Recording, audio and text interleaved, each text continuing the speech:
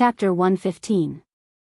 Yan Liling took notice of Li Jun's distraction midway through her narration. So, after you left, she asked him what he was thinking about so deeply that he was being so rude to a guest. Oh, I just suddenly remember the time me and Big Brother Wang Wei had to learn about the human emperor when we were young. Did something interesting happen? Asked Yan Liling with an intriguing look on her face. Yes. At that time, our teacher asked us to write a paper about our understanding of the human emperor. All the kids in the class wrote about the glory and greatness of the human emperor, including me. However, Big Brother Wang Wei was not so flattering. I still remember the angry look on the teacher's face after hearing Big Brother Wang Wei's paper. Ha ha ha, he was so angry and wanted to reprimand him, but he did not dare do so due to Big Brother Wang Wei's status. So, what did Big Brother Wang Wei write on his paper? Asked Yan Liling hurriedly. According to Big Brother Wang Wei, the human emperor was not as morally upright as people of later generation make him out to be. In his paper, he argued that the only reason that the human emperor created the human preservation array was due to karma. Karma? Yes. According to the Big Brother Wang Wei, although most great emperors should not be greatly affected by karma, things were different for the human emperor. As a person who only managed to prove the Tao by sacrificing the luck of the entire human race, he was indefinitely bound to the human race and to the myriad emperor world through karma. If the human emperor did not pay the karma he owed to the myriad emperor world, he would be stuck all his life as the protector or guardian of the world for all of his life. You mean similar to the devil emperors? Suddenly asked Yan Liling with a shocked look on her face. Exactly, said Li Jun before continuing. Big Brother Wang Wei said that the human emperor used the human preservation array to remove the binding that humanity's chi luck had on him and repay the karma he owed to our race and to the world. He even went as far as arguing that the reason that the human emperor did not want to exterminate the demon race was not because of the reason he argued, or at least, not the main reason. The real reason was that he needed a good reason to use humanity's chi luck to create the human preservation array. Yan Liling was more surprised by the article written by Wang Wei.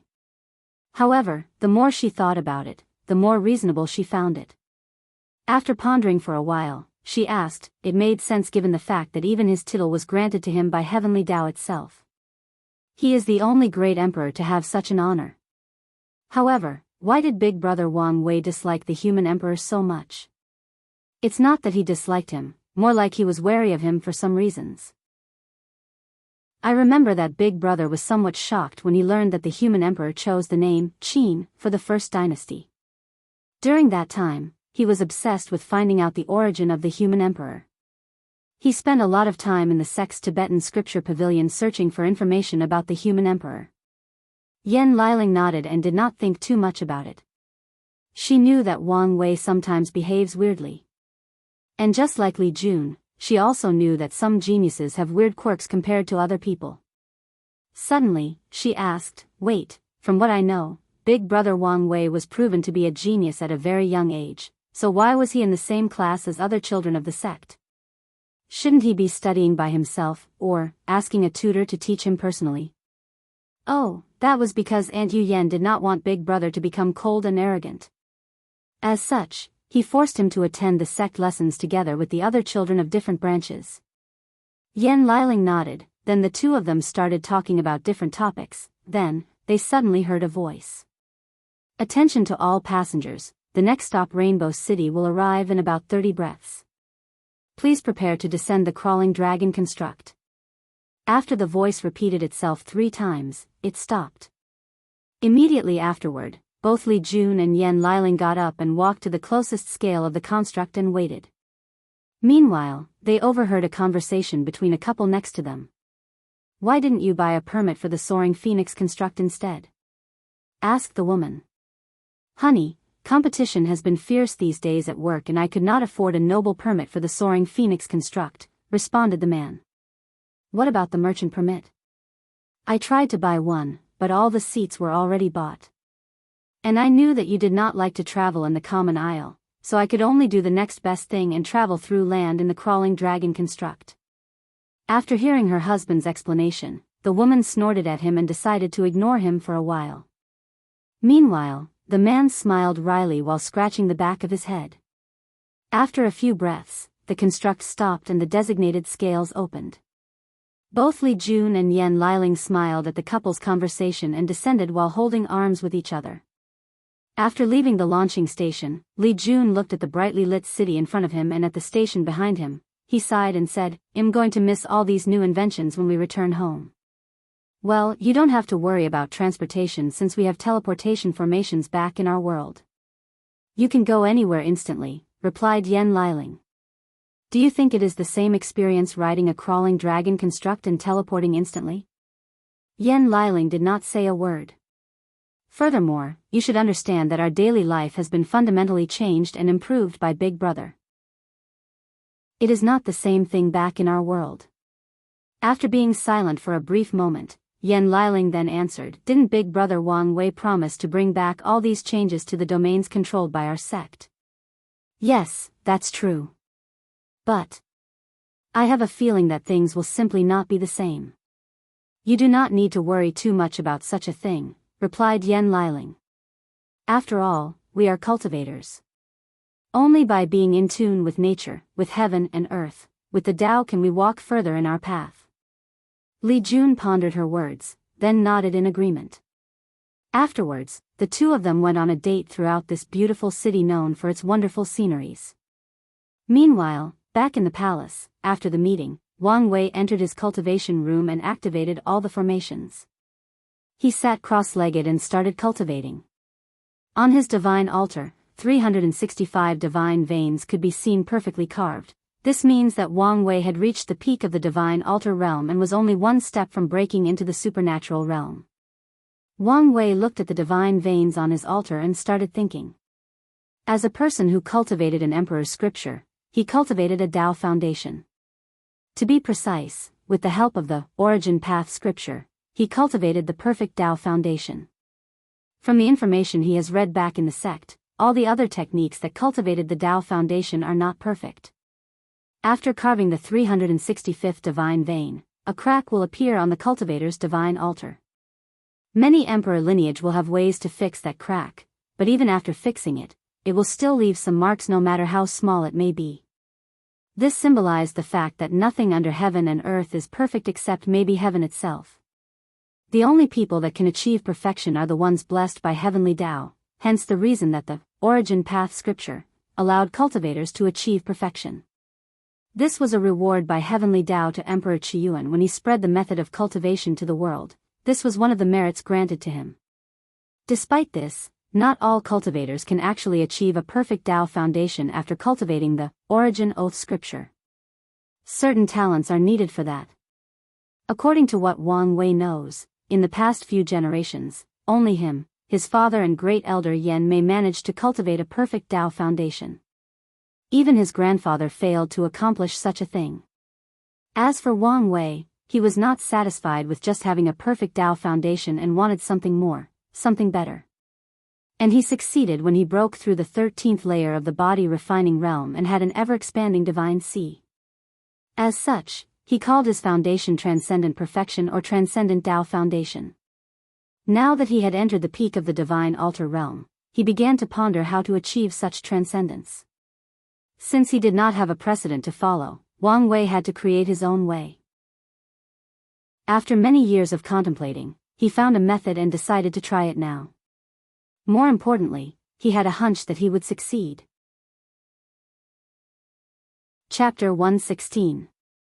After contemplating for many years, Wang Wei decided to engrave divine veins not just into his divine altar, but also into his soul. If he succeeded, his control over spiritual qi would reach an unimaginable level, and he could also guess that there would be further benefit when he entered the primordial spirit realm. However, there was still a problem that needed to be solved: how to gain access to the soul. Only cultivators who have opened their Naiwan aperture and have their own sea of consciousness can have easy access to their souls. And only in the supernatural realm did cultivators open up their Naiwan aperture. However, this problem was not so difficult for Wang Wei.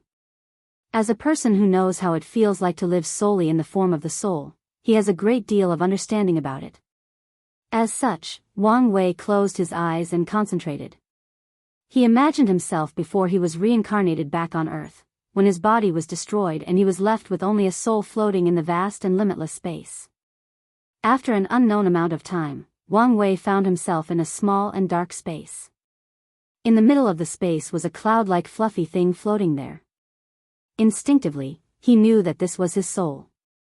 After close examination, he discovered to his surprise that his soul was actually purple with a few gray outlines around the edges.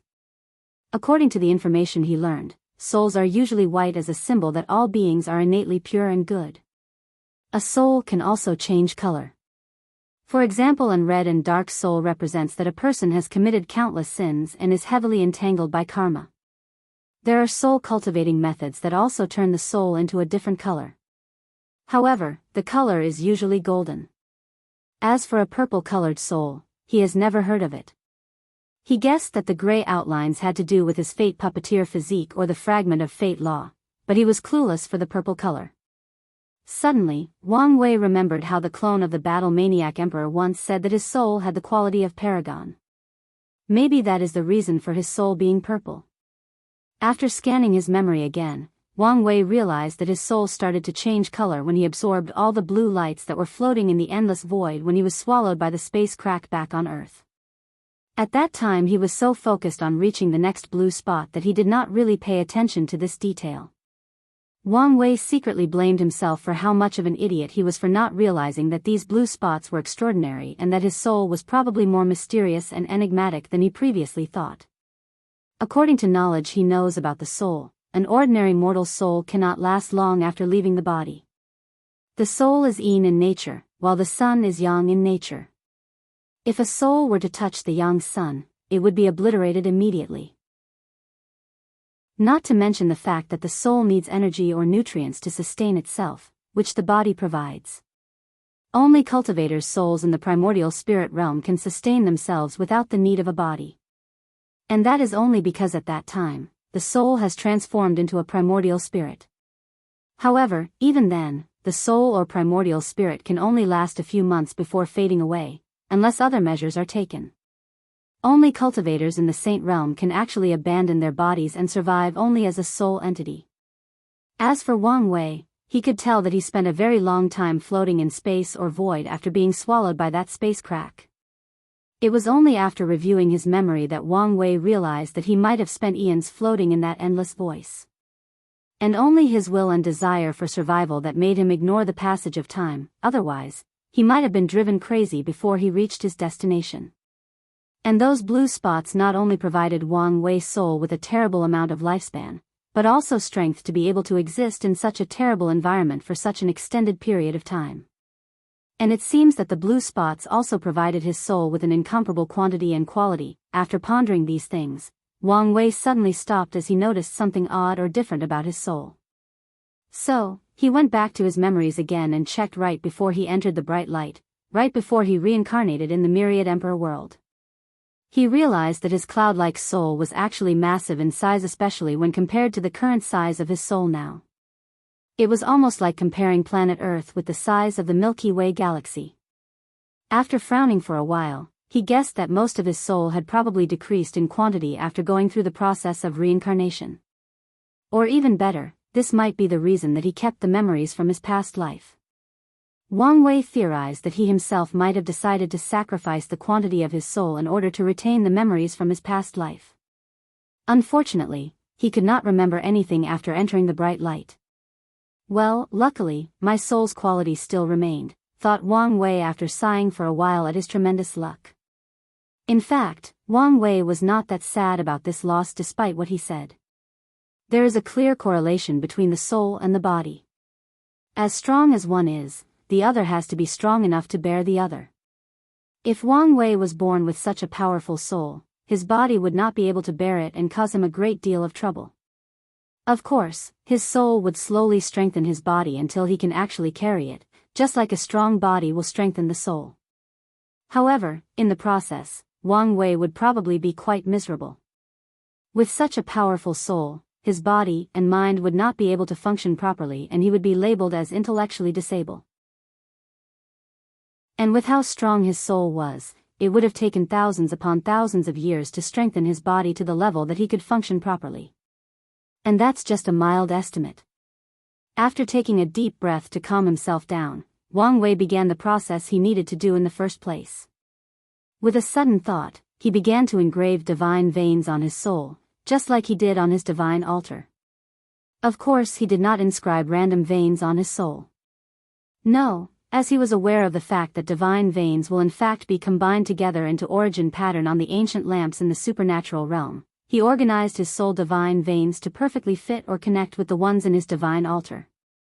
After engraving another 355 veins on his soul, Wang Wei stopped as he realized that any further ones served no benefit to him and would be just a waste of time.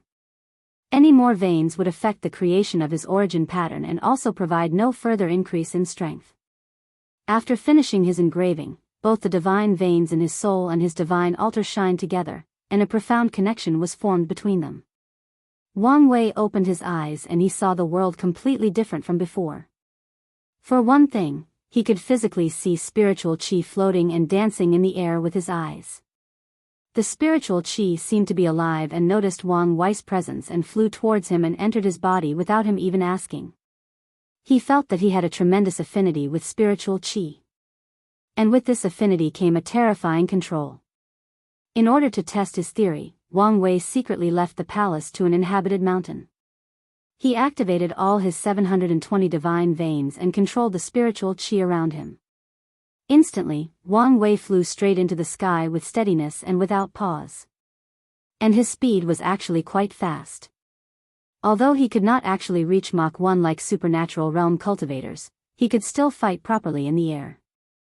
Furthermore, compared to how he almost fell from the air due to low spiritual qi when he first tried to fly in this world, the process was too easy this time. Without hesitation, Wang Wei flew straight through the sky, almost reaching the stratosphere, then he looked at the world under his feet. At this height, Wang Wei could see the entire world, from one end to another. He could see how this world was actually a piece of land surrounded by ocean that defies the fundamental laws of gravity. And unlike the myriad emperor world, this world did not have a barrier to protect it, but Wang Wei could see a powerful formation at the end of the world that cut off the world from the endless void. After sighing for a while at how mysterious the world of cultivation works, Wang Wei returned to the palace. He wanted to know how long his seclusion took and deal with future plans. Chapter 117.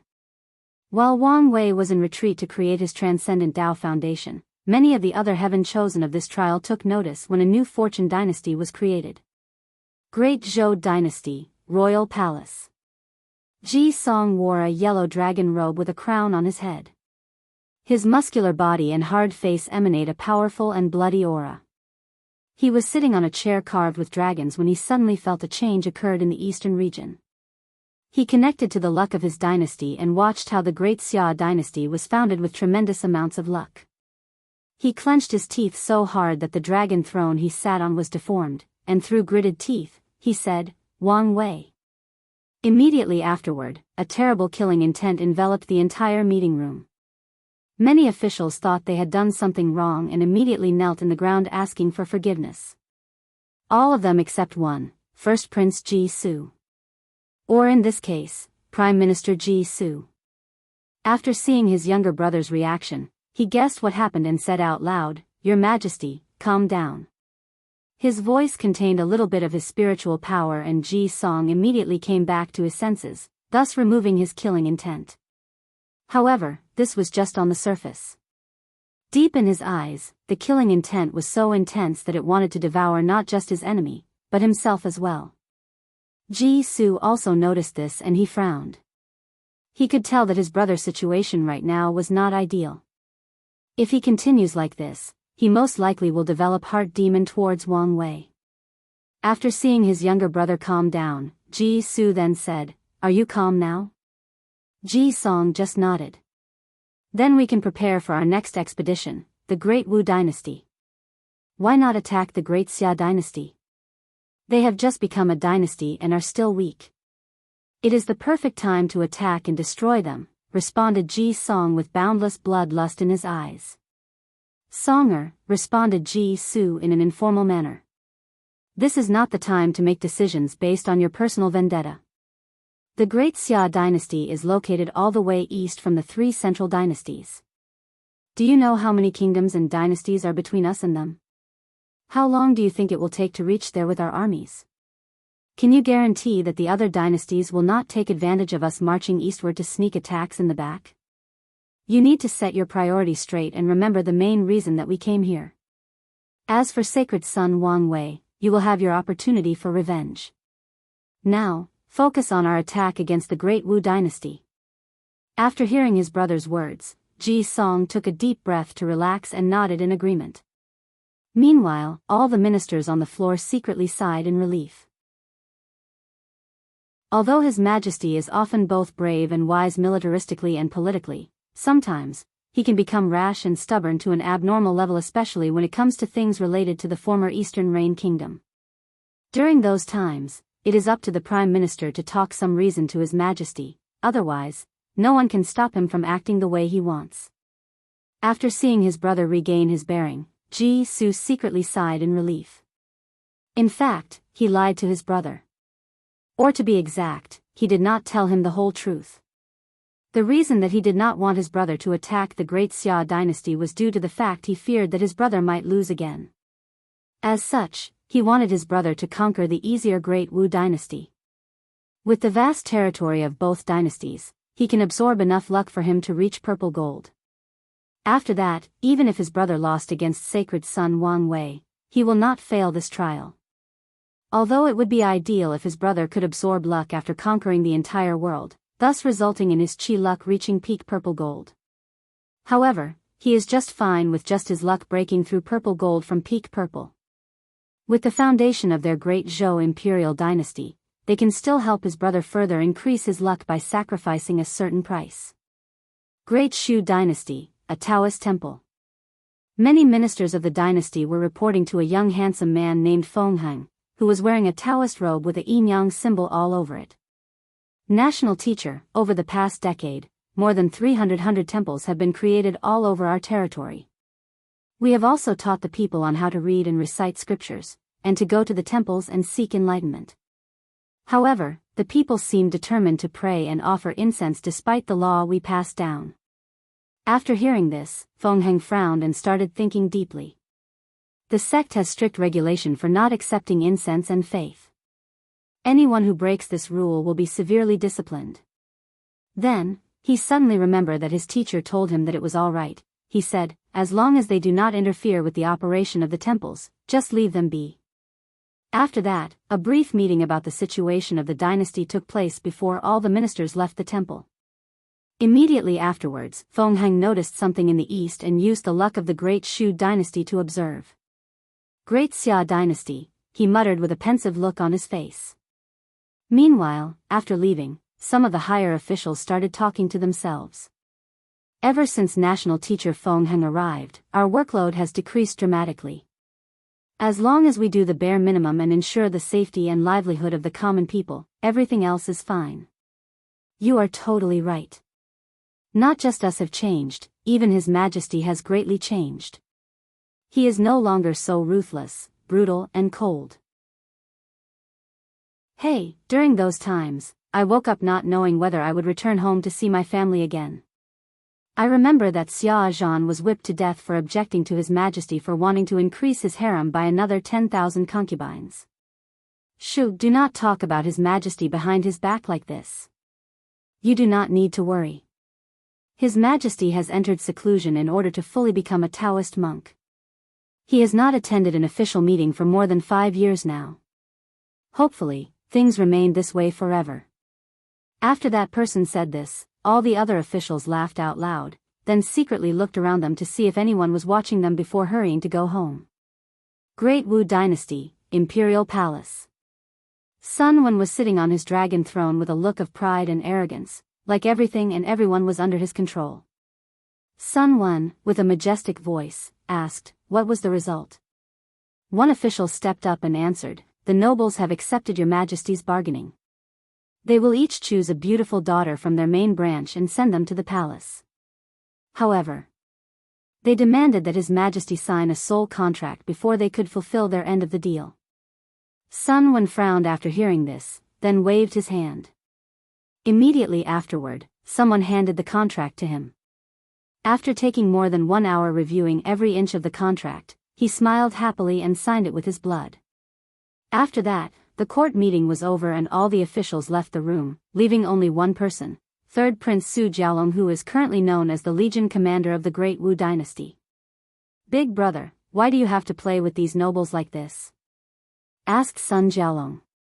"We have already determined that the previous monarch killed all the supernatural realm cultivators of the noble family. We could have just killed all of them. My little brother, you do not understand the intricacies of politics. Look, with just a few minor promises, the nobles of the dynasty have handed over to me all the military and political power in their hands," replied Sun Wen with a cunning look in his face. "What's more, I did all of this without shedding a single drop of blood or wasting any resources for military deployment. This is a great achievement. But big brother, aren't you worried that the nobles will betray you in the future?" "Of course not. I have already sent people to secretly infiltrate these noble families and spy on them. Additionally, as long as the political power of the dynasty enters my hand, it will only be a matter of time before I have total and absolute control over the entire dynasty." Looking at the prideful look on his big brother's face, Sun Jialong secretly shook his head. From experience, he knew how these nobles thought. Without placing the fear of heaven on them, they will do absolutely anything for power. The so-called handing of power is probably nothing but doing so in public, while secretly controlling the dynasty under his big brother's nose. Even if his big brother replaced all the high levels of the dynasty, how does he know the people he replaced them with are actually loyal to him? In the past 10 years or more, instead of cultivating loyal subordinates for himself, his big brother has just been promising people with benefits from their worlds in order to rally people to support him. In fact, this method should be fine. But, knowing his big brother, Sun Jialong realized that there is a high chance that these are just empty promises. And, couldn't these old foxes of this world that spent their entire life in the court tell what kind of person his big brother was? It seemed to Sun Jialong that his big brother had gravely underestimated the wisdom of the people of this world. Just because they are weak does not mean that they are not intelligent. After sighing for a while, Sun Jialong then asked, "Then, big brother, are you ready to fight the heaven chosen of the other factions? Now that the great Xia dynasty has been established, all the major players should be ready to fight on the big stage."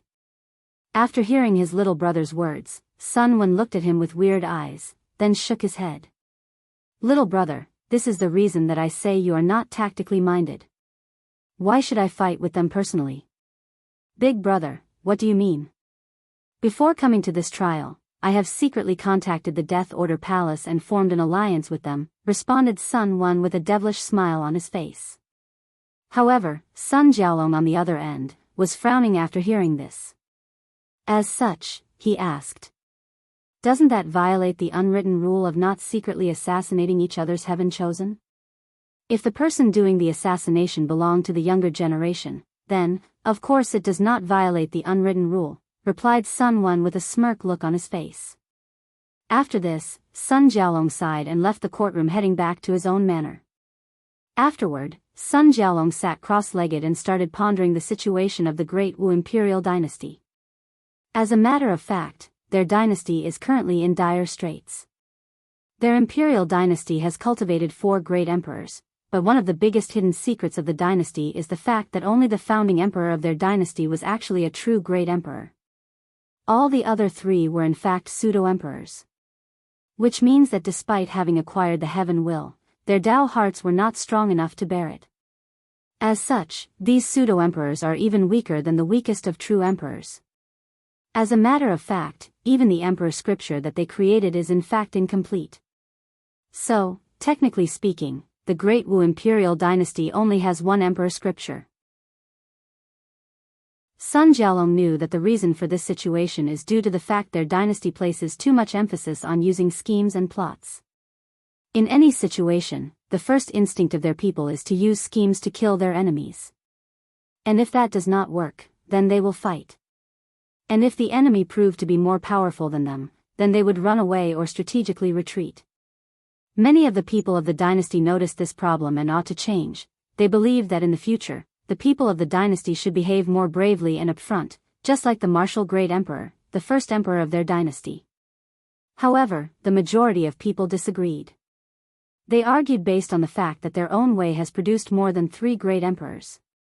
Additionally, according to these people, a pseudo-emperor is still an emperor. Due to different ideologies, 2 different factions have thus formed inside the Great Wu imperial dynasty, constantly fighting and competing with each other.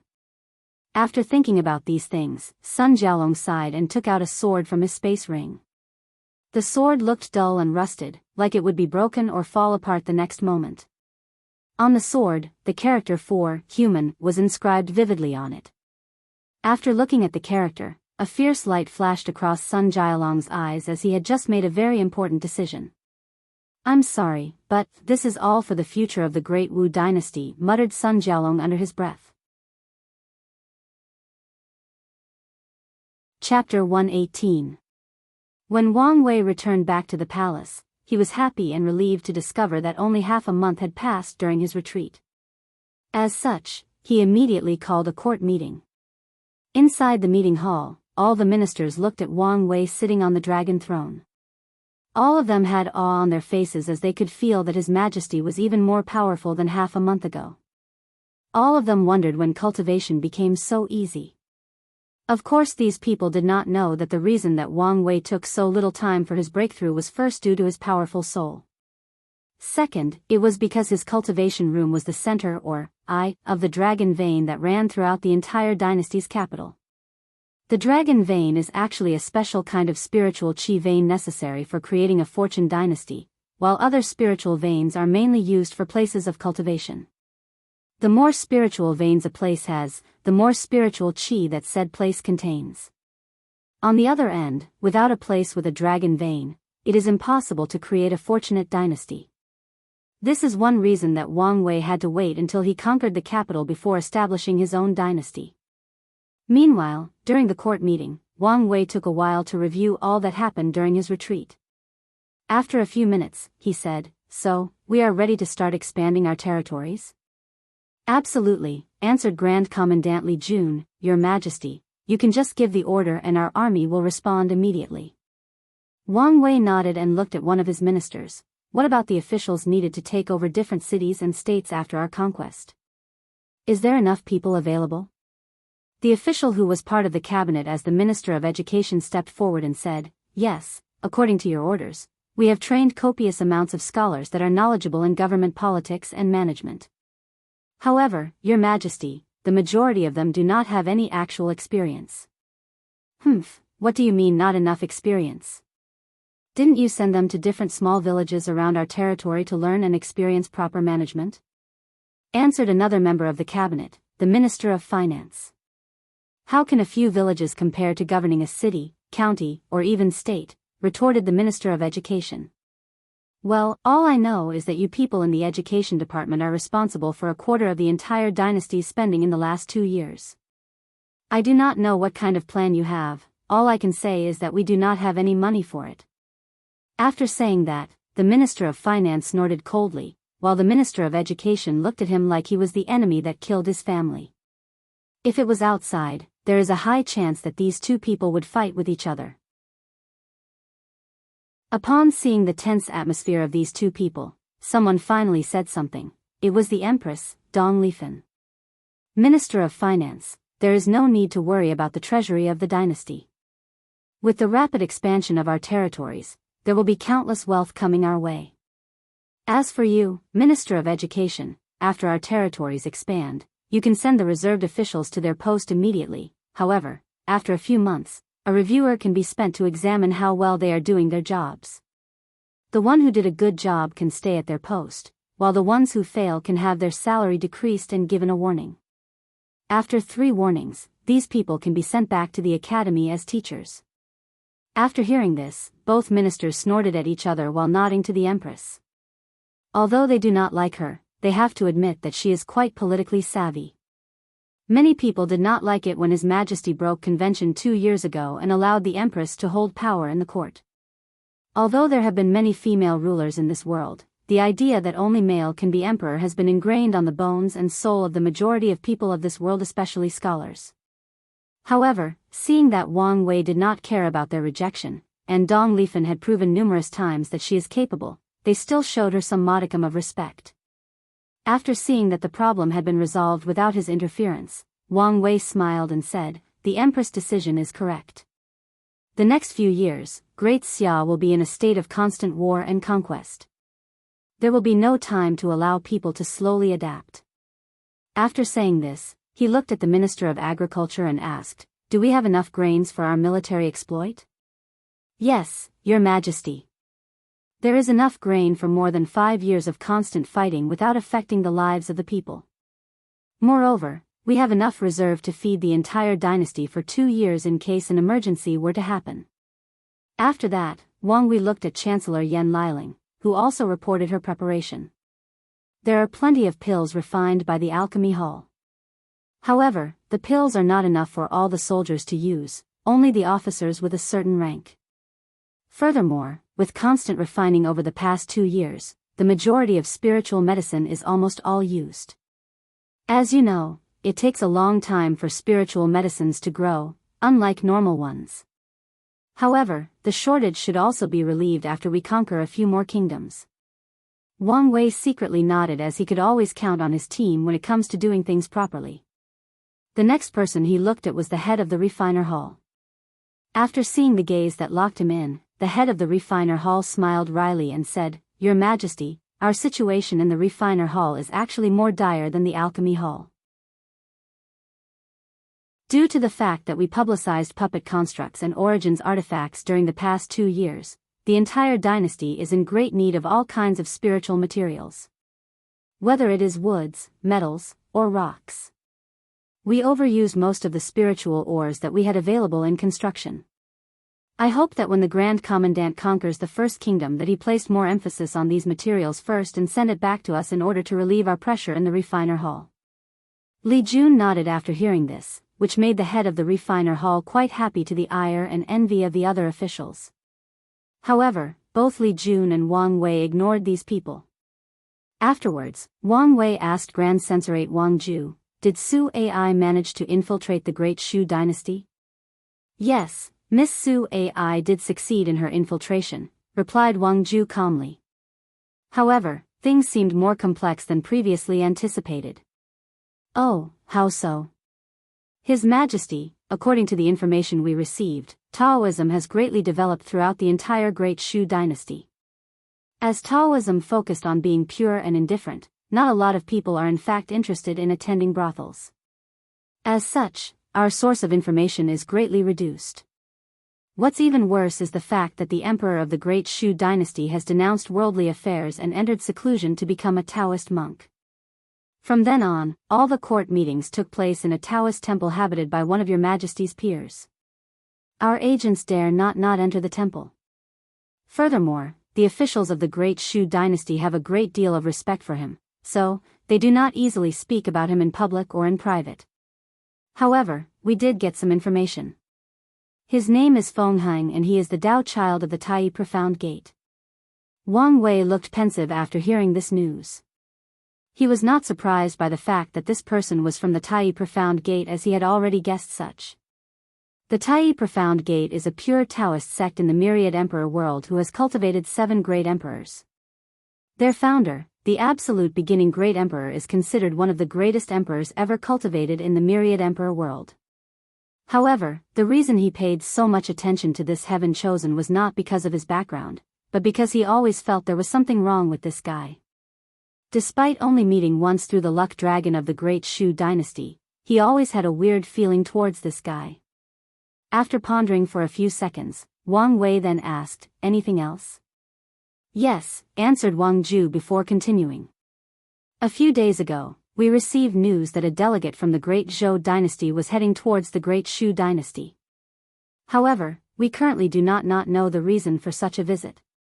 Many of my subordinates theorized that Crown Prince Ji Song wanted to form an alliance. However, given the arrogance of each heaven chosen, this is very unlikely."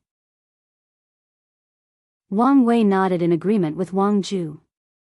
With the pride of these people, even if they decided to form an alliance, they will first fight for who is the leader of said alliance. After Wang Ju finished her report, it was Li Jun's turn next. He waved his hand and a military map appeared in the middle of the courtroom. It was similar to a 3D hologram. Then, he started to explain his marching strategy. Chapter 119. After Li Jun projected the map of the entire world, he waved his hand to zoom on the eastern borders where the Great Xia dynasty is located. Then, he started to explain his deployment tactic. Our first goal of attack is going to be the territory of the Black Moon sect. As the territory does not have an actual army protecting it, I plan to take an elite group of soldiers to directly attack their sect's mountain. Then, it will be easy for us to occupy their territory. After that, Li Jun controlled the map to show the territories of the Iron Fist Kingdom, and he said, when it comes to this kingdom, the plan is to invite the king of this kingdom to a one-on-one duel. The winner will be granted access to the other's territory. Given the madness of the Iron Fist King, there is a high chance that he will accept our invitation. As for the Barbarian Wolf Kingdom, we will attack from their northern border through boats. Then move south until we reach their capital. Wang Wei nodded after hearing the plan as he had the utmost trust in Li Jun, but he still had to ask, what if the Iron Fist King refused your invitation? Li Jun smiled and answered, then, we will use a 3-prone attack to conquer them. As you can see, the Iron Fist Kingdom is sandwiched between 4 nations. Northward is the Barbarian Wolf Kingdom, southward is the Black Moon sect's territory, and eastward is our Great Xia dynasty. If he refuses our invitation, I will just wait until our legions conquer both the Black Moon sect and the Barbarian Wolf Kingdom, then we will attack them from all 3 sides. All the ministers in the room nodded in agreement to the Grand Commandant's plan.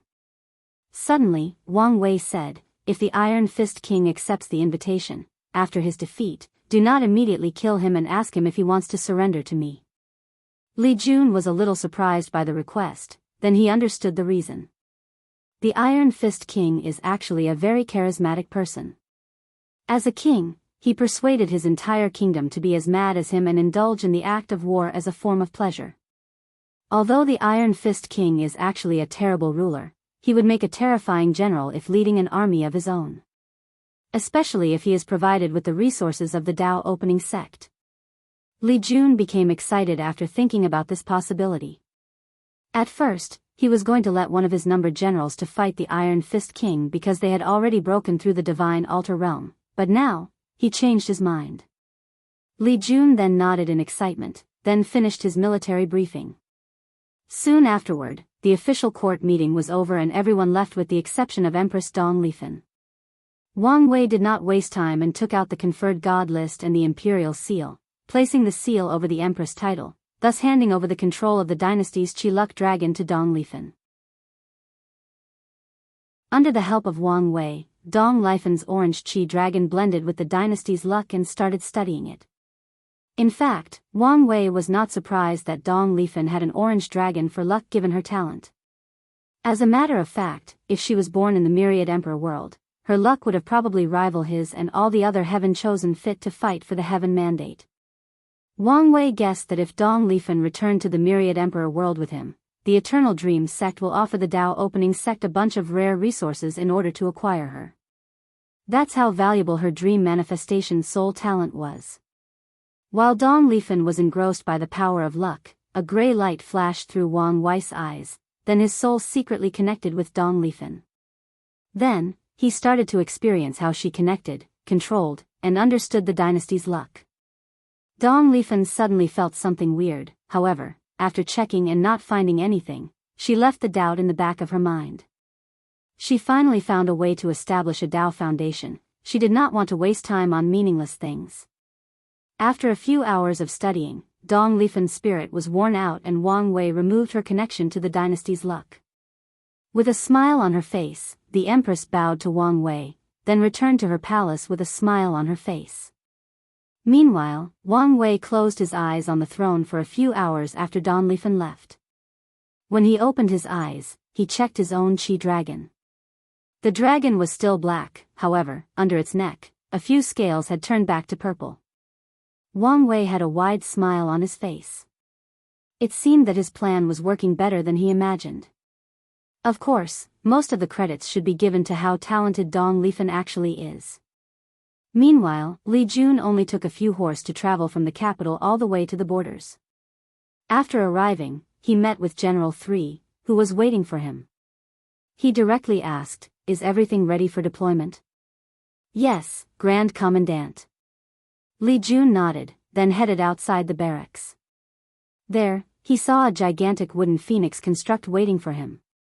This was a soaring phoenix construct especially built for the military. Many soldiers carried their armors and weapons, then boarded inside the puppet construct. After all the soldiers boarded, Li Jun then entered.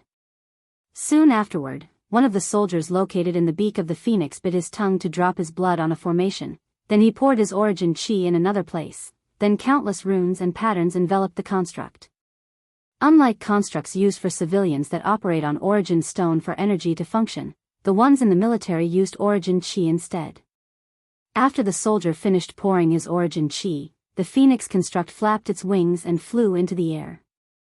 After checking that everything was working normally, Li Jun yelled, "Activate the invisible array." After hearing the order, the soldier located at the beak also poured his origin chi into another formation. Following which, countless divine runes further appeared all over the soaring phoenix construct, then it disappeared from the air. No, to be precise, it became invisible to the naked eyes. Then the soaring phoenix construct rushed in a certain direction. In fact, it was not just Li Jun that was ordered to be dispatched. A legion composed of General 2, 4, and 5 took many boats heading to the northern side of the barbarian wolf kingdom. Their mission was to use the fastest speed possible to conquer this kingdom. Meanwhile, after traveling for a few hours, the construct reached the mountain where the Black Moon sect was located. Li Jun then ordered his man to surround the entire sect, not leaving any opening for people to escape. Then, Li Jun mobilized his origin chi and shouted, "The people of the Black Moon sect, you are surrounded by the elite army of the Great Xia dynasty. If you lay down your weapons, and allow your cultivation to be sealed, then you will be spared and treated as normal citizens of the dynasty. If you resist, then your sect will be annihilated without hesitation. I can swear in the name of His Majesty the Wise Sage, Wang Wei." Li Jun's voice traveled throughout the entire mountain range, scaring all the disciples and elders of the sect. In fact, Li Jun wanted to directly attract and use force to make these people surrender. However, he could feel that this mountain was separated by a formation that would activate as soon as intruders reached a certain range. However, he was not to hurry as he had already prepared for such a scenario. Meanwhile, the people of the Black Moon sect were freaking out after hearing Li Jun's voice. As such, a meeting of the sect's upper echelon took place. The sect lord and elders were discussing whether to fight with their lives or just surrender like the people of the Great Xia demanded. One elder directly asked, "How did the Great Xia dynasty's army arrive in our territory without us even noticing them? It must be one of the flying constructs that they have invented in the past 2 years. It is such a waste to use such powerful origin artifacts for ordinary mortals. Well, it seems that these constructs can also be used for the army. If only our spies could have gotten the manuals for these constructs, our Black Moon sect would soon become one of the most powerful sects in the world. All of you are focusing on the wrong thing. What should we do now? Should we fight back, or surrender? If we surrender, can anyone guarantee that the people of the Great Xia dynasty will keep their promise?" asked one elder. Immediately afterward, the room became quiet, until someone else's responded, "Given the information we have gathered on the wise sage emperor, he will most likely keep his words. In that case, let's just surrender." "I agree." "Me too." Then, the majority of the elders decided to surrender. However, the sect lord was not willing to give up so easily. "There is still hope for us, so there is no need to surrender so soon." All the elders then looked at the sect lord with a puzzled look on their faces. They did not know where the so-called hope came from. They did not believe for 1 second that their sect's formation would be able to stop the people of Great Xia. "We can wake up the ancestor," responded the sect lord to the surprise of everyone in the room. To their knowledge, the ancestor has long passed away. However, it seemed that things were not as simple as they were led to believe. Immediately afterwards, an intense excitement flashed from these elders' eyes. Maybe, there is still hope for their Black Moon sect. Chapter 120. A few minutes after Li Jun's warning, the sect's array was activated by someone in the inside, following which, a woman flew from the depth of the sect. In just a few seconds, he appeared above the elite army of the Great Xia dynasty. However, Li Jun was not that surprised by the fact that a supernatural realm cultivator existed among the Black Moon sect. As soon as he saw someone flying over his head, he gave an order to his men. Then, each of the 10,000 elite soldiers that he brought with him moved in different directions. They all mobilized both their blood qi and origin qi, the countless runes and patterns flew from them and connected together. An array was then instantly formed by all the soldiers. Immediately afterwards, the ancestor of the Black Moon sect discovered to her horror that she lost the ability to fly, and fell to the ground. Luckily for her, she was quite powerful and landed safely. Seeing the situation she was in, the Black Moon ancestor immediately waved her hand and an ancient lamp appeared in front of her that had a two-colored fire burning on top of it. As for Li Jun, he smiled after seeing that the formation worked. The Great Xia dynasty has used numerous resources in order to create this formation that prevents supernatural realm cultivators from flying. Now, it was finally placed into use by the military. After grounding the enemy, Li Jun took his spear and readied himself for battle. Meanwhile, back in the barbarian wolf kingdom, General 2, 4 and 5 had already landed after traveling a few hours by boat. After taking time for the soldiers to rest, they headed to the nearest city and attacked. General 2 took out 5 constructs from a space ring gifted to him by the Grand Commandant just for this invasion. These constructs were soaring phoenix constructs. Under the guidance of all 3 generals, each phoenix construct was occupied by more than 20,000 soldiers. After entering invisible mode, the soaring phoenix constructs flew to the closest city. After arriving at the city, the army waited for night to arrive. Then, under the order of General 2, a special team of soldiers jumped down from one of the constructs.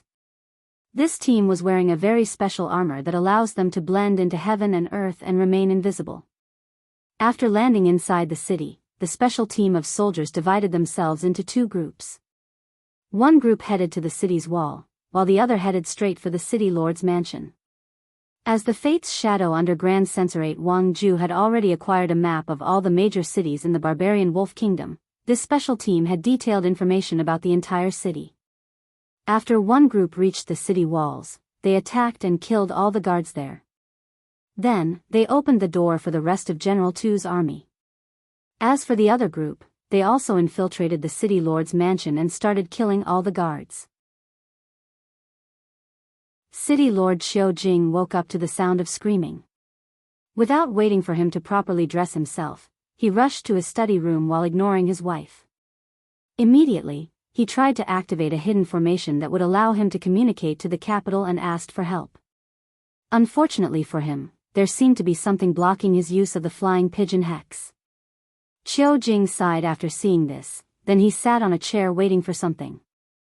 After a few minutes, the noise outside of his mansion stopped, then he saw a young man leading a group of soldiers wearing deep dark armors. These armors seemed to be the same as the darkness, making it hard for the city lord to distinguish whether there were even other people beyond the young man. General 4 looked at City Lord Xiao Jing and waved for one of his men to capture him and his family. Afterwards, he sat on the chair and waited for his companions to finish their jobs. And just like that, in just a few hours, this entire city was occupied as swiftly as possible. After the Great Xia army entered the city, they arrested all the available soldiers capable of fighting and imprisoned them, then they took over the entire city. General 2 ordered that a few soldiers remain in the city in order to wait for the people from the Great Xia dynasty. There were countless scholars and government officials located in the boat that were on their way to come govern the city they had occupied. After that, all 3 generals boarded their soaring phoenix construct and headed for the next city to conquer. For this legion, the night will be very long. As a matter of fact, the reason that this conquest seemed so easy was due to the fact that Wang Wei essentially modernized war in his dynasty. He used refining and formations to create modern inventions such as cars, trains, and planes although they had different names. Then, he applied these things to the military. With the soaring Phoenix constructor plane, his army can travel anywhere as fast as possible. After that, he took inspiration from the special ops and created armors that have the ability to enter stealth mode. Then, he trained a group of elite soldiers in the art of infiltration. That way, his army can be fast and efficient when taking down cities, and they can sacrifice less lives. In fact, Wang Wei wanted to actually invent guns as well. And he did not need to use gunpowder to do so. All he needed to do was install an array in a gun-shaped barrel that can shoot projectiles. These guns would then use blood or origin chi as energy to activate. Unfortunately, he failed. No, to be precise, he was prevented. When he was going to put his plan into action, Wang Wei suddenly felt an intense rejection from the world. He felt an intense will wanting to eject him out of this world. As such, he knew that Heavenly Tao was warning him not to so intensely change the way that war was waged in this world. Although Wang Wei was not very happy that someone prevented him from doing the things he liked, he still bore with it as he was not yet powerful enough to ignore Heavenly Tao. What's more, if he was exiled out of this world, he would be the one to lose greatly in the end. As such, he forbore for now. While General Tu led his legion to conquer many cities in the barbarian Wolf Kingdom, his boss, Li Jun, had just finished a fierce battle. Li Jun looked at the woman on the ground that had a hole in her throat with a calm face. Afterwards, he checked his own injury. His armor was mostly burned along with a few patches of his skin. Otherwise, he was perfectly fine. This person was way weaker than the ones Big Brother fought 2 years ago at the capital, muttered Li Jun. However, despite his victory, he was not too prideful. He knew that the reason that the fight went so easy was due to the fact that the dynasty's array prevented his opponent from using her advantage of flying in the air. Of course Li Jun will not sell himself short. He was confident that if he had the ability to fly, he could easily challenge cultivators in the supernatural realm. And if he used all of his cards, he can still fight ordinary cultivators in the divine body realm. After pondering for a while, Li Jun raised his head and looked at the man that walked out of the Black Moon Sect's guardian formation. "You must be Sect Lord Renlu," asked Li Jun with a smile on his face. Meanwhile, Sect Lord Renlu looked at the surrounding environment that was completely destroyed by these two people's fight. There were burned marks everywhere. Many holes could be seen all over the ground caused by spear piercing. A terrible slaughter intent was still lingering around, making him who was in the divine altar realm very uncomfortable. Renlu sighed and cupped his hand to Li Jun and bowed. "Slaughter God Li Jun, I would like to represent the Black Moon Sect and surrender to the Great Xia dynasty." However, Li Jun just looked at him with a ferocious smile on his face. "Do you think that your sect can surrender so easily after sending such a powerful cultivator to attack us?" Sect Lord Renlu did not immediately answer. Then after a few seconds of silence, he opened his mouth and said, "Your Excellency, our sect, do not mention to me the guardian array of your sect. You should be aware that it is only a matter of time before our army breaks it." After sighing for a second time, Sect Lord Renlu asked, "What do you want me to do in order to spare my Black Moon sect?" "Simple," replied Li Jun with a clam look on his face. "Open the formation, then kill yourself." After hearing this, Sect Master Renlu was extremely calm. Then, he took out a token, injected his origin chi inside, thus deactivating the guardian array of the sect. Immediately afterwards, he took out a sword from his space ring and inserted it straight into his heart, vomiting a big mouthful of blood. He did not pause or hesitate in his actions. Following which Sect Lord Renlu fell to the ground with his eyes closed. Meanwhile, Li Jun watched all of this with a calm look on his face. Then he ordered, "Someone go bury the sect lord properly, then enter the Black Moon sect. All of you need to do is seal the cultivation of the people inside. If someone resists, just knock them down unconscious." Chapter 121. After Sect Master Renlu sacrificed himself, Li Jun kept his promise and just subdued the disciples and elders of the Black Moon sect. After the sect had fallen, many other scholars and government officials quickly took over all the territories of the Black Moon sect. A process that was remarkably fast and easy. Unlike other kingdoms and dynasties, the people living in those territories did not have any sense of belonging to the Black Moon sect, especially given how this sect views ordinary people as nothing but labor farms that take care of their lands for them. As such, when the common people heard that another powerful dynasty had conquered the tyrant known as the Black Moon sect, they were more than happy to hand over the power to the great Xia dynasty. Meanwhile, back in the barbarian Wolf Kingdom, after a few days of constant attack and occupying many cities, the legion headed by General Tu was discovered. The people of the barbarian Wolf Kingdom used a bunch of highly trained flying demonic beasts to uncover the position of the soaring phoenix constructs. As such, all three numbered generals were then forced to fight the kingdom's army in a head-on confrontation. On a vast plain, Generals 2, 4 and 5 stood in front of an army of about 100,000 soldiers. Meanwhile, opposite them stood an army at least 3 times their size led by more than 5 generals wearing armor with a wolf design for helmet. General 2 looked at the army preventing their advance, and he did not really care. What caught his attention was the more than 10,000 cavalry soldiers sitting on large wolves. He had read about the famous hunting wolf cavalry of the barbarian Wolf Kingdom. And personally, he was quite excited at the prospect of his army fighting head-on with them. However, he knew such a thing was impossible, as that would cause too many casualties to his legion. As such, he waved his hand, then a soldier stepped forward and handed General Tu, who was sitting on a demonic horse, a small pill. General Tu looked at the pill with a smile, then threw it into the air. The commander of the barbarian Wolf Kingdom noticed his enemy throwing something, so he ordered his men to take a defensive formation. However, to his surprise, he realized that the oncoming projectile was not directed at their army, but to a few hundred meters outside of the battlefield. The commander had a puzzled look on his face until the pill hit the floor and an odd scent enveloped the entire. Immediately afterwards, the swift wolves under the hunting wolf cavalry soldiers became agitated and started acting up. The soldiers were quite surprised, as these wolves were properly trained for many years and have always been docile.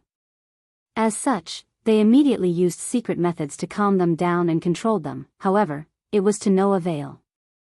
On the contrary, the swift wolves became more agitated, then all their eyes turned red.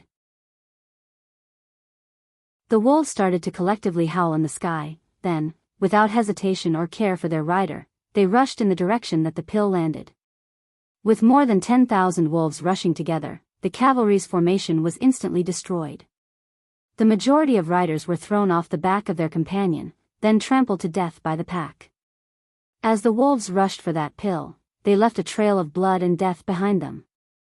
The commander of the army tried to stop them by roaring out loud with his powerful Orichin Chi, however, no one listened to him. The wolves seemed to have all become mad at the exact same time. To be exact, they were overwhelmed by desires, greed especially. The pill that General Tu threw over was actually specially made by both Wang Wei and Yan Liling to deal with the hunting wolf cavalry. They used Wang Wei's origin Qi ability that allowed demonic beasts to break free from bloodline restrictions. Yan Liling took a large amount of Wang Wei's origin Qi, then mixed many spiritual materials that give off an intoxicating scent and refined it into a pill. Whenever this pill is used, it will drive all demonic beasts crazy. It will awaken in them the instinct or desire to evolve their own bloodlines. After the wolves reached the place the pill landed, a killing feast instantly took place. One wolf took the bite of another to prevent it from acquiring the pill. However, before the wolf could rejoice at its victory, someone from behind slashed him in his throat with a sharp claw. And just like that, the swift wolves started killing each other without any impunity for their actions or any regards for the same race. All these demonic beasts care about is killing one another until one person remains the victor. All the soldiers in the plain looked in horror as these wolves brutally massacred one another.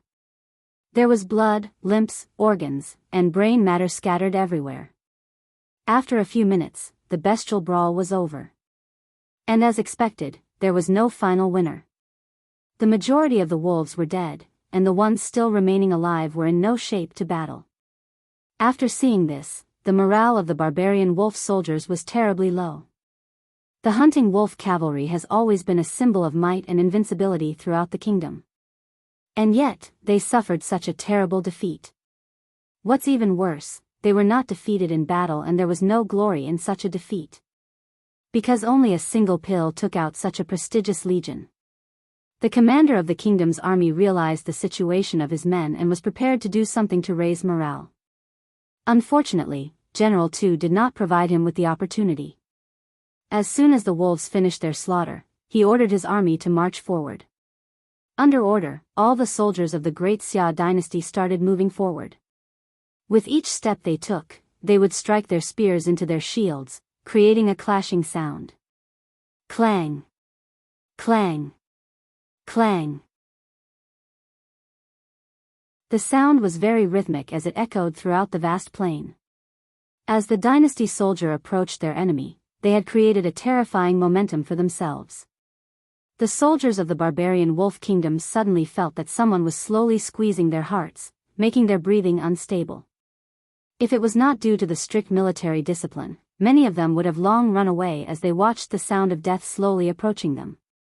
As a matter of fact, many soldiers have already planned out their escape route even before the battle started.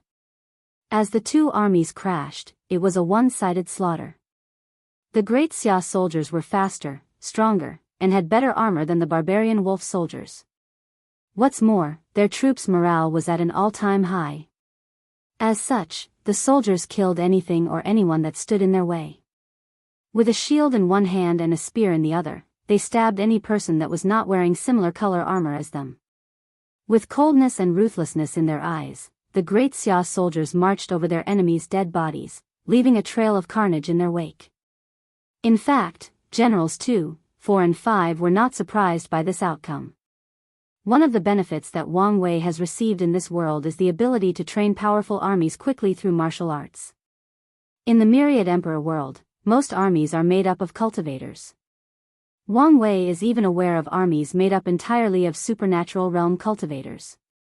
And there might be even more powerful ones. However, one of the downsides of cultivating such an army is that it takes too long to train. Even though the cultivation method used in the army sacrificed lifespans in order to increase strength and speed of cultivating, it still takes a very long time to train. However, the martial arts in this world is different. With a few changes of Wang Wei, he could quickly cultivate soldiers as powerful as the divine sea realm as long as he had enough resources. This is something not possible in the myriad emperor world. Although martial arts also existed there, but it is only used by ordinary people who do not have leakless bodies to remain strong and healthy. Well, to be precise, it was used by nobles in mortal kingdoms and dynasties. With the help of martial arts, ordinary mortals can live up to 115 to 120 years, as long as they take good care of themselves. In fact, Wang Wei wanted to use martial arts to train his soldiers to have the strength of divine altar realm. However, only one person had reached such a strength through martial arts. He is known in this world as the martial ancestor, the creator or inventor of martial arts in this world. However, this person has been dead for countless years and there is no record of him leaving the method or technique to reach the strength of divine altar realm through martial art.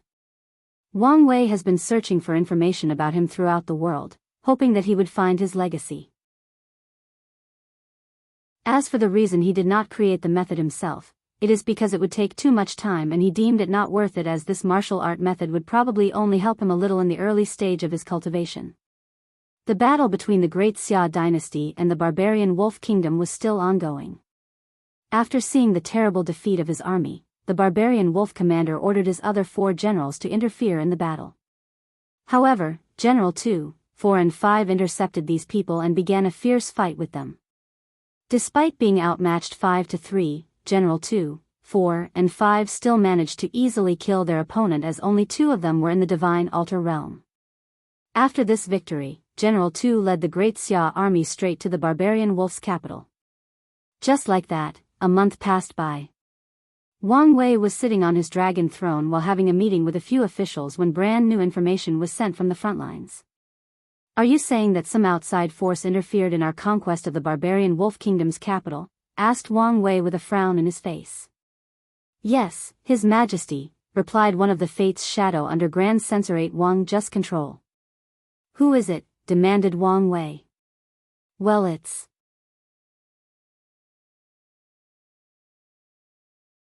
Chapter 122. After seeing the hesitation in the agent's face, Wang Wei said, "You just need to inform me of the information you have gathered.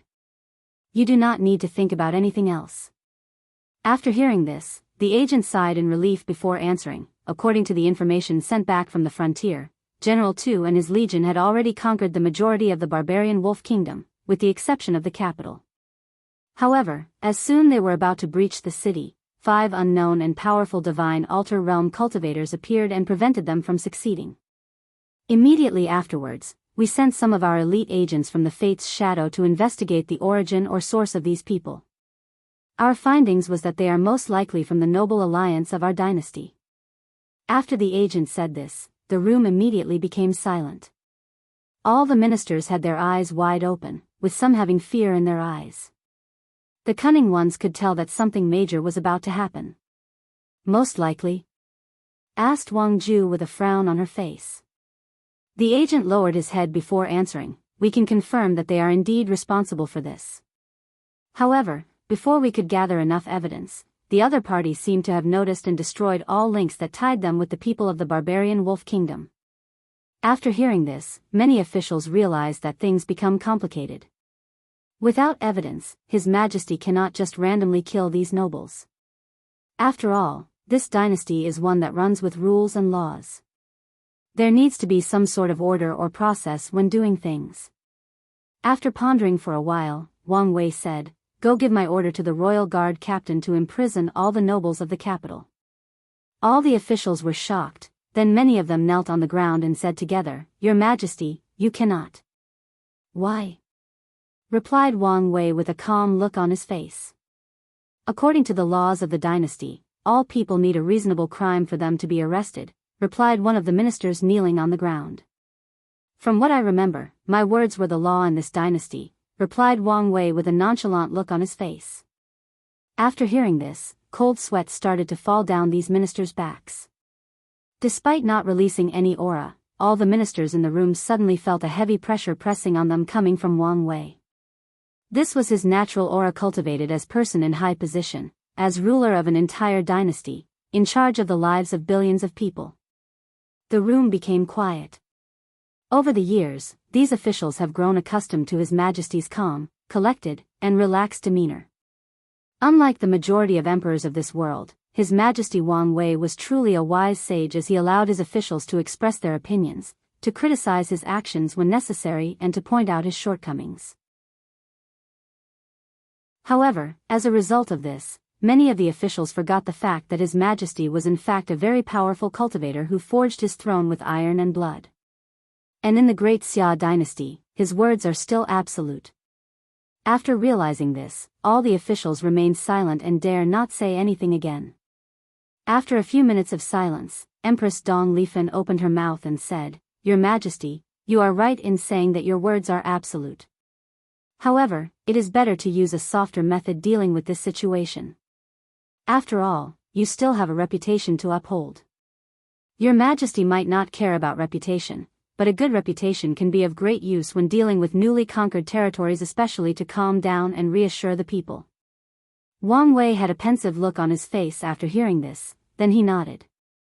Afterwards, he looked at Wang Ju and asked, "Do you still have the evidence of all the crimes these nobles committed before the dynasty was established?" "Yes, Your Majesty," replied Grand Censorate Wang Ju. "In that case, use these evidences as an excuse to capture and imprison these nobles." Many of the officials secretly nodded in relief. As long as His Majesty does things according to the law, then, they are relieved. These officials do not actually care about the lives of these fallen nobilities. As long as the sanctity of the law remains untouched and undamaged, they are more than satisfied even if it is just on the surface.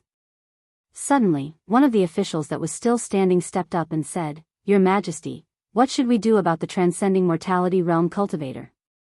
"Don't worry about this," replied Wang Wei.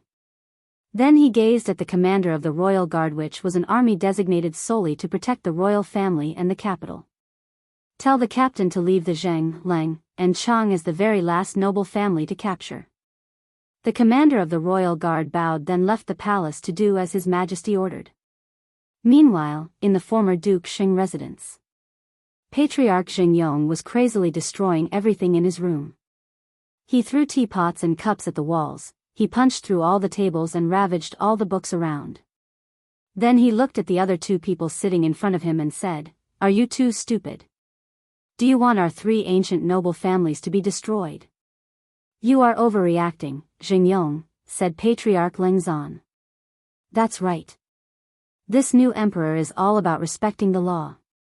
Without proper evidence, he will not easily take action against our families," said Patriarch Changlu. "Didn't you notice this the past 2 years?" he added.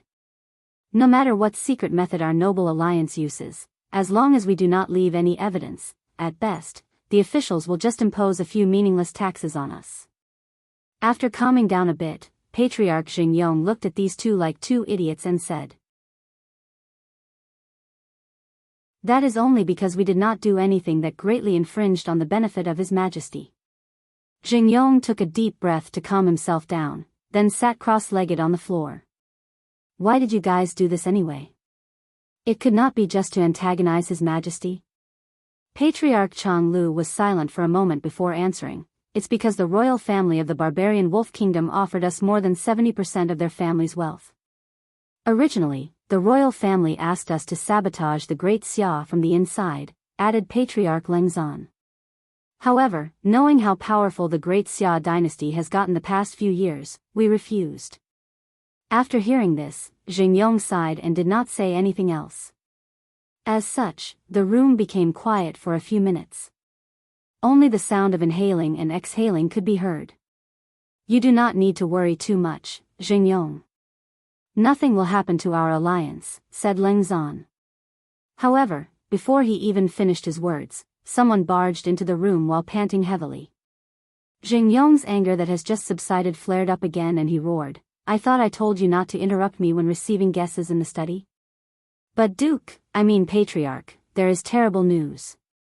"The royal guards suddenly started to arrest all the noble families in the capital," responded the intruder. "What?" said both Patriarch Lengzan and Changlu, who immediately stood up at the same time. Xingyong's body trembled slightly after hearing this. What he feared the most had happened. Meanwhile, Xinglan rushed over to the servant and held him by the neck and said, "Don't lie about something like that." I'm not lying."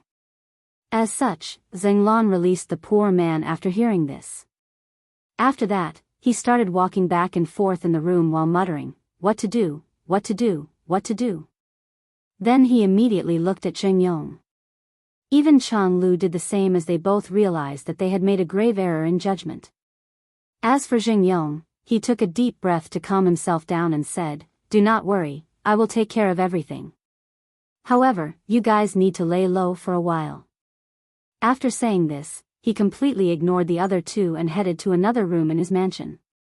There, Patriarch Xingyong had a flying pigeon hex installed in order to communicate with people. He took out a token and used his origin chi to activate the formation and send a message, "Ancestor, I need your help again this time." "What is this time?" Then Xingyong explained in detail his next step of action. Meanwhile, back in the palace, Wang Wei and the officials were still waiting for the result from the royal guards while discussing other problems to deal with in the dynasty. After a few hours, someone hurried into the meeting room and handed a talisman to the agent responsible for reporting the news about the barbarian Wolf Kingdom, who then relayed the information to Wang Ju. "What is it?" asked Wang Wei. "Your Majesty, we just received news that 3 people flying destroyed countless houses in 3 different cities. However, there were no casualties during these incidents," replied Wang Ju. "What about the flying people?" "They flew away before the formations were deployed," replied Wang Ju. An answer that made Wang Wei sighed. "It seemed that our bait was unsuccessful," said Yan Liling suddenly. "It's unfortunate," replied Wang Wei. "Go and tell the royal guards to only capture all the properties of the Zheng, Leng, and Chang family." Many officials did not understand the conversation between His Majesty and the Chancellor. However, the few that did had sweat falling down their backs. It was then that they realized that His Majesty did not just use his overwhelming strength to become an emperor, but he also had an amazing tactical mind. It's just that he did not need to use it most of the time. Chapter 123. As a matter of fact, the officials were right in thinking that Wang Wei was cunning when necessary. Over the years, he did not stop thinking about how to get rid of these noble families that were a nuisance to his rule. As such, he wanted to kill their backer first, their hidden cards, the supernatural realm cultivators. As such, he invented an array that would prevent them from flying, then secretly trained people that were capable of instantly setting up this formation and scattered these people to different cities of the dynasty's territory. One of the reasons he acted so swift and brutal today was because he wanted to lure these supernatural realm cultivators to show themselves, then rapidly arrest them with the formation he created. Unfortunately, these people seemed to be on guard and just destroyed a few houses before immediately flying away. After sighing for a while that his plan failed, Wang Wei regained his bearing and continued the meeting. "What happened to the pills that I have asked you for?" suddenly asked Wang Wei to Yan Liling. "I'm not done refining them due to the large requirement. I'm still confused. Why do you need so many rare and high-quality pills?" responded Yan Liling with a confused look on her face. "I need them for something. I'll tell you all about it when everything is done. Well, given the fact it is extremely hard for me to refine low-grade earth-tier pills without a divine sense, it will still take a while for me to refine all of them." "Well, take your time and give them to me when you are done," replied Wang Wei with a calm look on his face.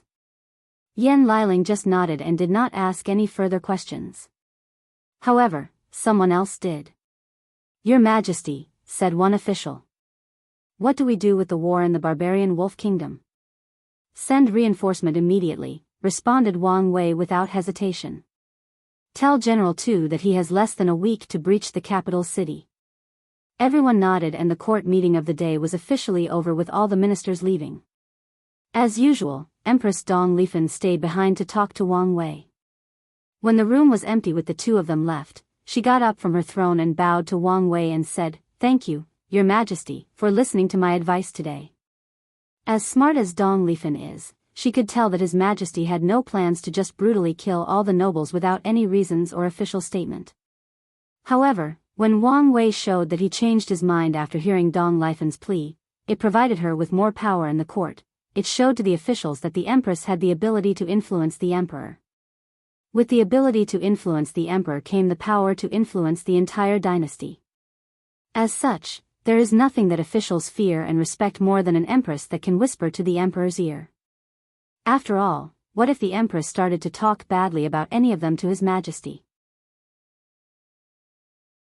Wang Wei smiled and waved for her to get up and sit down. To be honest, she was not the main reason that he acted so callous and indifferent during today's meeting.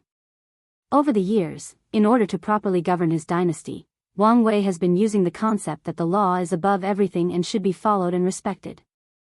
Although Wang Wei was not as harsh as the Qin's dynasty back on Earth, he was still very moderately strict when it came to the law of Great Xia. Unfortunately, a problem soon arose. A faction of scholars that worshipped the law was formed. These people called themselves the School of Law and became a rabid supporter of this way of ruling the dynasty. At first Wang Wei supported their factions as it made it easier to control the court.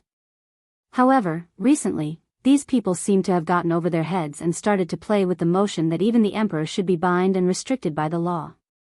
So, today, Wang Wei used this opportunity not only to lure his enemy from the shadow, but also to send a message to these scholars that as long as he was here, his words will be absolute, and will be above everything in this dynasty, even the law he himself created.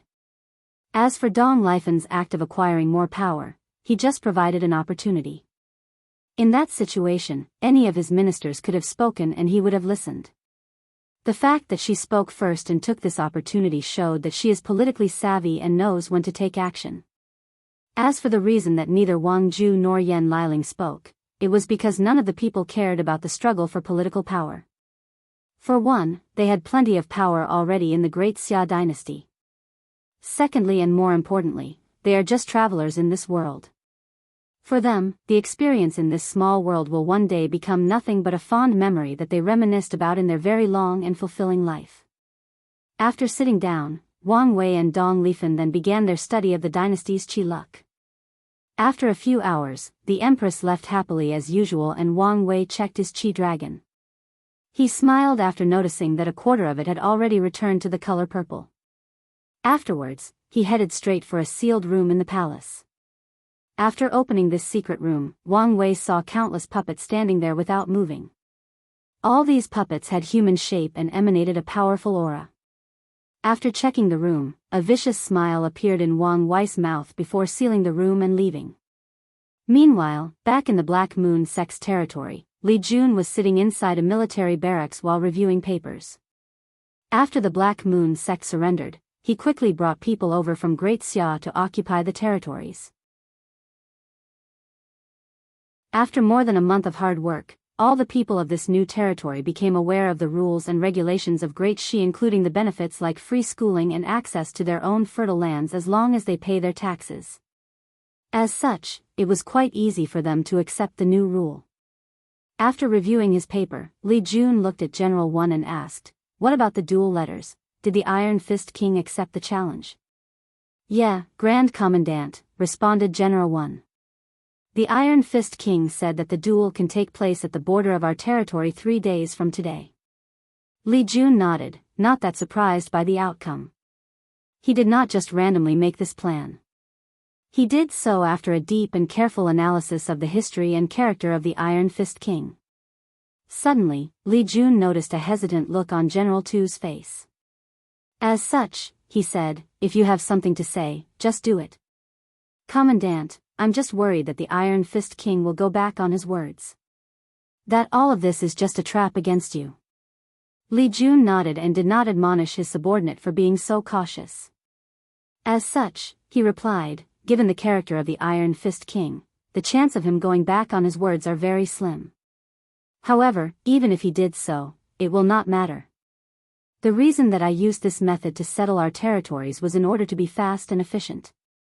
If he goes back on his words, we'll just have to use the hard way to conquer the Iron Fist Kingdom." A fierce light flashed through Li Jun's eyes when he said that, then he continued, "And if it is indeed a trap?" Li Jun just sneered at the idea. With his strength, would he be afraid of any trap? However, he still took note of this possibility.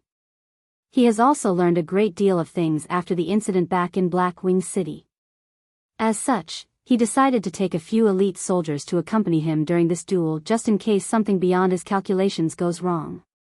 3 days later, at the border of the Black Moon Sect's territory and the Iron Fist Kingdom, Li Jun, wearing his armor and holding a spear, waited for someone to show up. After a few minutes, he saw an old man with white long hair and white beard traveling towards him on top of a horse-like demonic beast. After a few minutes, the old man stopped a few meters from Li Jun and descended from his mount. His armor shone under the light of the sun. He looked at his opponent and said, "Slaughter God Li Jun, Iron Fist King Tai Gang," replied Li Jun while observing his opponent with a look of surprise in his eyes. He was surprised at the fact that the Iron Fist King was an old man, but his actual age. Based on secret methods he learned from the sect, without personally checking his body, he can roughly estimate that the Iron Fist King was actually only just over 100 years old. Given the fact that he is actually a peak divine altar realm cultivator, he should have at least 1,000 years of lifespan. And yet, Li Jun could actually see that he did not have long to live. The Iron Fist King looked at the soldiers a few thousand meters from them and asked, "You do not trust me?" "Well, it's just precautions, they will not have any effect on the battle." "Good, then, let's get this started," replied the Iron Fist King with excitement after taking out a halberd as a weapon.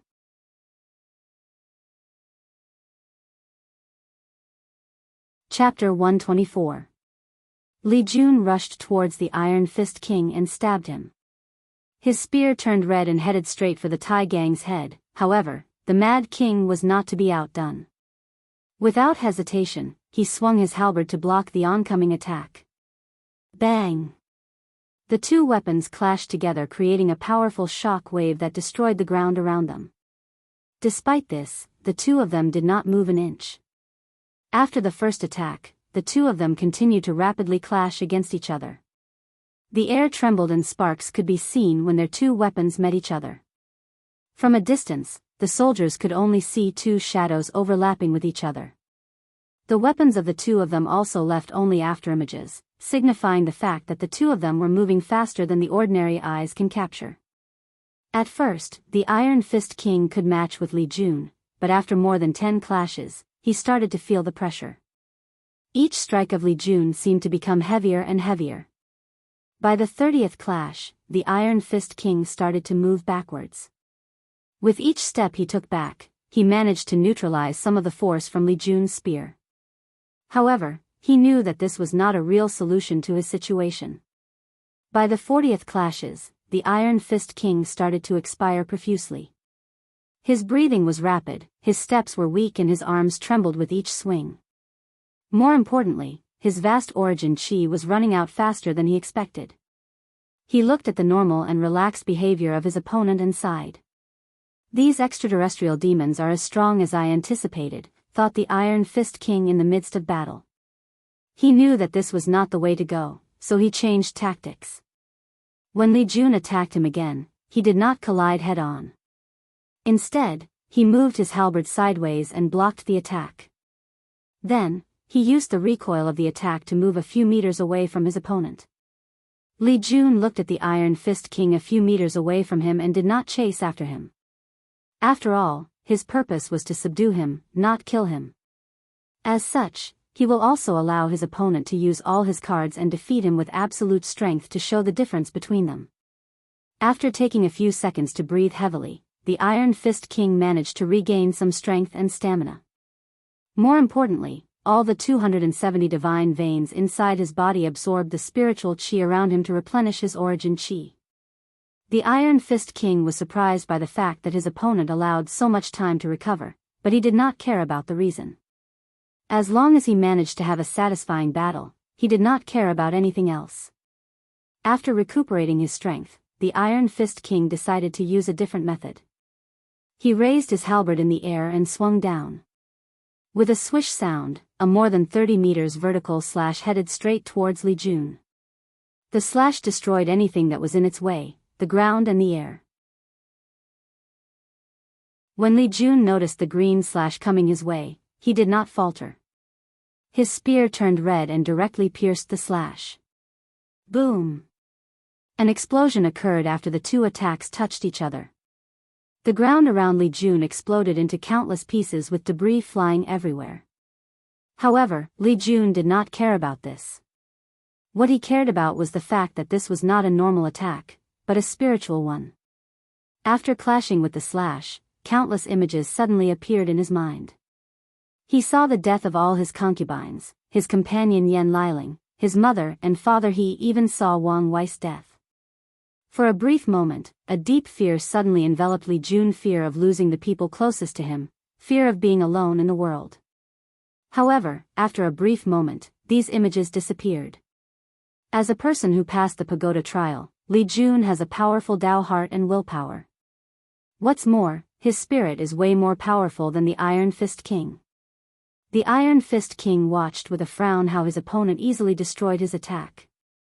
This move was one of his most powerful and proud methods. Being able to bring out the inner fear of his enemy, then weakening their combat ability. The Iron Fist King has always been proud of how strong his spirit was, as it was cultivated through countless battles. Spirit attacks, huh? Said Li Jun with a smile on his face. Why don't you try mine? After saying that, Li Jun also used a flying attack from a distance. However, his attack was not a slash, but a more 40 meters long spear manifested from the origin weapon in his hand, headed straight for his opponent. After seeing this, the Iron Fist King's face changed and he mobilized all the origin chi in his body to prepare to defend. Instead of using another flying attack, the Iron Fist King clashed heads with the oncoming spear. His halberd turned green as he clashed with the upcoming red spear. Boom! The halberd clashed with the attack, creating a powerful explosion in the surrounding slash. Nevertheless, the Iron Fist King still managed to stop the attack for a brief moment. However, it was only for a short while. Immediately afterwards, the spear pushed him backwards, leaving skidding marks on the ground. However, the Iron Fist King was still trying to stop the attack. He vomited a big mouthful of blood and his old face became pale. However, he did not stop. A hint of excitement flashed across his eyes as he used more strength in order to stop the attack. He mobilized all the origin chi possible and strengthened the muscles in his arms to increase his power.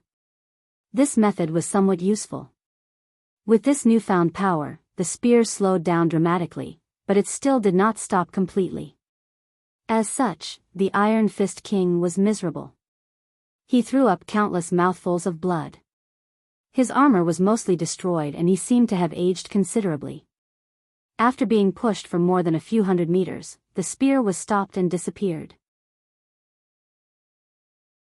However, before the Iron Fist King could breathe a sigh in relief, an intense desire to slaughter invaded his mind.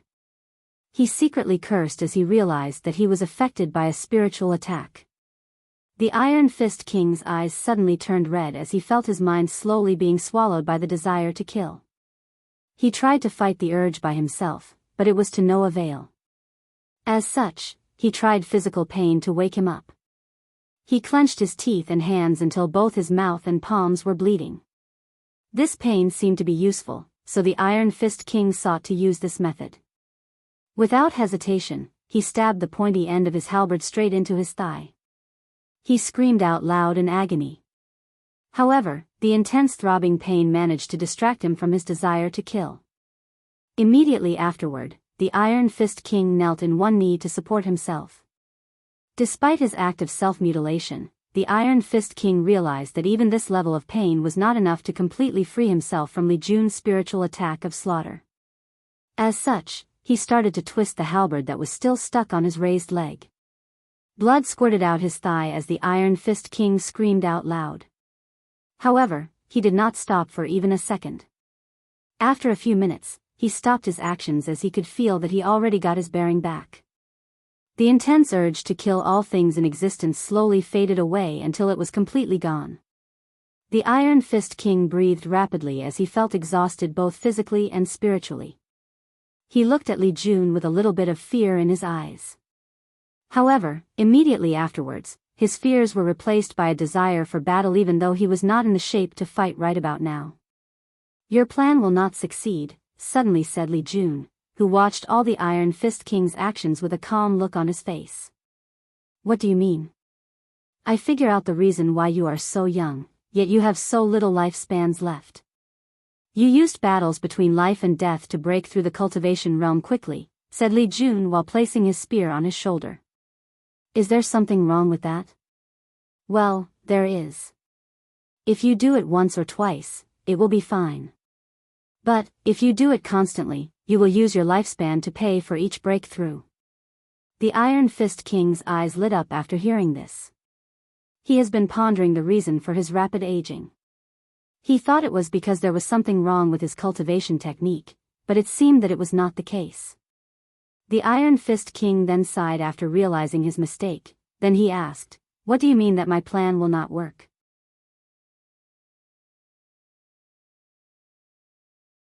Chapter 125. Li Jun smiled after hearing the question and explained, "You probably wanted to break through the supernatural realm during a life and death situation. However, the success of such a thing is almost impossible." "Why is that?" asked the Iron Fist Kingdom with genuine concern. Although he managed to successfully cultivate to the peel of the divine altar realm, his cultivation technique method did not have the method to break through to the next realm. As such, when he received the due invitation, he accepted without hesitation as he believed this powerful extraterrestrial demon could give him just the right amount of pressure that allowed to break through. Unfortunately, he seemed to have not only underestimated the difficulty in breaking through the transcending mortality realm, but also how strong his opponent actually was. It may be possible to use life and death situations to break through the body refining, divine sea, and divine altar realm. However, the supernatural realm is actually a transformation of life level. Cultivators will go from the early phase of cultivation to the middle phase. A perfect example is the fact that a supernatural realm will have at least 10,000 years of lifespan, which is 10 times that of the divine altar. "You still did not explain how it is impossible to break through?" asked the Iron Fist King. "In order to reach this realm, a cultivator must catch a ray of good fortune qi from heaven and earth. When this qi blends in with the divine altar, an ancient lamp will be formed to hold the good fortune flame. The good fortune flame is actually quite the magical thing. It allows cultivators' origin qi to transform into origin essence. It allows cultivators to open their Niwen aperture and have their own sea of consciousness, thus granting cultivators access to their soul. Now, imagine that you have to do all these transformations and baptizement while in the midst of battle. Without a peaceful environment full of spiritual power, this very precise process can fail with the tiniest of mistakes. The Iron Fist King frowned after hearing this. He realized that his plan was actually quite dangerous. Not to mention whether his enemy would give him time to make his breakthrough. Even if he did, he might still fail. First of all, he did not even know what the qi of good fortune was, let alone find it and catch it to make his breakthrough. Even if he did, how long would such a wonderful and powerful transformation of the essence of life take him? Probably years if not decades. How could he do such a thing while fighting for his life? The Iron Fist King sighed after realizing his errors due to lack of knowledge and inheritance. After pondering for a while, he looked at Li Jun and asked, "Why are you telling me this?" "Something tells me it is not because you are absolutely sure of your victory." "You are indeed right," responded Li Jun with a smile. "My big brother wants you to acknowledge allegiance to him." "Big brother? You mean the Emperor of Xia wants me to become a general under him?" "No, you misunderstood. To us, this world is nothing but a trial for which we will eventually leave. My big brother acknowledged your abilities and wanted you to follow us back to our world when we leave here." The Iron Fist King's eyes lit up after hearing this. He knew that these extraterrestrial demons came from a very powerful world. There are even rumors that their world actually has great emperors. After pondering for a few moments, the Iron Fist King then said, "I can agree to your request, but I have a request." "What is it?" "As long as it is in my power, I can do my best to help." "I can see that you did not use all your strength during this fight," said the Iron Fist King with a dangerous light in his eyes. "I want you to attack me with your most powerful attack." "Are you sure about this?" asked Li Jun with a frown on his face. "With your current situation, you will probably not survive my strongest attack." "It's all right. Anyway, it's just death," replied the Iron Fist King with a nonchalant attitude. Li Jun looked at the determined look on his opponent's face and he could guess the reason for the request. Although the Iron Fist King believed the words he said previously, he was not convinced before trying. After all, he is a man with strong willpower. How can he easily change a decision he has made, especially when it comes to his future cultivation path? As such, Li Jun did not try to persuade him anymore. He gathered all his strength and rushed towards the Iron Fist King. His spear lit up red and he yelled, "Blood riot," before stabbing his opponent. The Iron Fist King's eyes lit up when he saw this attack.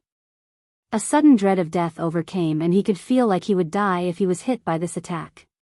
With a strong will, the Iron Fist King overcame his fear of death and began to mobilize his last remaining strength to fight back. However, to his horror, he discovered that his body could not move. He suddenly felt that all the blood in his body was not under his control and he could not move. Then, all his blood started to move backward from his body, destroying anything in its path in order to return to the heart. Once all his blood reached his heart, it condensed into a small ball, then exploded. Boom! The Iron Fist King heard an exploding sound in his mind, then looked at Li Jun's spear that was only a few centimeters from his heart. He vomited a large mouthful of blood. However, immediately afterwards, blood started to come out in every orifice in his body. Whether it was his eyes, noses, ears, and even the pores in his skin. With an incredible look on his face, the Iron Fist King fell on his back with his body looking quite stiff. Li Jun looked at him on the ground and shook his head. He took a pill from his space ring and a look of pain could be seen on his face as he looked at the pill. Well, he could not help as this was a high-grade Earth-tier pill that primordial spirit realm cultivators can use. It's not that Li Jun did not have access to higher levels of pills, but this was the highest level of pills allowed in the trial. What's worse, this pill was actually a healing one, which made it even more valuable. However, Li Jun did not hesitate much to feed this pill to the Iron Fist King. Another reason that he chose such a valuable pill was due to the fact that it could help alleviate the Iron Fist King's problem with his lifespan. After feeding him the pill, he carried him back to the military barrack. While the Iron Fist King was resting, Li Jun was reviewing the last attack he made during this fight. As a matter of fact, this move was not actually a part of the heaven fighting scripture that he cultivated, but one he created himself after years of study. When he started to cultivate, his big brother Wang Wei warned him to not strictly follow the scripture and to think of his own Tao instead. Although the heaven fighting scripture provided a step-by-step guidance on how to cultivate the Tao of fighting, Li Jun chose his main Tao to be slaughter. His dream, or should say goal, is to be a fierce general that slaughters all the enemies in his big brother's path of the emperor. Although Li Jun knew that this was probably an unrealistic goal, he will give in all his effort trying. So, this blood rebellion technique is his first step on cultivating his Tao of slaughter, and he is satisfied with this result. Just like that, 4 days passed and the Iron Fist King finally woke up from his coma. He looked around and muttered in a weak voice, "Am alive?" He raised his hand and immediately noticed something different. His hands were not as wrinkled as he remembers them to be. He even noticed that his voice was also different, it was full of vitality. A few minutes after waking up, Li Jun walked into the medical room and said, "It seems that you are recovering rapidly. I guess I owed all of this to you. Well, as long as you do go back on your promise, everything will be fine. Tai Gang, is man of his words. Since I promised to surrender to His Majesty Wang Wei, then, I will do so." Li Jun nodded in satisfaction after hearing this. He chatted with the Iron Fist King for a while before leaving him to rest. Meanwhile, in the Great Shu Dynasty, national teacher Feng Heng was walking with a frown on his face. After checking all the Taoist temples in the capital, he realized that the incense power contained there had mysteriously disappeared. Even after checking thoroughly, he could not find the reason. While walking around, someone approached Feng Heng and handed him a paper, and the frown on his face increased after reading. According to the information he just received, this situation was exactly the same in the other temples around the Great Shu Dynasty. Feng Heng knew that the Tai Profound Gate had a strict and severe rule when it came to absorbing incense power. Although he himself knew that he did not do such a thing, however, if one of his competitors used this event as an excuse to attack him, he would be in quite the tough spot. As such, Feng Heng started to mobilize all the power of the dynasty to investigate the situation.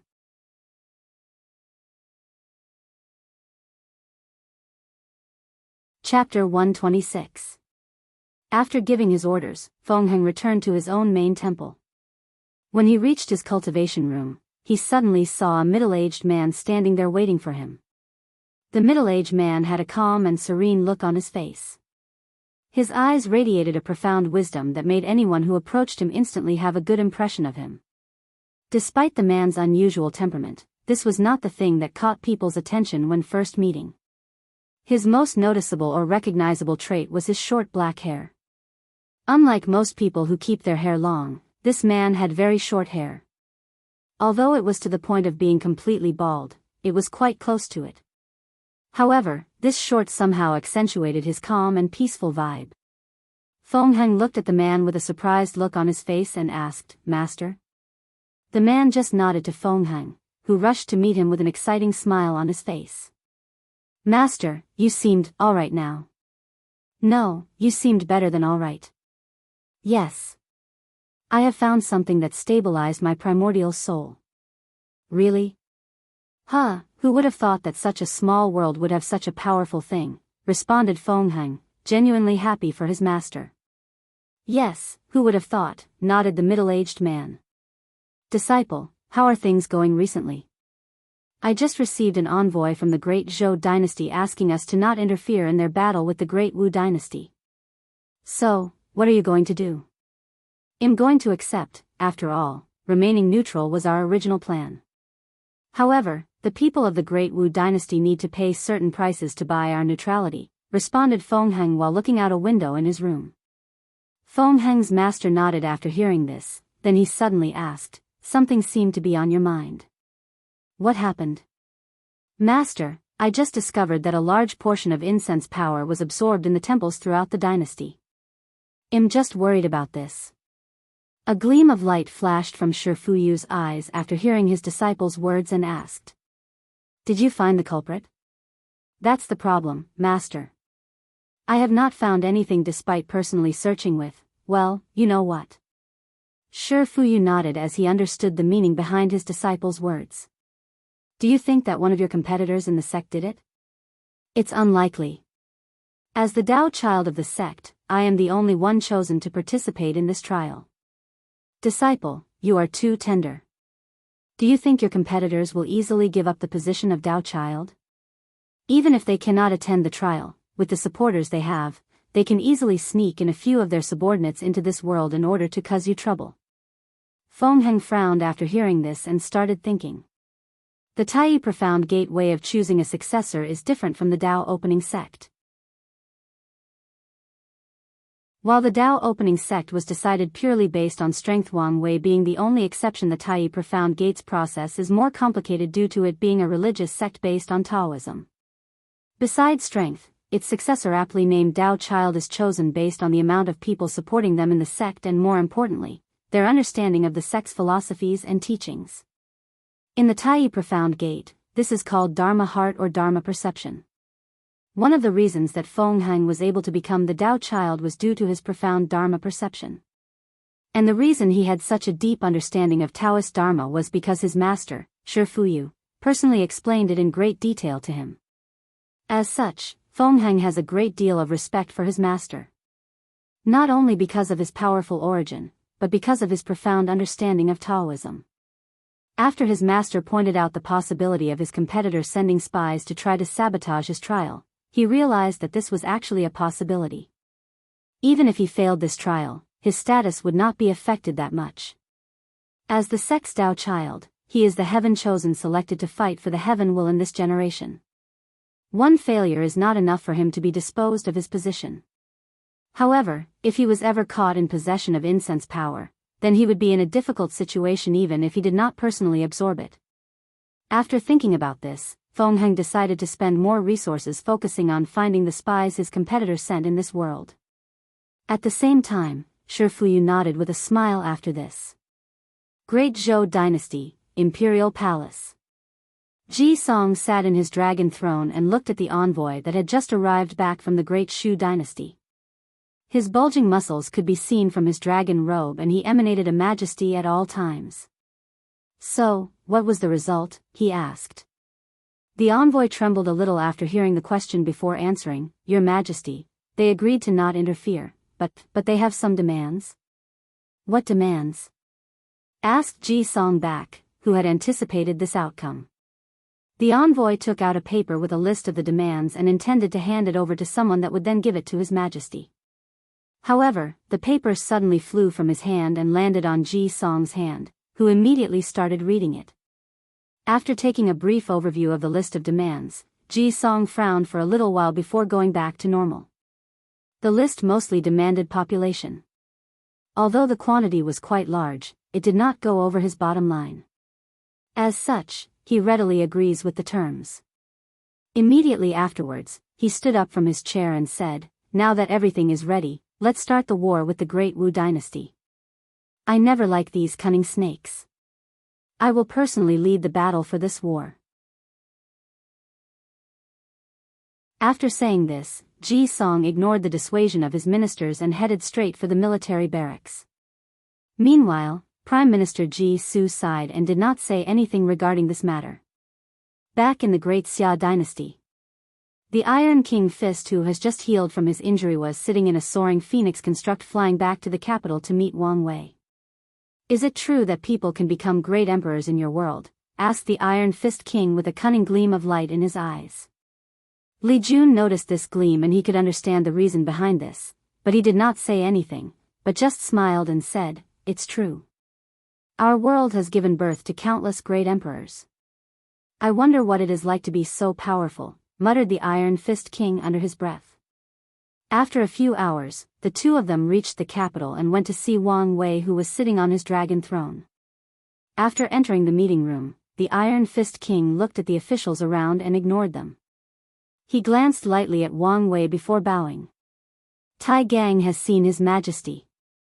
Wang Wei nodded to him to rise, and he took a good look at this charismatic Mad King. Due to the precious pill Li Jun used to heal, he looked a lot younger than the image he saw of him. He no longer looked like a decrepit old man, but more like someone in his 60s. After close observation, Wang Wei discovered that this Iron Fist King did fully respect him. Or to be precise, he seemed to have some ideas that he should not have. As such, Wang Wei suddenly used the power of his true will granted by his transcendent Dao foundation, and he looked the Iron Fist King straight into the eyes. Suddenly, the Iron Fist King felt tremendous pressure from Wang Wei's eyes. He felt like every secret on him had been seen through, then he saw countless strings attached to him and started to strangle him. The Iron Fist King felt a supreme pressure that wanted him to kneel down in allegiance, however, he refused to do so. He bit the tip of his tongue to alleviate the pressure, however, it was of no use. He suddenly coughed off a mouthful of blood and knelt in one knee on the ground.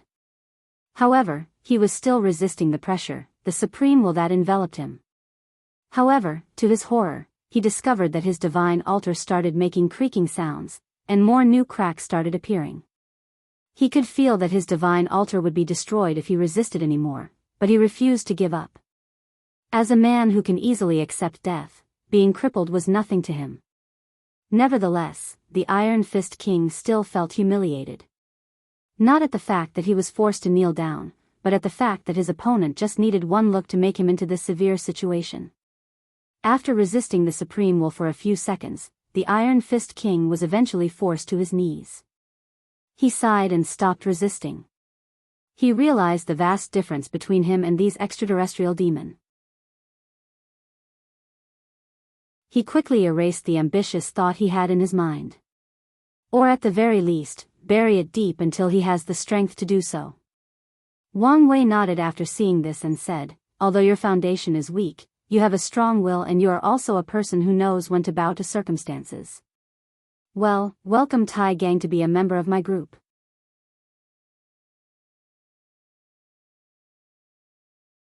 Chapter 127. After teaching the Iron Fist King a lesson to make him realize his place as a subordinate, Wang Wei nodded, then took out a talisman from his space ring, which was then handed over to Tai Gang. After getting the talisman, the Iron Fist King got up from the floor and wiped out the blood dripping down the corner of his mouth and inserted his origin chi into the talisman. Suddenly, a lot of information was inserted into his mind. As a result, the face of the Iron Fist King became increasingly ugly as he kept reading on. The information he received was actually just basic knowledge of the myriad emperor world.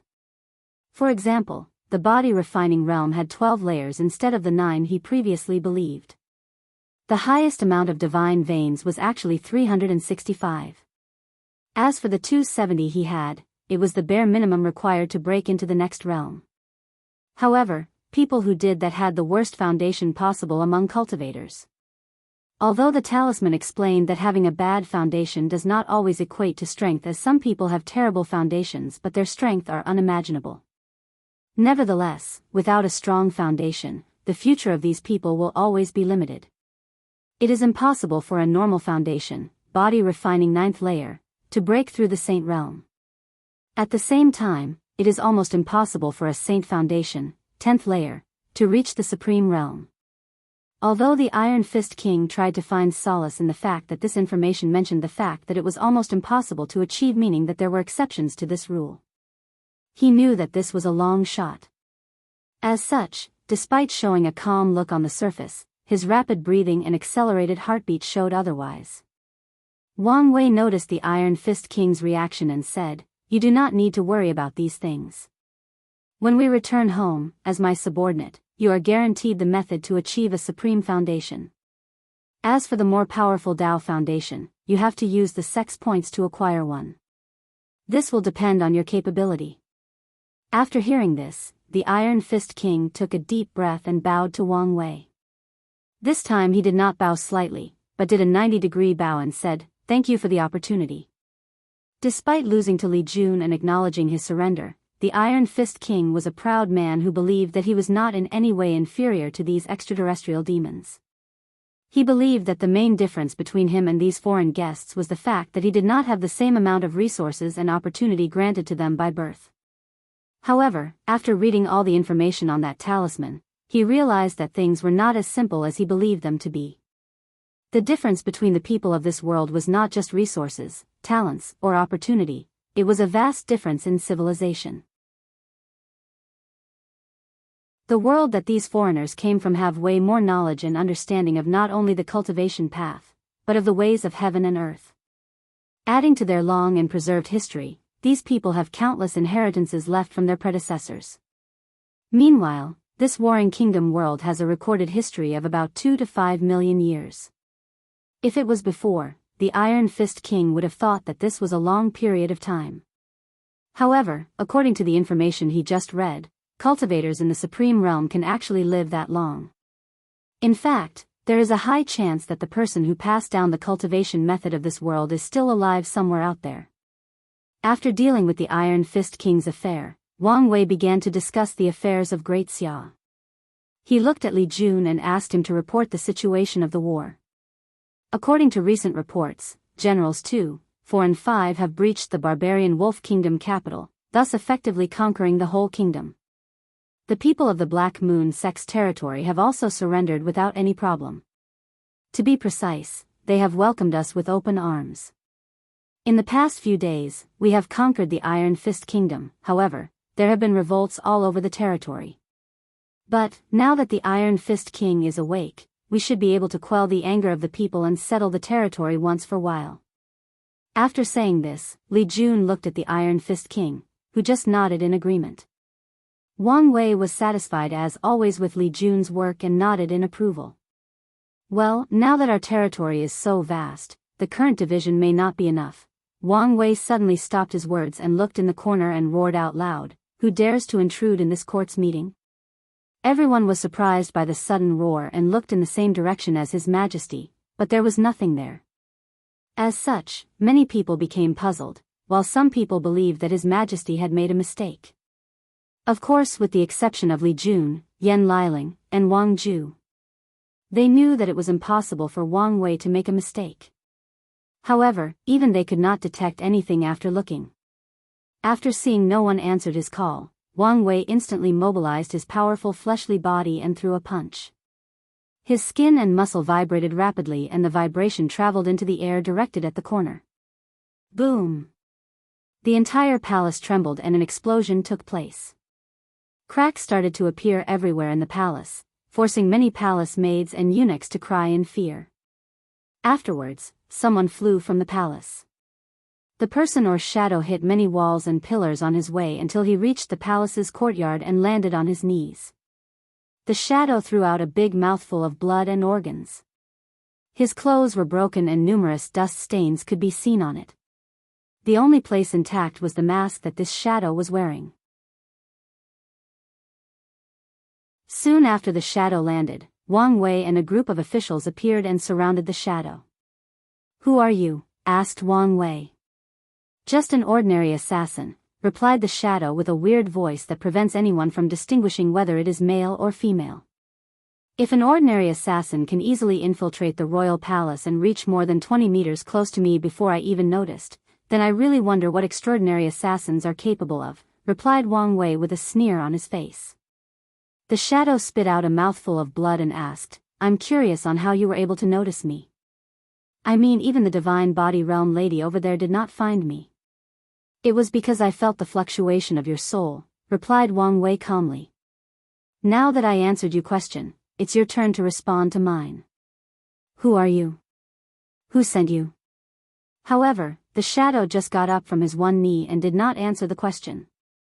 Wang Wei did not let go and continued, "In fact, I can guess by your strength and method that you are from the Death Order Palace. What I'm wondering is who hired you?" The shadow finally spoke and said, "Since you know that I am from the Death Order Palace, you should be aware that we never reveal the identity of our clients." Wang Wei sneered after hearing this. "I do not need you to say anything to know who it is. You people from the Death Order Palace are also known for doing things only for money. And of all the people in this trial that I know would do such a shameless thing as hiring outside help are only the clowns of the Great Shu dynasty. So, I guess that it was probably Crown Prince Sun when that sent you. However, this time, the shadow did not say anything. However, Wang Wei still continued, well, based on how your soul fluctuated just now, it seemed that my deduction was correct. Suddenly, the shadow laughed out loud. His laughter was creepy as it sounded like countless voices laughing together. Worthy of sacred son Wang Wei, the heaven chosen currently viewed as the most threatening of this generation. Not only strength is unparalleled, but also possesses extraordinary wisdom. Many people feared that you would be just like your father, but they were wrong. They should be worried whether you will be more terrifying than him. Should I be proud that some random people praise me? Answered Wang Wei with a calm look on his face. Hee, you're right that you should not be proud, answered the shadow. Compared to the one in the western White Tiger continent, you are still a little far behind. A flash of intense dread appeared in the shadow's eyes after saying this. An emotion that Wang Wei detected through soul fluctuation. However, immediately afterwards, the shadow disappeared without a trace right in front of everyone. Wang Wei immediately concentrated to feel any soul fluctuation, but he failed this time and did not find anyone. Instantly, he activated his true vision ability and saw the Qi Luck dragon of everyone around. Suddenly, he noticed a strange purple Qi dragon outside the capital. Without hesitation, he flew straight to the sky and headed for it. However, midway en route, the Qi dragon instantly disappeared, and by the time Wang Wei arrived outside the city, he could not find anything. After looking for a few minutes without success, Wang Wei returned back to the palace and supervised the reconstruction.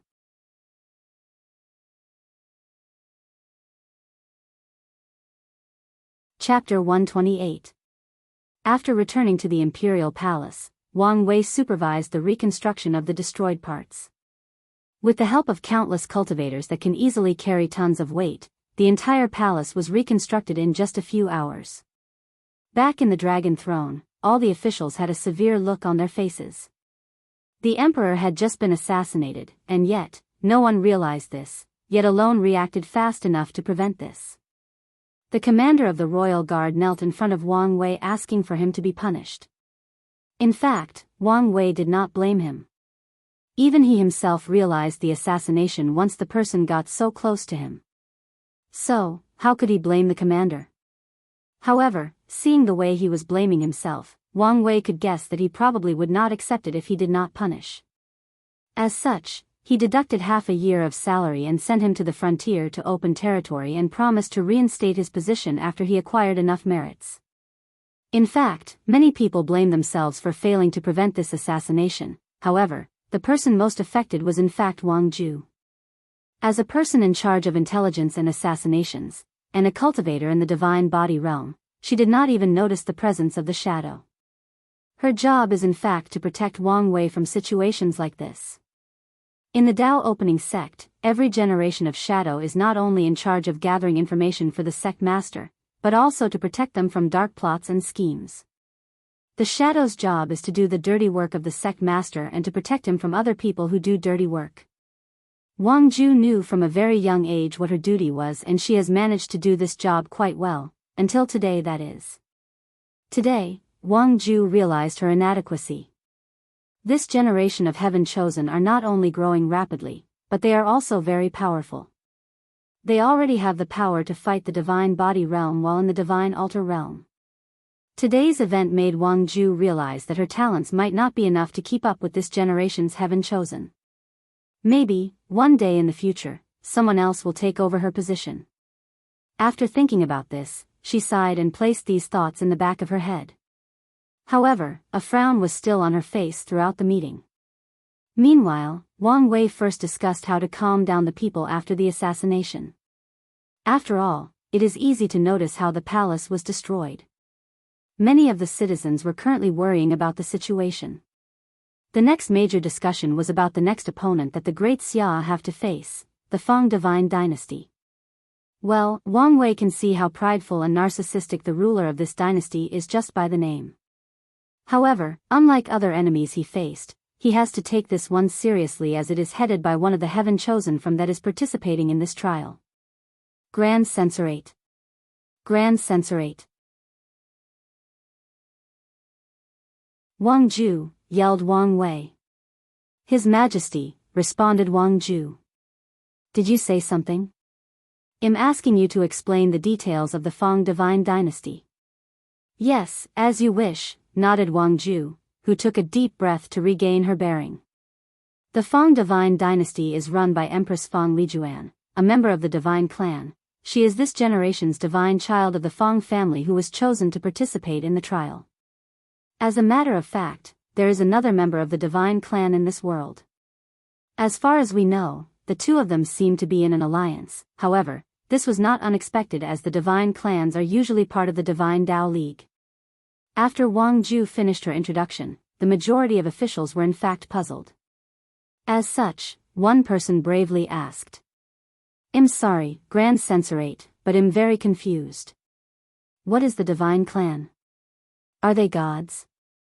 And what exactly is this divine Dao League you referred to? Wang Ju did not immediately answer the question, but gazed at Wang Wei instead.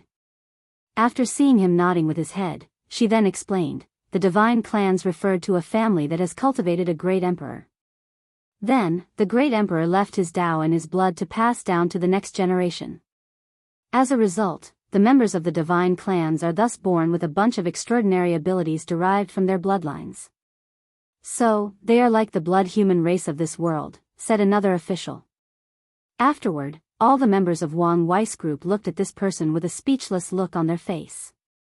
I am speechless at the fact that you just compare the bloodline of a great emperor with a bunch of demonized humans, said Yan Liling. The official who said the previous comment became embarrassed and dare not raise his head again. Excuse me, His Majesty, said the Minister of Education. From what we know, you are also from an emperor lineage, meaning that one of your ancestors was also a great emperor, so why are you not part of the divine clan? You looked too highly at these divine clans. They are nothing but a bunch of prideful, arrogant, and miserable people who are shackled by the very bloodline that they are so proud of, said Wang Wei with a sneer in his face. In fact, not just him, even Li Jun and Yan Liling had the same sneer on their faces. Clans like the Wang, Li, and Yan were always at odds with the people of the divine clans. Despite his words, Wang Wei could still some confusion in his official's face, so he further elaborated, our ancestors also ponder whether to pass their own Dao through bloodline. However, through observing the demon race, they soon realized the grave downside or defect of bloodline. Although it will provide descendants with powerful talents and many abilities, it will also restrict them. The people who have bloodlines are often limited by said bloodlines. Since the Dao of a great emperor already existed inside the divine clan's descendants, it became increasingly difficult to cultivate other Dao than the ones they are born. As such, the majority of them abandoned studying other Daos and focused on the ones they are innately born. Is there something wrong with that? Asked the Minister of Education. Of course there is, answered Wang Wei. Without your own Dao, it is absolutely impossible to become a great emperor. Even if the heaven will was placed right in your hands, you still could not become an emperor.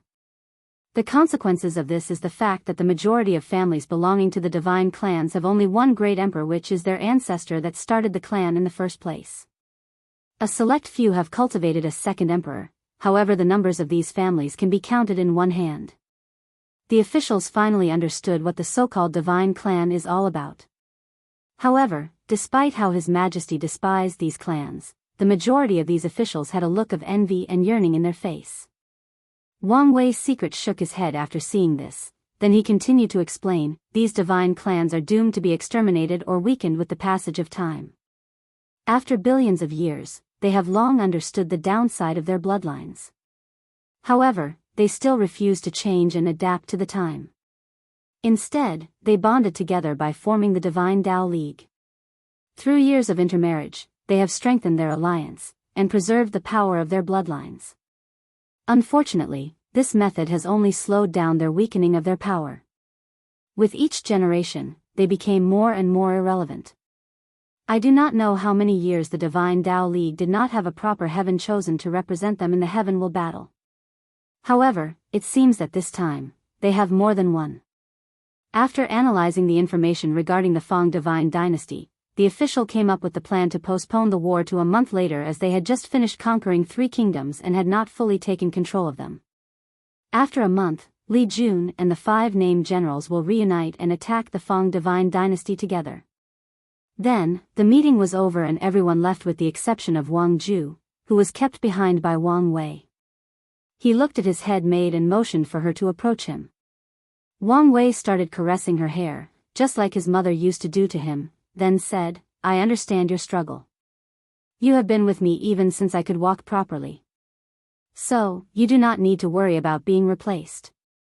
After this trial, I will ask my father to provide you with a supreme tier Dao washing pill in order to increase your talent. That way, you can follow me all the way to the end of my emperor path." Wang Ju was suddenly surprised, then she nodded her head like a bird picking at woods. Then, tears started to fall from her eyes. She tried to quickly wipe them out, but it was no use. As such, she bowed to Wang Wei and ran away from the imperial palace. Crying was a great shame for a shadow like her.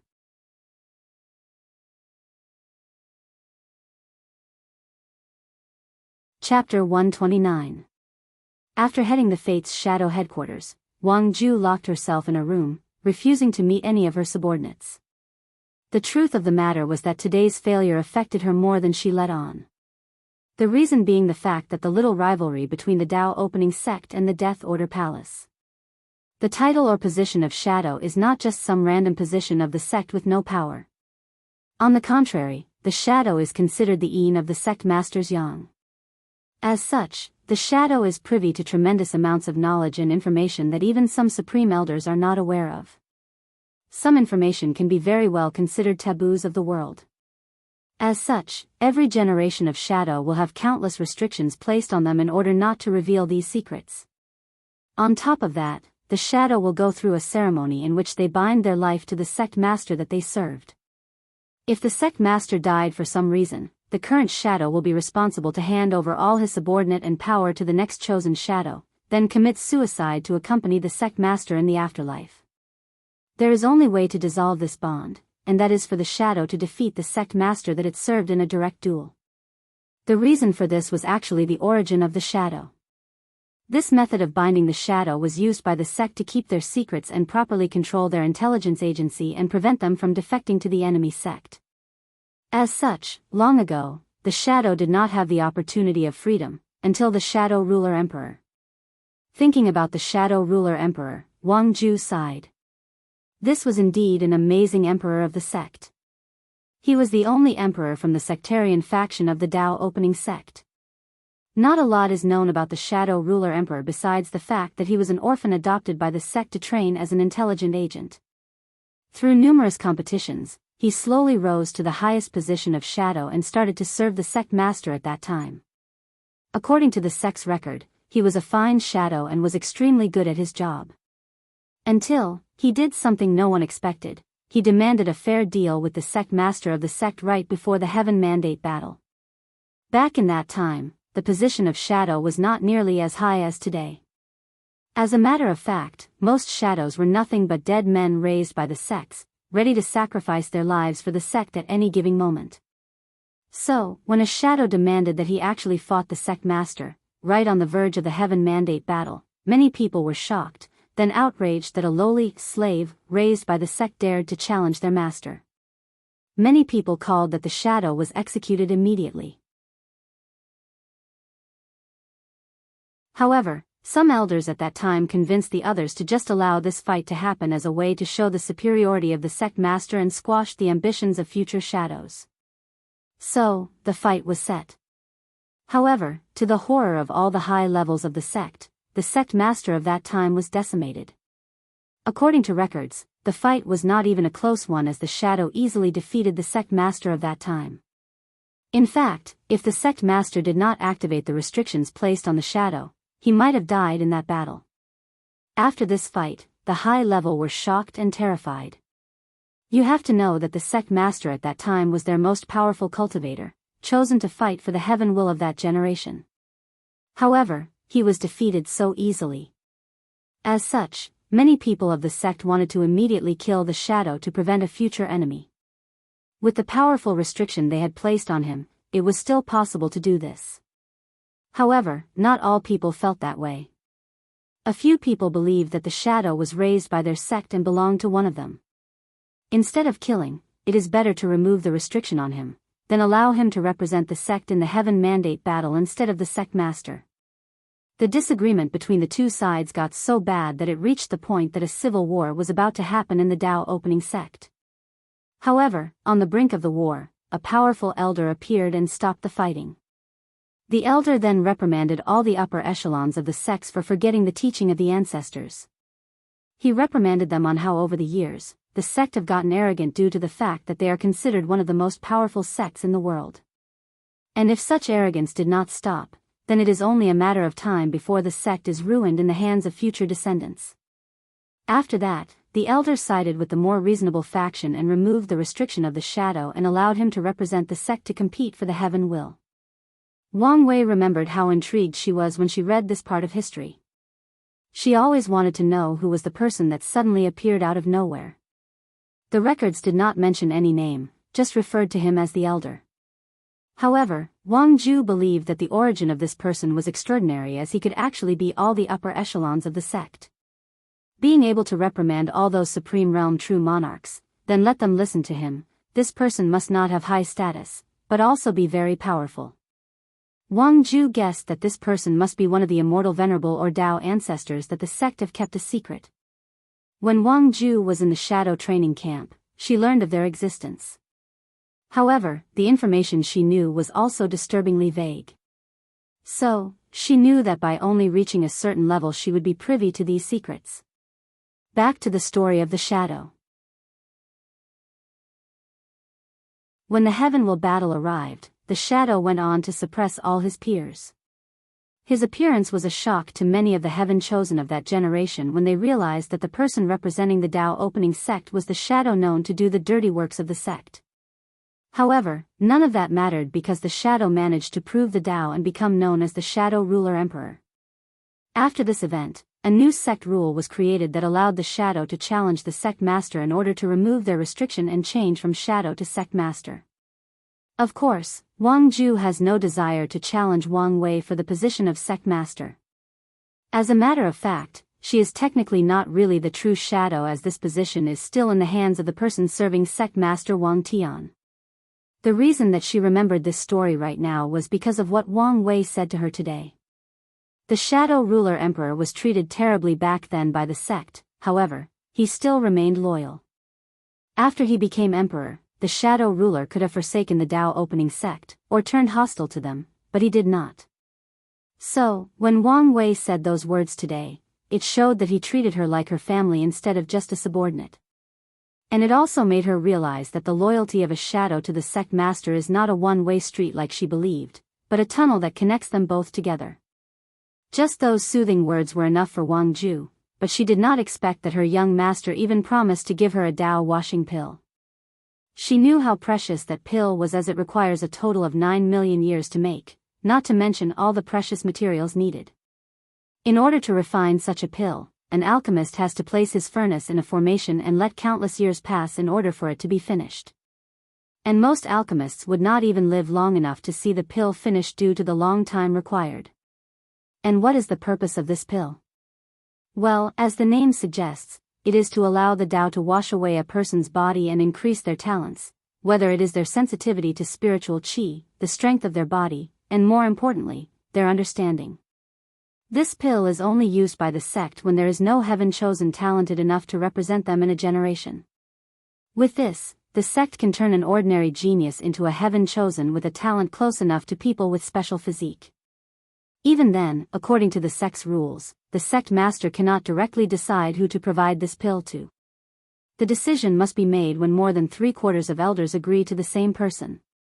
However, Wang Ju is aware that each of the 3 families of the Dao opening sect have secret stashes of this pill hidden in their own clan. These clans will never publicly acknowledge that they have such a thing because the sectarian faction actually does not. The three families have gone through extreme lengths to keep the recipe of the Dao washing pill to themselves, thus weakening the strength of the sectarian faction. This is the reason that Wang Ju did not doubt Wang Wei's words when he promised to provide her with the pill.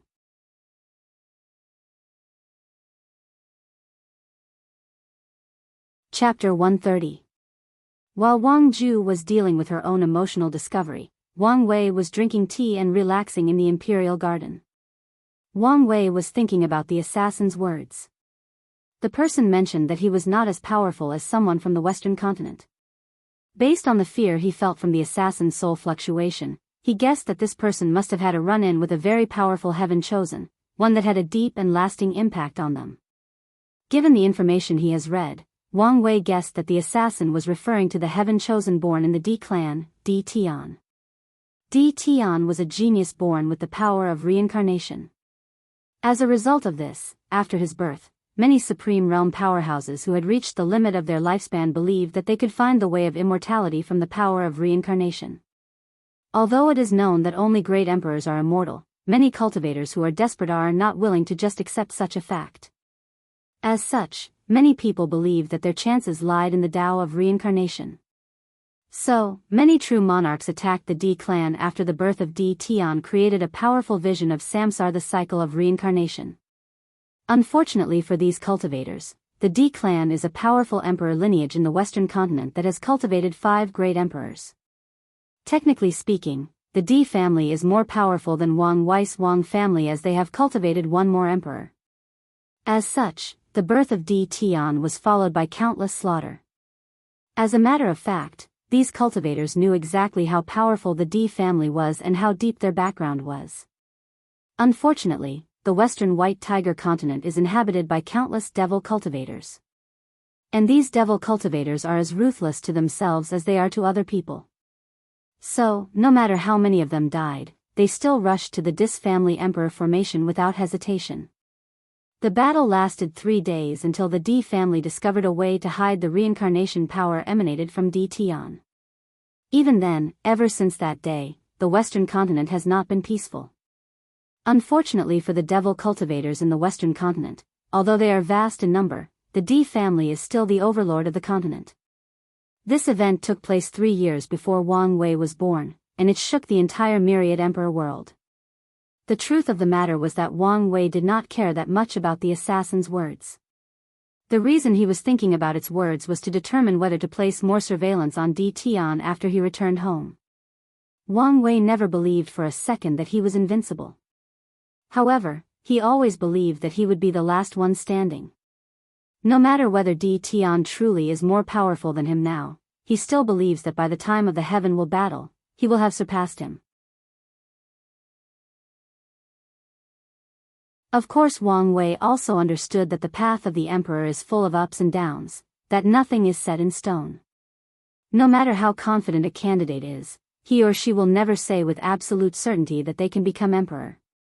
As such, Wang Wei, being a person who likes to be prepared for any situation, has created a backup plan for him in the unlikely scenario that he failed to win the heaven will and prove the Tao.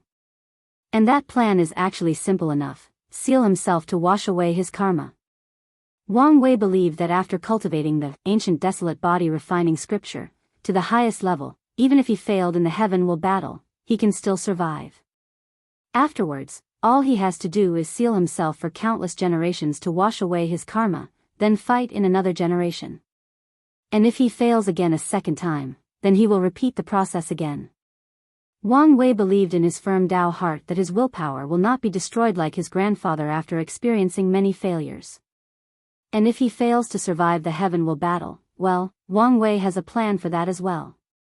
To be precise, he has an idea that involves relying on his mysterious soul. However, as of now, he does not know whether this plan is possible yet. While Wang Wei was lost in his own thoughts, Empress Dong Lifen was sitting next to him serving him tea. She tried to call him a few times, however, he was unresponsive. She thought that the reason he was distracted was because of the scroll in his hand, so she reached over, taking a peek on what was written in it. In the scroll, she saw a title at the top followed by a list. It was written as such: Most Unique and Powerful Cultivation Technique 1. Origin Path Scripture 2. Past, Present, and Future Buddha Book 3. Undead Phoenix Scroll 4. Empress Wu Sealing Sutra 5. Myriad Things Dusk Scripture 6. Ancient Desolate Body Refining Scripture 7. Deceiving Heaven Longevity Art. Before Dong Lifen could finish reading the list, Wang Wei woke up from his distraction and looked at her. She immediately blushed a little as she was leaning on him while reading. However, luckily for her, His Majesty did not say anything. In order to deal with the awkward situation, she asked, "Your Majesty, what is this list you are reading? Is this something from your world?" "No, this is something that I just made up for personal reasons," responded Wang Wei while shaking his head. Dong Lifen caught on to the fact that His Majesty did not want to talk about the list, so she did not mention it again. However, things became awkward again, making her lower her head and blushing again. Luckily for her, Wang Wei started to explain his understanding of breaking to the 12th layer of the body refining realm. As a person who has cultivated this realm more than 9 times, he was quite the expert. Just like that, a week passed by. An urgent meeting was going on in the Great Xia courtroom. "What happened for you to gather us together like that?" asked Wang Wei towards Wang Ju. "Your Majesty, we have just received news that Crown Prince Ji Song was also assassinated yesterday." "Oh," responded Wang Wei with a surprised look on his face. "What exactly happened?" "We do not know a lot of information, but we do know that the Crown Prince is fine. However, he still suffered from minor injuries," added Wang Ju. "Do you think that it was the same assassin that attacked His Majesty?" asked an official. "No, given the distance between Great Xia and the central area, without a flying construct, it would be impossible for the same assassin to reach there so quickly. Not to mention the fact that said assassin was injured. However, from the method the assassin used, we can infer that he or she was probably also from the Death Order Palace," answered Wang Ju. Everyone started pondering after this, especially Wang Wei. "It seems that the age of conquest is rapidly approaching this trial," said Wang Wei, who then looked at Yan Liling. "Chancellor, you need to speed up the time needed to soothe the people of the newly conquered territories. As for Yu Li Jun, you can ask the Iron Fist King to organize his kingdom's former army and participate in the attack against the Fang Divine Dynasty." Li Jun nodded. However, Yan Liling had a frown on her face after hearing this. "Can we trust him?" she asked. "Since I decided to take him under me, I will trust him until he proves otherwise," replied Wang Wei calmly. After the discussion, everyone left to do their own work. However, before leaving, Yan Liling handed Wang Wei a space ring with a bunch of earth tier pills inside it. Wang Wei smiled mysteriously after receiving it. Meanwhile, in the Great Zhou Dynasty, in a military barrack that bordered the Great Wu Dynasty, Ji Song was destroying everything around him: chairs, tables, maps, and weapons. After doing that, he seemed not satisfied, so he punched the wall, an act that made his bandages turn red. "Are you done venting now?" asked Ji Su. After hearing this, Li Song stopped moving around and sat in the one remaining seat left in the room. "Did you find the culprit?" he asked with gritted teeth. "No." "Why not?" "By the time I discovered the assassin, he was already too far away. And you know I'm not allowed to use my real strength in this trial." "Well, tell me you at least know who it was," responded Ji Song with veins appearing all over his naked upper body. "Probably." "Probably?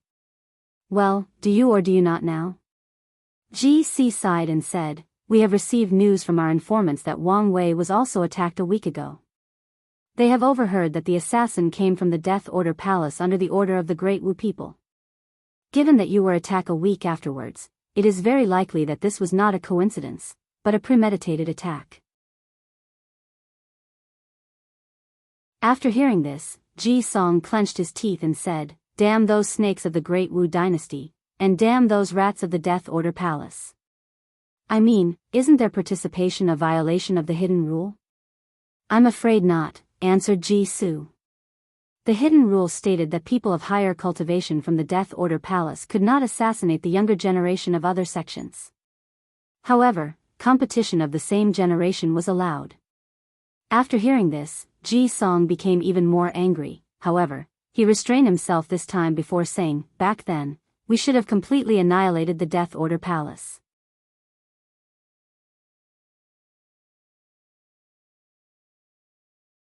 Chapter 131. For once since this trial, Ji Su agreed with his little brother. Throughout its long history, the Death Order Palace has created trouble all over the world. You could say they are the single reason that all sects in the myriad emperor world cultivated intelligence personal. After suffering numerous loss at the hands of the Death Order Palace, many sect created their own section responsible for intelligence gathering, counterintelligence, assassination, and counter-assassination. While the Dao Opening sect has the Shadow, other emperor lineage have their own spy agency like the Brocade Guard of the Great Zhou Imperial Dynasty.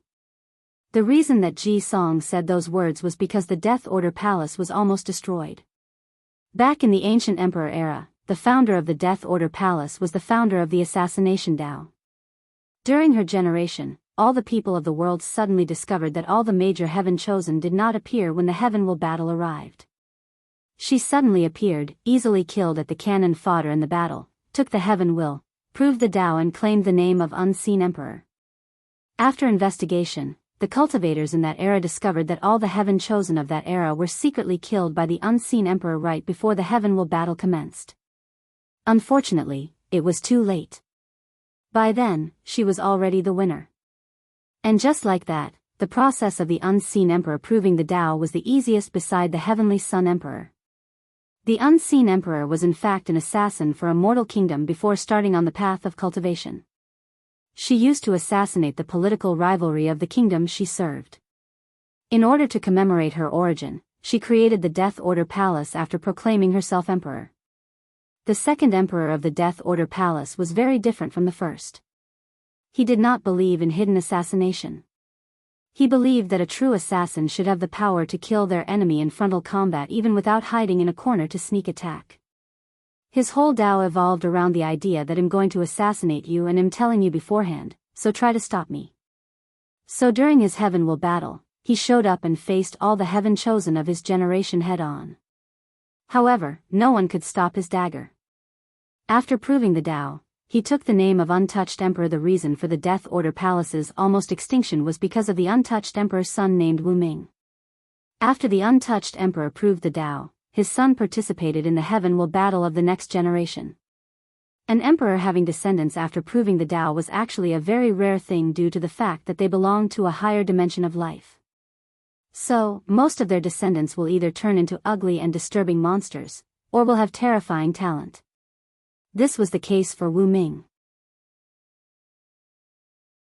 Unfortunately, despite how noble his birth was, he still lost during his heaven will battle. However, he survived. An act that made him terribly bitter. After that, he started acting out and made radical reforms to the Death Order Palace. The Death Order Palace, who was a respectable sect with a bottom line, turned into power-hungry hyenas that only recognized money or origin sources. As long as someone had money, they could hire assassins from the Death Order Palace.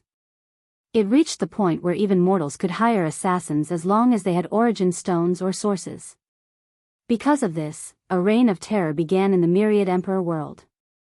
All sects and factions began to hire people from the Death Order Palace to kill their enemies heaven chosen. It reached the point that someone once hired an assassin to go after a great emperor.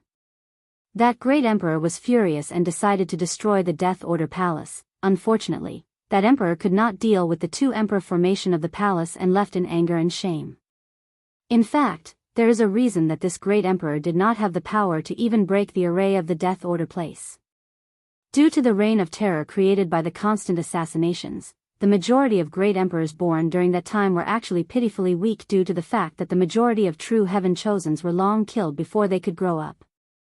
The situation continued like this until all the sects had enough. Thus, all the emperor lineages bonded together to form an alliance. All the emperor lineages activated their emperor artifacts in order to break through to the defense of the Death Order Palace. Unfortunately, after they did so, a will of the untouched emperor appeared after disappearing for millions of years and stopped the cultivators.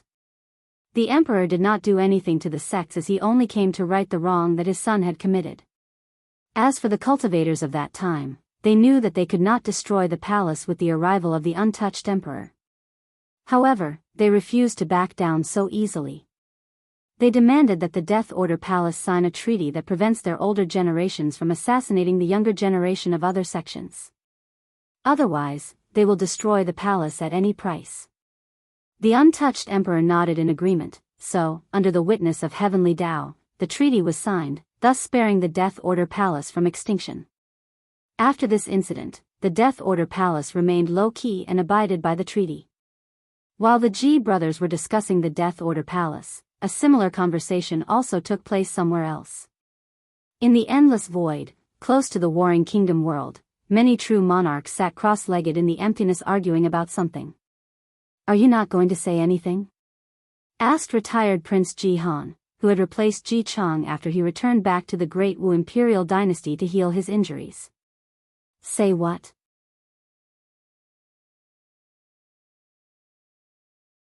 "You Great Wu people are always up to something sneaky. It is obvious that it was you people that hired the Death Order Palace." "Shouldn't you explain yourself?" retorted true monarch Ji Han. "Since it is the younger generation that took action, we did not violate the hidden rule. Don't try to be sneaky. The problem is the fact that you did not solicit the permission of any of us before allowing the people of the Death Order Palace to participate in the trial. As such, we deserve an explanation." "I must have forgotten," replied the true monarch of the Great Wu imperial dynasty with a nonchalant look on his face. "Our Divine Tao League also demands an explanation," said one of the true monarchs of the Divine Clan. Despite this, the true monarch of Great Wu did not say anything. "Aren't going to say anything, Yan Chen? After all, your heaven chosen was also attacked?" asked Ji Han. "It does not matter," replied Yan Chen. "In the end, my young master will still suppress all of you and become the biggest winner of this trial." Ji Han just snorted after hearing this and did not say anything. He looked in the void and shouted, "I guess you should be around here, Diamond Death. This trial no longer welcomes you." Soon after saying these words, the void fluctuated and a person appeared. He had a mask on his face and looked illusory or non-existing. Diamond Death did not say anything, but waved his hand in the void. Then two people appeared in front of them. They were the two assassins sent into the trial. Afterwards, Diamond Death opened a space channel and left. During the whole process, the true monarch of the Great Wu imperial dynasty watched all of this while secretly gritting his teeth. He wanted to say something, but he did not dare. Not to mention it would be useless. The rule of the Death Order Palace is that they will take on any job, but they will not refund the money after failing. And if you want to assassinate the same target again after failure, you have to increase the price by at least 10 times. Ji Han looked at the departure of Diamond Death without interfering. Then he looked at the true monarch of Great Wu and said with a sneer, "Now that your crown prince does not have people to do his dirty work for him, I want to see how he fends for himself. After this assassination attempt, you people have greatly angered our crown prince. And soon, he will bring his wrath to the door of your Great Wu dynasty." The Great Wu true monarch's face became ugly after hearing this. He knew the capability of their crown prince, and he could immediately tell that he was not the opponent of Crown Prince Ji Song. Instantly, he wanted to forfeit this trial and leave with his participants, but looking at the look that all the other true monarch were given him, he knew that they would never allow such a thing to happen. He sighed to himself and prayed that the third prince, Sun Jiaolong, would have enough strength to fight with Ji Song. Or at the very least, be able to hold him back long enough for Crown Prince Sun Wen to come up with another scheme.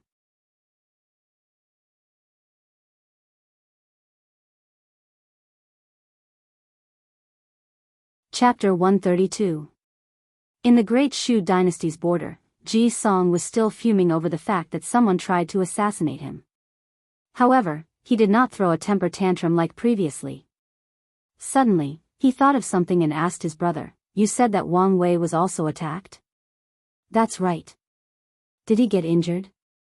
The information we received did not say anything regarding this, responded Ji Su with a calm look on his face.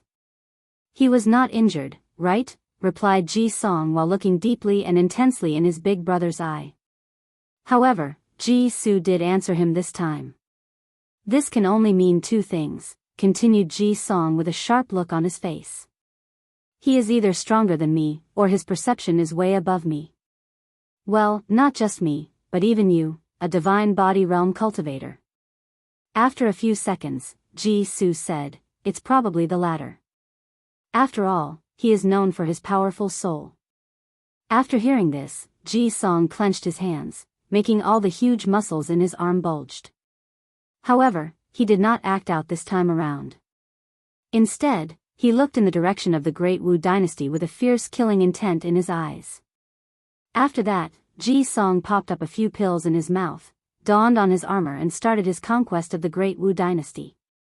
With a fierce momentum, he used his own overwhelming strength to conquer cities after cities of the Great Wu dynasty. Monarch Sun Wen started freaking out after hearing the constant news of his territory shrinking. As such, he quickly drafted all the military power of the noble clans in his dynasty. Unfortunately for him, the noble did not completely listen to him. Although they accepted being drafted into the war, they decided to drag the process as slowly as possible, thus hindering Sun Wen. An act which made His Majesty Sun Wen quite angry. For once in his life, he realized that his younger brother was right. These nobles are a bunch of cunning foxes. Without placing the fear of heaven deep in their bones and soul, they will start acting presumptuous. As such, he mobilized his own power and arrested all these nobles, then took over their military power by force. Unfortunately for him, this act was soon proven to be useless. The army refused to listen to his order. They claimed that they are only loyal to the nobles and the true royal family. It was then that Sun Wen realized that he had made a grave error. When he first came to this world, he used the promise of taking the royal family of the Great Wei dynasty back to their world in exchange for them to hand over their dynasty. A trade that the former royal family happily accepted. Sun Wen then happily thought that he had made a wise move, as this allowed him to be the first of all the heaven chosen to create his own dynasty. However, his so-called dynasty was in fact created on thin air. The event with the nobles proved to him that the foundation of the dynasty he created was actually very shallow. Over the years, Sun Wen has tried many ways to take both the political and military power of the dynasty from the royal family and the noble clans. And he believed that he had succeeded. According to his original plan, after taking over all the power of the Great Wu dynasty, he would use the people of the Death Order Palace to take out the two most powerful heaven chosen of this trial, Wang Wei and Ji Song. Then, he would sweep over the world with his powerful army and slowly weed out the other participants. However, his plan was nothing but him dreaming. Everything was merely his illusion. Not to mention that his assassination plan failed. All the power he thought he had was just an appearance, it was a show to blind his eyes. All this time, all the power of the dynasty was still held in the hands of the nobles and maybe even the royal family. All these times, Sun Wen thought he was quite clever and cunning when dealing with these nobles, that he was a master tactician playing chess with the whole kingdom. However, it turned out that he was the one being played with by these nobles.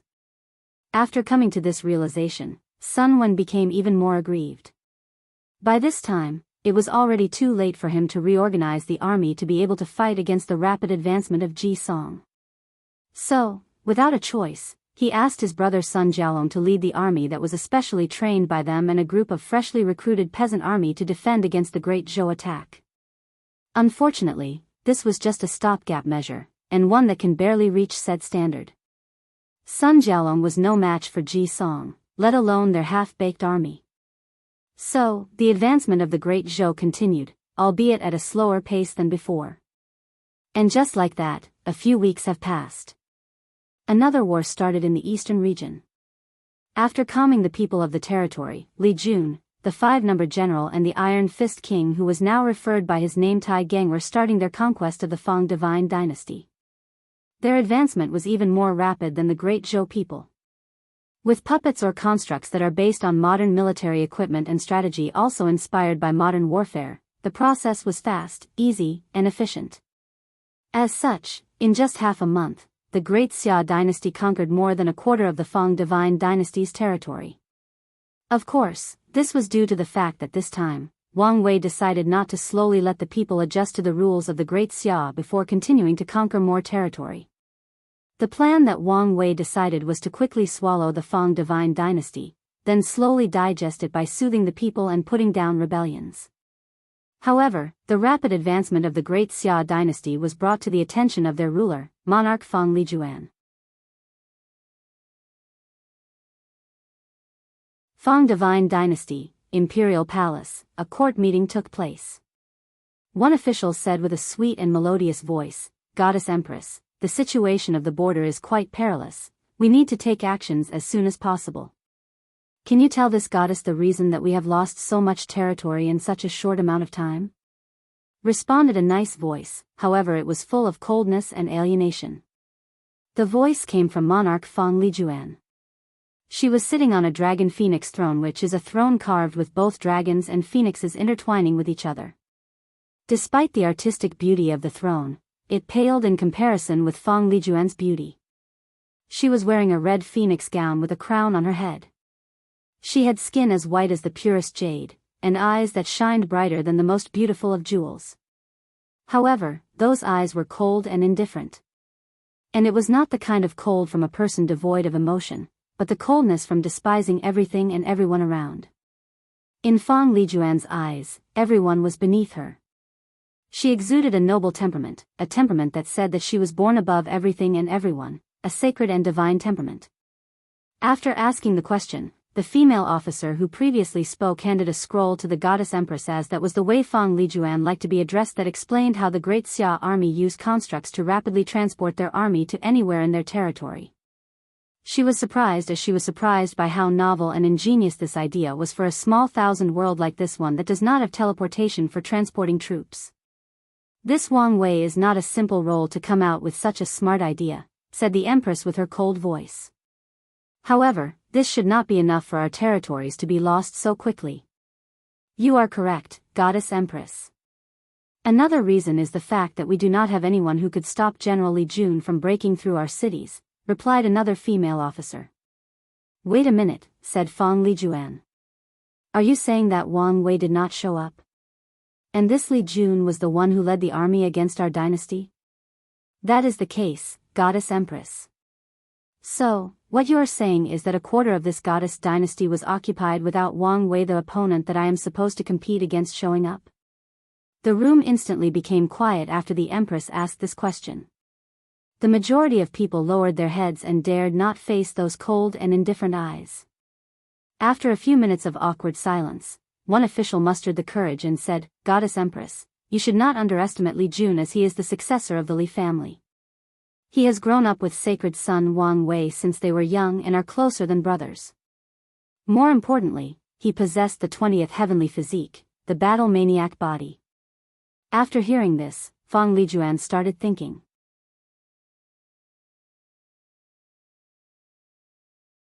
She knew that anyone who possessed a special physique was not simple, as their talents were on par if not greater than their divine clan's member with pure bloodlines. However, she was still not happy about this.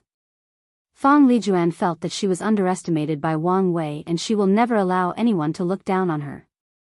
She is the only one who looks down on people. After thinking about this, Fang Lijuan gazed at all her officials. The majority of them were women, with a few men here and there. She smiled coldly and said, "This goddess will head to the border personally and see what is so special about this battle maniac Bodis owner."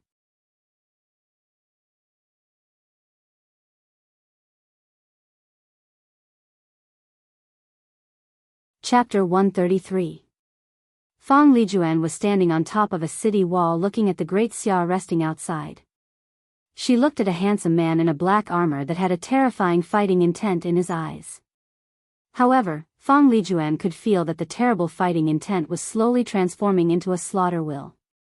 Her cold eyes scanned the black armored general up and down and asked, "Is that him? The owner of the battle maniac physique?" She asked one of her personal maids. "Yes, Goddess Empress, that's young Master Li Jun." As long as you are able to defeat or stop him, our people can take care of his other subordinate. Fang Lijuan nodded her head, then jumped off the more than 300 meters city, landing lightly like a feather falling from high ground. Afterwards, with just a few steps, she traveled a few hundred meters, arriving not far away from the great Xia army. When she arrived in front of the army, she saw Li Jun standing there with his spear on his shoulder waiting for her. She was not that surprised. If this battle maniac body could not even keep up with her speed, then she would expect this fight to go as quickly as possible. Li Jun was surprised by how beautiful Empress Fang actually was. Although he had seen an image of her, it was nothing compared to the real deal. After all, an image could not capture her noble and divine temperament. However, Li Jun will not take her lightly as an opponent. Although he loves beautiful women, he still knows when to control himself. This goddess has been very upset with what you have done to my dynasty. So, show this goddess how capable you are. Li Jun just smiled and did not say anything. He activated his origin chi, turning his spear deep red, then he rushed towards Fang Lijuan and pierced her throat. Li Jun did not show mercy, nor did he hold back his strength. He knew that Fang Lijuan was a true heaven chosen just like him and he needed to do his best in order to have a chance to win this battle. Fang Lijuan in the order hand did not flinch by this attack. She gently waved her delicate hand, then a white crystal wall appeared in front of her. Li Jun's spear hit the crystal wall, however the wall was not immediately destroyed, but cracks appeared on it. After a few seconds, the crystal wall burst into countless pieces. However, the pieces did not randomly scatter all over, but floated in the air, turned into countless sharp sticks and flew towards Li Jun under the control of Fang Lijuan. Li Jun frowned as he looked at all the numerous crystal shards covering the sky. He moved his spear in a circular motion to block the attack.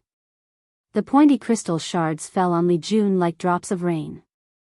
With the rapid spinning of his spear, he managed to block the majority of shards, but a few bypassed his defenses and penetrated both his armor and his skin.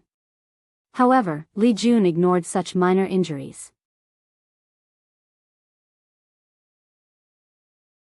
As soon as he finished defending from the shards, he immediately waved his swords, creating a massive slash that traveled towards Fang Lijuan. The goddess empress waved her hand again and another white crystal appeared in front of her blocking the slash attack. However, immediately she noticed something was wrong. Li Jun had disappeared from his position. Suddenly, Fang Lijuan felt a sense of danger from behind her and turned around. Her pupils immediately dilated as she saw Li Jun's red spear approaching her throat. With the slightest hesitation, she raised her arms which also instantly turned crystal white like an armor was encasing them to block the attack. Most of the attack was blocked, however, Fang Lijuan's skin was also pierced, thus injuring her. Furthermore, the force of the clash pushed her a few meters away from Li Jun. Fang Lijuan looked at her bleeding skin and frowned, then she looked at Li Jun and said, "I cannot believe that you actually injured this goddess' divine body. If you do not wish to be injured, do not participate in battle. With your background, it is quite easy for you to spend the rest of your life living a wealthy and luxurious life." "You are right," responded Fang Lijuan with a cold and cruel smile. "Alright, let's stop with the warm-up." After saying this, her eyes suddenly turned completely white, the divine temperament of hers increased. Everyone who looks at her will have the urge or desire to kneel down and worship her. Afterward, a crystal armor encased her entire body, leaving only her eyes that can be seen. However, even her eyes started to shine like crystals. One thing that was different about the crystal that formed the armor was the fact that it was blue instead of white. The blue crystal armor resembled the most beautiful piece of art. It was as if gods themselves took their time to carve it. Li Jun looked serious when he saw this. He knew that Fang Lijuan had just activated the power of bloodline, meaning that she was taking this fight seriously. As such, he prepared to take things more seriously as well. However, before fighting, he said, "It's fine to fight seriously, but it is better to move the battlefield somewhere else." After hearing this, Fang Lijuan looked around and noticed how their short confrontation had destroyed the terrain around here. There were crystals scattered everywhere, and the wall she previously was still there. More importantly, the soldiers of the Great Xia had to run far away in order not to be killed by the aftermath of their battle. Fang Lijuan understood Li Jun's concern for his soldiers, so she agreed to move the battle to the forest nearby. Of course, it was not because of the goodness of her heart that Fang Lijuan agreed. She knew that if she insisted on fighting in order to injure the Great Xia soldiers, Li Jun could just run in the direction of her own army to kill them. At that time, Fang Lijuan will have to decide whether to stop him or continue to kill these soldiers. And as prideful as Fang Lijuan was, she refused to use such underhanded methods. As such, she just agreed to move the fight to another location. After the agreement, the two of them traveled to a forest not far from the city to continue their battle. Li Jun was the first to attack as he thrust his spear, then a more than 100-meter spear manifested from him and rushed towards Fang Lijuan, who was not to be outdone. She waved her hand and a gigantic blue crystal sword also manifested it and clashed with the oncoming spear. The two attacks cancelled each other out, but the two of them did not stop afterwards. They rushed towards each other and clashed head-on. Li Jun swung his spear, while Fang Lijuan took out a sword from her space ring as a weapon. After coating the sword with her blue crystal, she directly clashed with Li Jun's spear. Boom! Boom! Boom! The clash of these two made the air tremble and the ground quaked. The shockwave of their clash blew away all the trees in a more than 500 meters radius, killing all the animals living nearby. Clouds of dust could be seen in the path they traveled through, along with many broken trees. However, none of these two people care about this kind of thing. Li Jun did not take any advantage during the clash against Fang Lijuan. However, he kept scanning and observing her moves in order to find a flaw. Unfortunately, there was none. So, he decided to make one himself. He clashed with Fang Lijuan's sword again, but this time, he suddenly increased the amount of origin chi used to slightly move her swords out of trajectory. This move created a short pause in Fang Lijuan's action. However, this short pause was all that Li Jun needed. So, without hesitation, he swung his spear and hit her on her stomach, thus throwing her flying away. Bang! Fang Lijuan flew away and hit countless trees in the process, thus destroying anything on her way. Then, she landed straight into a river that was a few hundred meters from their fighting place. Despite successfully landing a powerful hit, Li Jun was not happy as he could feel that the crystal armor defended most if not all of his attack. And he was right. A few seconds later, Fang Lijuan rose up from the bottom of the river with a few cracks on her crystal armor. However, there was not even a scratch on her body. Her crystal eyes looked in the direction of Li Jun and rushed towards him without any pause. The battle had just begun and it was not clear yet who would be the final winner.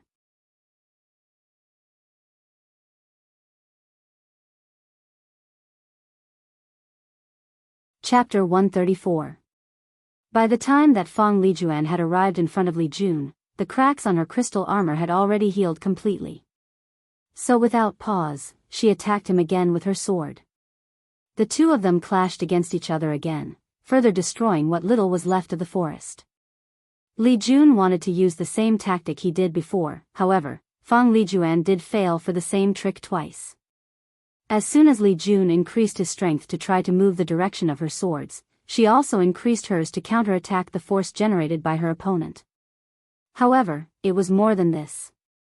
Fang Lijuan anticipated Li Jun's attack, so when he tried to use the same attack again, something unexpected happened. Countless crystal spikes suddenly appeared from Fang Lijuan's armor and headed straight towards Li Jun, who tried to react in time by the sudden change of event. He instantly activated all his 365 veins and controlled the spiritual chi of heaven and earth to create a barrier around him. Unfortunately, his reaction speed was still too slow. Numerous crystal spikes still managed to break through his barrier and armor to pierce his body. Li Jun vomited a mouthful of blood and he started to breathe with difficulty. One of his lungs has been pierced. Any injury to the internal organs are considered dangerous in this cultivating realm, so Li Jun wanted to remove the crystal spike in his body. However, Fang Lijuan did not give him the opportunity. She rushed towards him with her swords to finish the job she started. However, Li Jun was also prepared this time. Without hesitation, he waved his spear in the ground with tremendous force. Boom! The ground exploded, then a cloud of dust appeared between the two of them. This cloud of dust managed to hinder the sight of Fang Lijuan, providing Li Jun with enough time to move more than a few hundred meters away from her. An act which made Fang Lijuan quite unhappy. If she was in the supernatural realm and had a divine sense, this kind of low-level tactic would not have worked. Meanwhile, Li Jun had already removed the spikes from his body. However, his lungs were still bleeding, so he mobilized his origin chi to stop the bleeding. Unfortunately, the process did not go as smoothly as he expected. He discovered that his lungs have started crystallizing, and his origin chi can only slow down the process. Li Jun knew that if given enough time, he could heal himself properly and stop the crystal from spreading throughout his internal organs. However, now, he was in the middle of battle, so he can only slow down the process in order to continue fighting. After doing this, Li Jun looked at Fang Lijuan with a sharp intent in his eyes, then he rushed towards her without pause and pierced her. This time he instantly used his created technique, Blood Rebellion.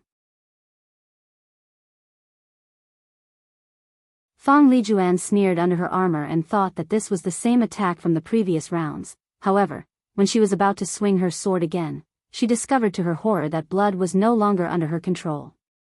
She tried as much as possible to control them, however, her blood started reversing the trajectory they usually travel and returned to her heart, then exploded.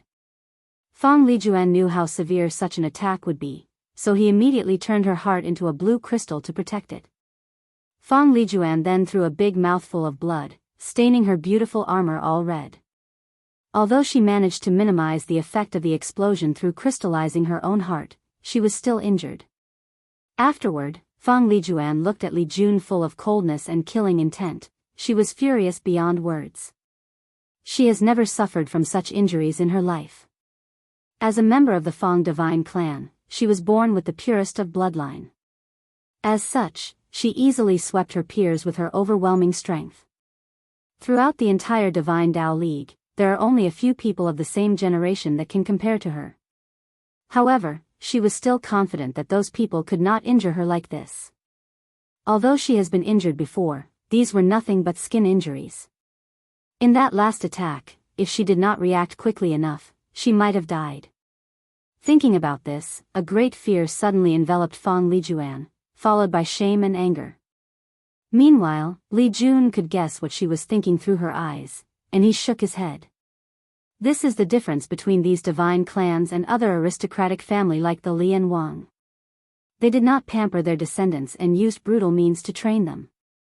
Li Jun does not know how many real-life battles that he and Wang Wei faced in the battle tower.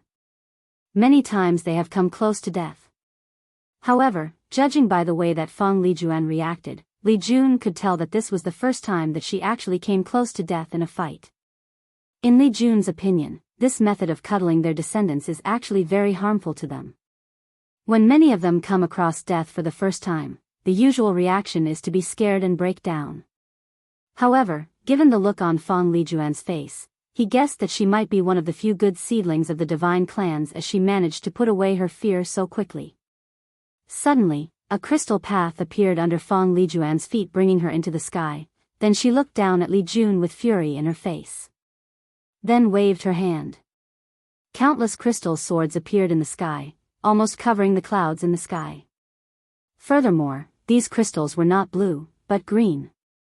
Li Jun looked at Fang Lijuan standing in the air with a spiral crystal path holding her up and said, "This is not fair. You know that divine altar realm cultivators cannot fly, especially in this small thousand world with low spiritual chi."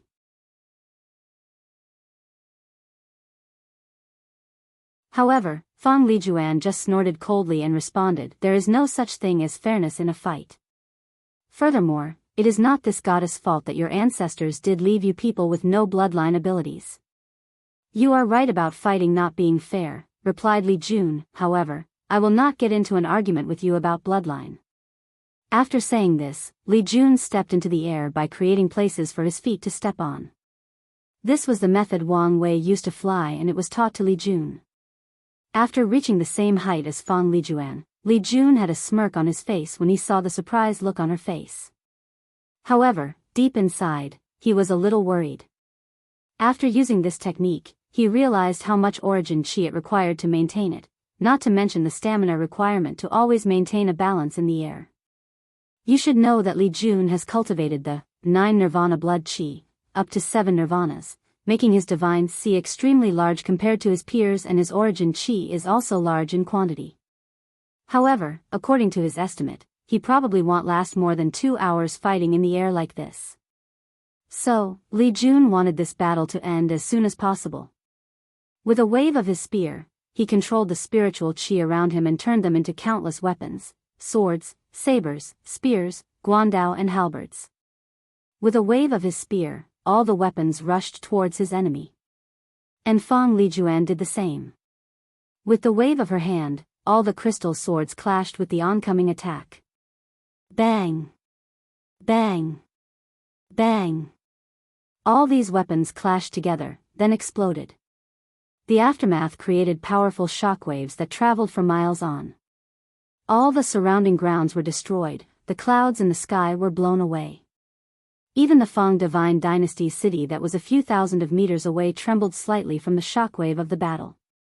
And the two armies that were still in the midst of battle stopped for a few moments and looked in the direction of the fight.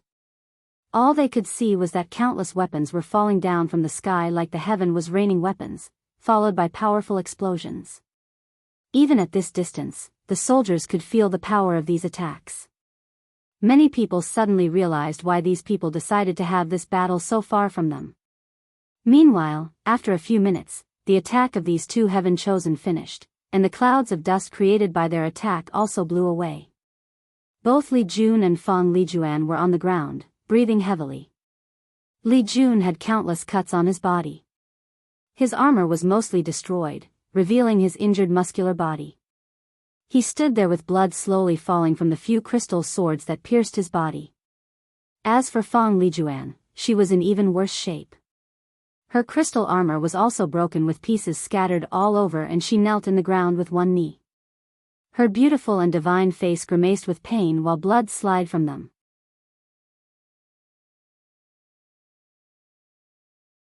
She had different kinds of injuries all over her body. Some were sword slash, saber cut, or spears pierce. However, this was not the reason that she was so heavily injured. During the attack, she realized that all the attacks that hit her contained a powerful will that bypassed the defense of her armor and destroyed her inside.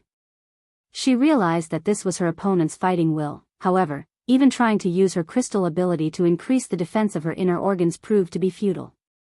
The fighting seemed to completely ignore her crystal and just proceeded to destroy the crystals themselves. Fang Lijuan raised her head and looked in the direction of Li Jun. Her eyes had a terrible killing intent in them. Li Jun suddenly felt something was wrong, however, he was too late to react. Fang Lijuan bit the top of her tongue and screamed, "Crystal World." Immediately afterwards, the entire environment around her in 1,000 meters radius turned into crystals. Whether it was the ground, trees, animals, river, and dust. Even the spiritual chi of heaven and earth started crystallizing. This also included Li Jun, who was not too far from her.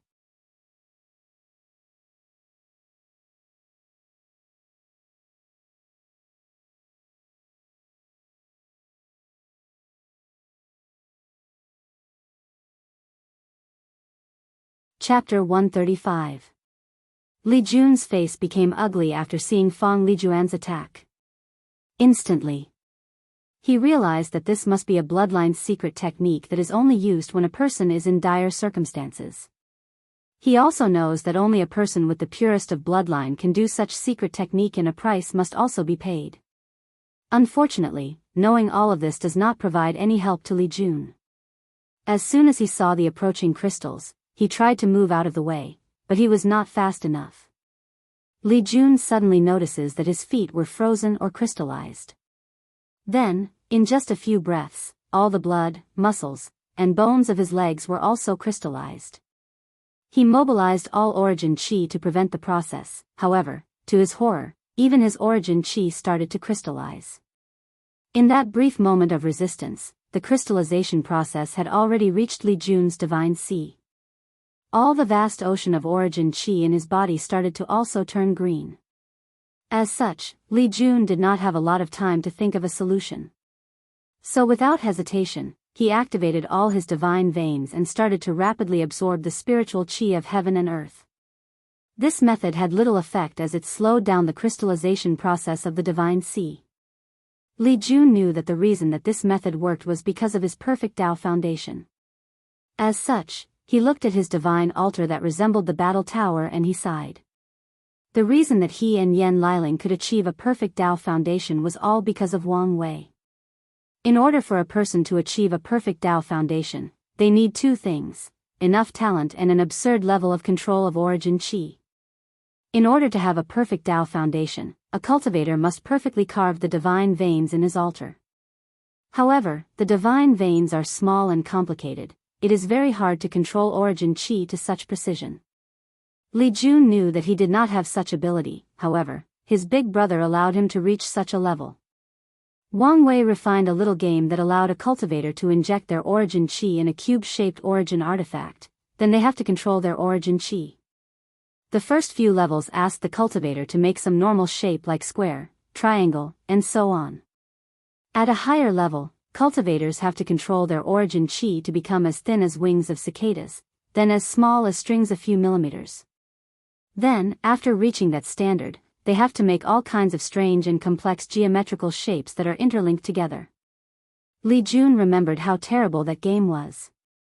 Every time he failed to reach the standard of control required by the game, the words, "You are a big loser," would appear on the screen, then a powerful lightning thunder would zap him.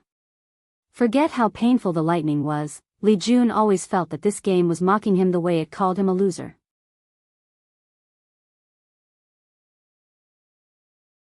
Although Li Jun knew that the game was designed or programmed to act like that, however, he always felt that somehow that game had gained some level of sentience and was mocking him personally.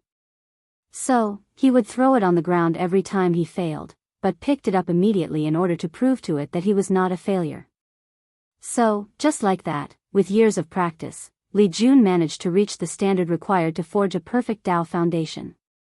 Despite what Li Jun felt regarding that game, he still knew how precious it actually was. This was essentially a game that taught people how to have a perfect foundation.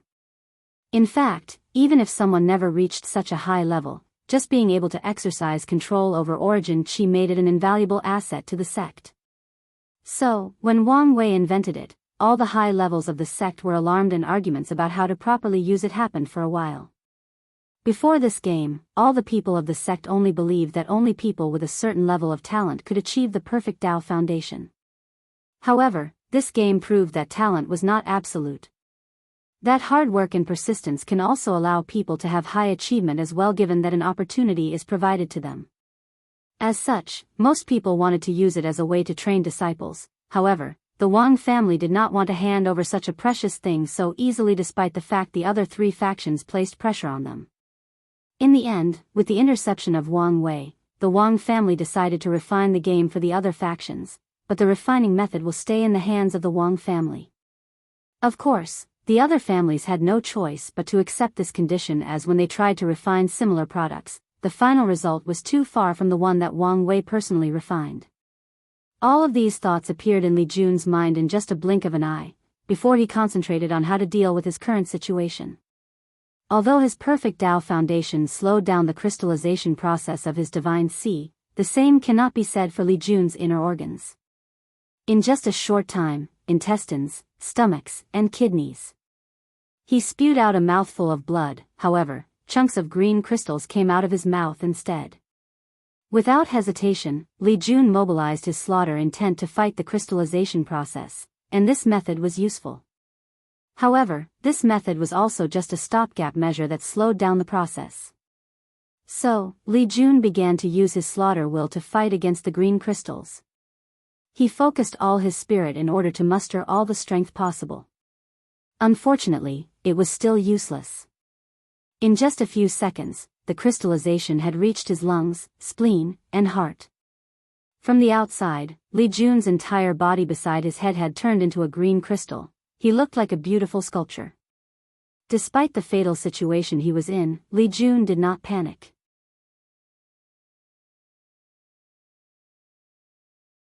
Instead, his mind started to move quickly in order to find a solution. Suddenly, he moved his rigid head to look in a certain direction. At a distance of a few thousand meters, Li Jun saw the army of Great Xia battling the army of the Fang divine dynasty. Then, an idea came to his mind. He opened his mouth and made a swallowing motion. Suddenly, countless red lights from the army heading towards Li Jun. These red lights came from both the Great Xia soldiers and the Fang divine people. Meanwhile, Fang Lijuan, who was sitting on the floor on her knees, removed the smug smile she had on her pale face after seeing these red lights. Her intuition told her that something bad was going to happen and she should stop it. So, she tried to stand up, but she did not have the strength. She tried to mobilize her origin chi, but her divine chi was empty. She sighed as she realized that she became as weak as a mortal after using the secret method of her bloodline. So, she instead took out a pill from her space ring and placed it on her mouth, hoping to heal as soon as possible before her opponent accomplished whatever he was doing. Meanwhile, after a few seconds, all the lights from the battlefield had arrived in front of Li Jun. These red lights were actually the slaughter chi that all the soldiers accumulated through countless killing during war. Li Jun controlled all these slaughter chi and fused them into his own slaughter intent. All the red lights entered Li Jun's body, turning his eyes a deep and scary red. Suddenly, Li Jun felt the urge to kill anything and anyone in his sight. He began to have visions of all the people these soldiers had killed, whether it was man, women, or children. Li Jun guessed the memories of killing women and children belonged to the people of the Fang divine dynasty, as the Great Xia soldiers have strict military rules not to kill unarmed and weak civilians. Li Jun bit the tip of his tongue in order to regain his clarity, then used his strong willpower that was cultivated during the pagoda trials to gain control of all the slaughter chi. After succeeding in fusing these slaughter chi with his spirit, a giant face appeared behind Li Jun. The giant face was wearing a mask with 3 sides on it, each side had another face on them. Although the giant face had a mask on, its eyes actually resemble Li Jun's to an unnatural uncanniness. Then, the frontal face on the mask opened its mouth and roared, following which, a powerful will suddenly entered Li Jun's body, forcefully destroying the crystallization process that took place. In just a few seconds, all the green crystals in Li Jun's body in both the inside and the outside were instantly destroyed. L. Jun started coughing afterwards. A few green crystals were spewed out of his mouth, followed by red blood. He took a deep breath before looking at the 3-face masked image behind him with a happy smile on his face.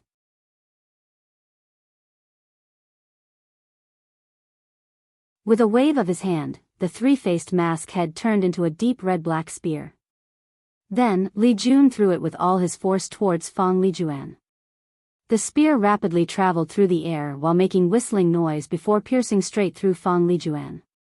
Luckily for her, right before being impaled, she took out a talisman from her space ring that provided her with some protection. However, she was still thrown away by the sheer strength of the spear. Meanwhile, Li Jun watched as his spear, slaughter spear, carried Fang Lijuan away, flying until she was out of sight. Li Jun then spewed another mouthful of blood and pieces of internal organs. After seeing this, he immediately sat cross-legged on the ground and threw a bunch of pills in his mouth.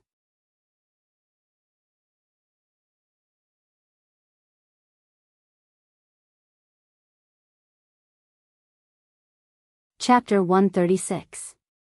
While Li Jun was slowly healing the injuries he suffered from this battle, far away from him, on top of a mountain, stood a person that was observing the battle from a far distance. This person was a handsome young man with gray hair and eyes. He had a relaxed and easygoing temperament, a temperament that says that this person was capable of doing anything he wanted, and nothing between heaven and earth can stop him from doing so. This person was of course Wang Wei, and the reason he was there was to make sure that nothing happened to his brother Li Jun. Wang Wei could guess how powerful people with bloodlines can be in the early stage of cultivation. Depending on how pure their bloodlines are, their advantage can be ever more exaggerated than people with special physique. During the battle, Wang Wei was worried about Li Jun, especially after Fang Lijuan's last attack.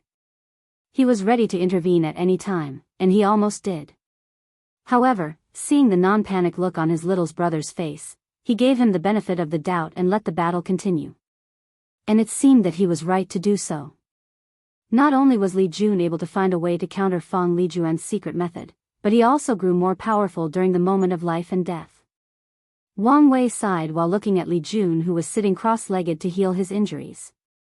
He knew that as his main general, Li Jun will be responsible for cleaning up many obstacles for him during his emperor path. And in doing so, Li Jun will also face many powerful enemies. As such, he cannot always protect him. However, Wang Wei can still try to ensure his survival no matter the circumstances. After thinking about this, Wang Wei flew into the sky and left unnoticed by anyone or anything.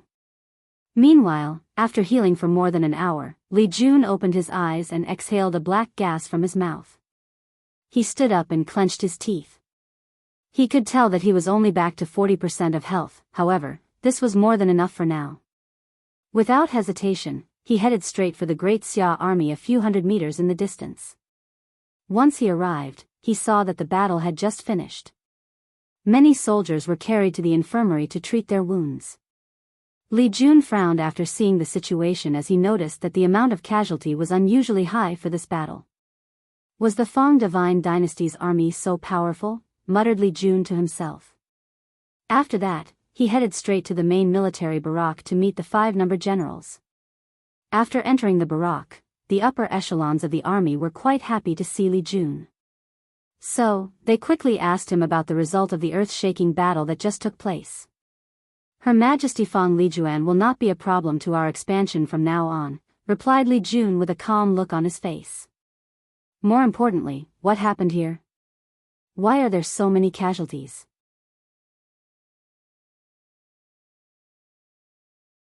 General One sighed after hearing this before answering. After Grand Commandant left, the winning balance was tilted towards our army as we 5 and General Tai Gang held back the powerful cultivators from the Fang Divine Dynasty.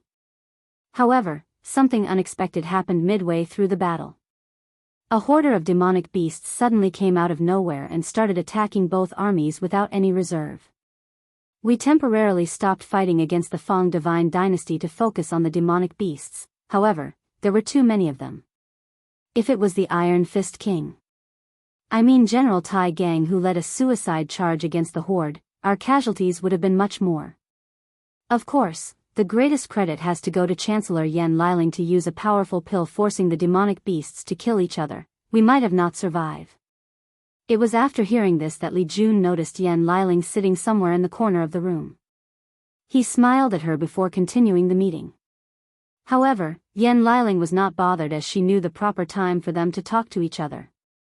Li Jun held his chin while pondering, then he asked, wasn't there a report a few months ago of demonic beasts acting up all over the Great Xia's territory? Yes, Grand Commandant, replied General Tu. After investigation, the reason was not discovered. However, the Fate's Shadow Guards believe that a new ruler among the demonic beasts might have been born, and it is currently fighting for supremacy with the old ruler. Could it be the people of the herd-raising valley?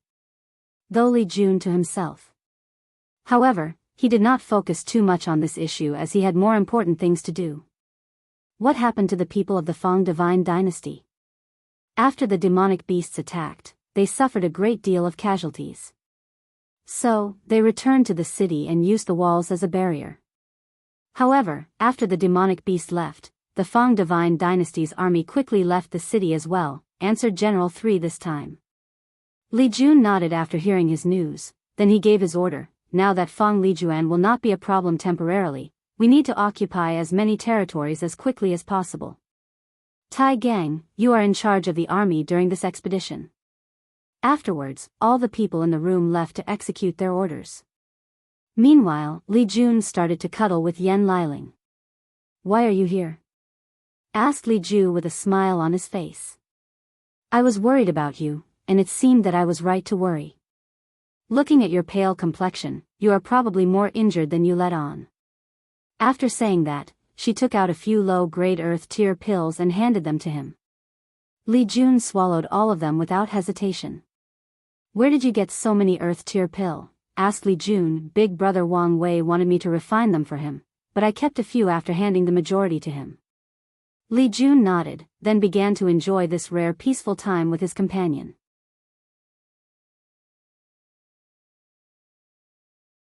After spending months amidst war and slaughter, Li Jun enjoyed those rare moments of tranquility. "Aren't you worried?" suddenly asked Yan Liling. "Worried about what?" "Worry that Tai Gang will replace you as Big Brother Wang Wei's right-hand man. After all, he seemed very popular in the army." Li Jun was surprised by the question, then he shook his head with a smile. "Not to mention the bond that me and Big Brother Wang Wei shared, I still believe in myself. No matter the time, place, or circumstances, I will be strong enough to suppress Tai Gang." Furthermore, way before Big Brother Wang Wei decided to select a few more generals under him, he talked to me about it beforehand. He even promised me that I can also directly tell him if I did not like a candidate he chose. After saying this, Li Jun looked in a certain direction. This was the direction of the mountain where Wang Wei observed the battle. Although Li Jun did not see anything, he could feel someone watching over him in that direction. This feeling was not the extreme perception that cultivators had that allowed them to notice it when someone observed them for too long. It was like he had a mysterious or unknown connection to whoever was standing there. It was then that Li Jun realized that his big brother was watching over him during this battle. This was one of the reasons that Li Jun did not panic during the moment of life and death in that battle. For one, he believed in himself to get out of this situation. On the other hand, he also believed that if the worst were to happen and he failed, his big brother would show up and rescue him.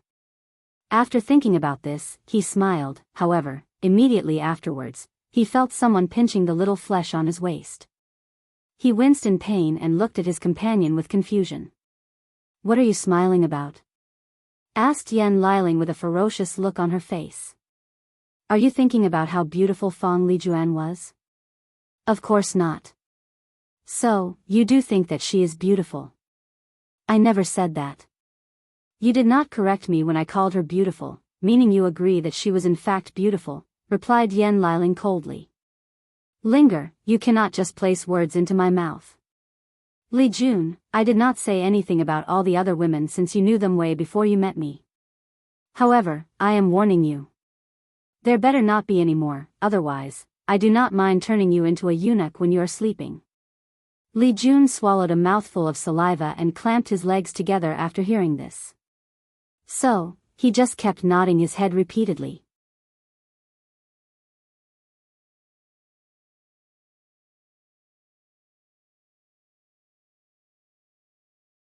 Chapter 137.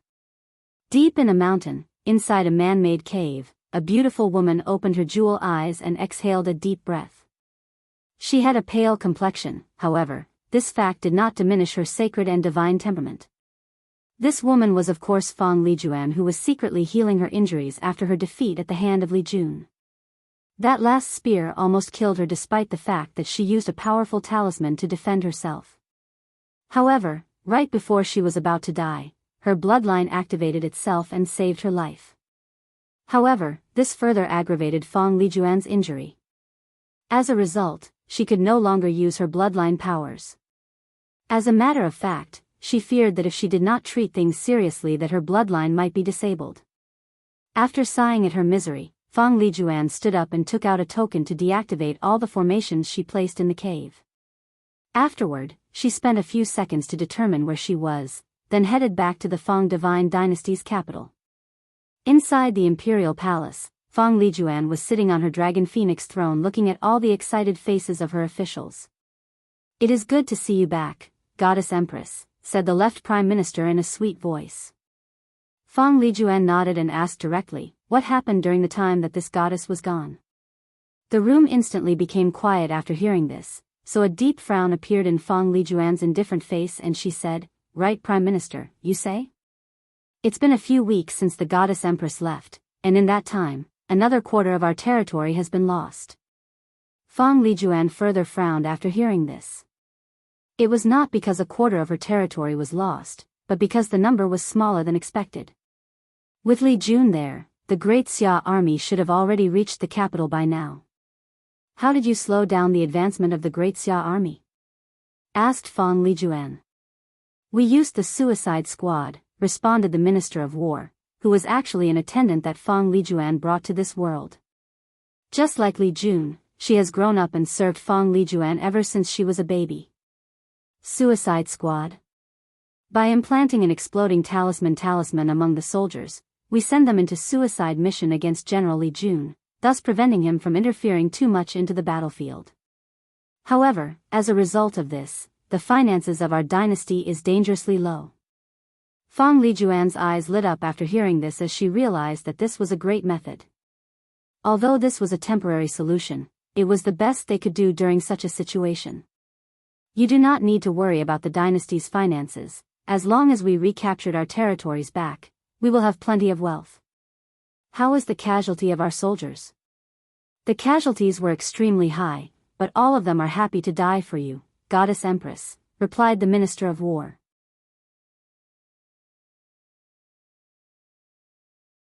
Fang Lijuan nodded, then started discussing the affairs of the dynasty before dismissing all the officials. Afterwards, she took out her conferred god list and imperial seal and connected to the dynasty's Qi luck. Fang Lijuan observed how the Qi dragon of the dynasty was crawling and resting while licking the wounds all over its body. After closer observation, she also noticed how the dragon was on the verge of turning back to a flood dragon. Fang Lijuan sighed after seeing this, then a firm look appeared on her face. She headed to a secret room of the palace and activated a formation. Immediately afterwards, a handsome man holding a wine jar appeared in front of her. The young man had listless eyes, and he gave the feeling that he has not slept for countless years. And yet, he still remained extremely handsome. "Oh, Wana my love, why have you called me at this time of day?" asked the handsome man with a smile on his face. "Huang Min, do not call this goddess Wana as we are not that close," responded Fang Lijuan with a look of disgust on her face. "Well, technically speaking, you are my fiancé. This was the decision of our divine clans, the goddess never accepted such an engagement." "Huh, that's fair. So, for what reason have you called me?" asked Huang Min after taking a sip from his jar. "I'm calling you to form an alliance together," responded Fang Lijuan after taking a deep breath. "HMMH, I have heard of your defeat at the hands of the bloodline-less successor of the Li family. Is that true? Are you trying to mock this goddess?" "Of course not, my love. I'm merely trying to ascertain the reason for your change of mind regarding our dynasty's alliance. Just answer yes or no," replied Fang Lijuan with gritted teeth. "I have no problem with forming an alliance, however, regarding our engagement," Fang Lijuan sneered after hearing and answered decisively, "You're dreaming if you think you can use this situation to force this goddess to agree to our engagement.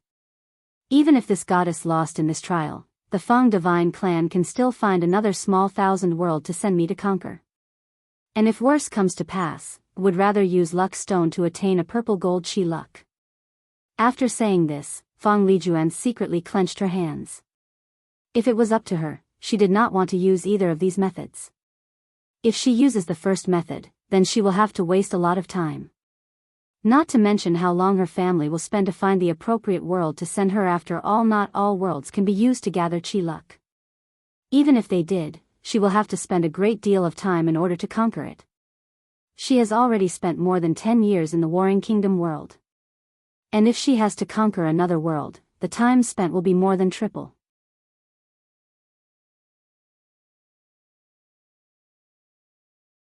Of course 30 years is nothing to a cultivator like her who is in the divine altar realm and has more than a 1,000 years of lifespan, not to mention the extra lifespans that her bloodline offers her.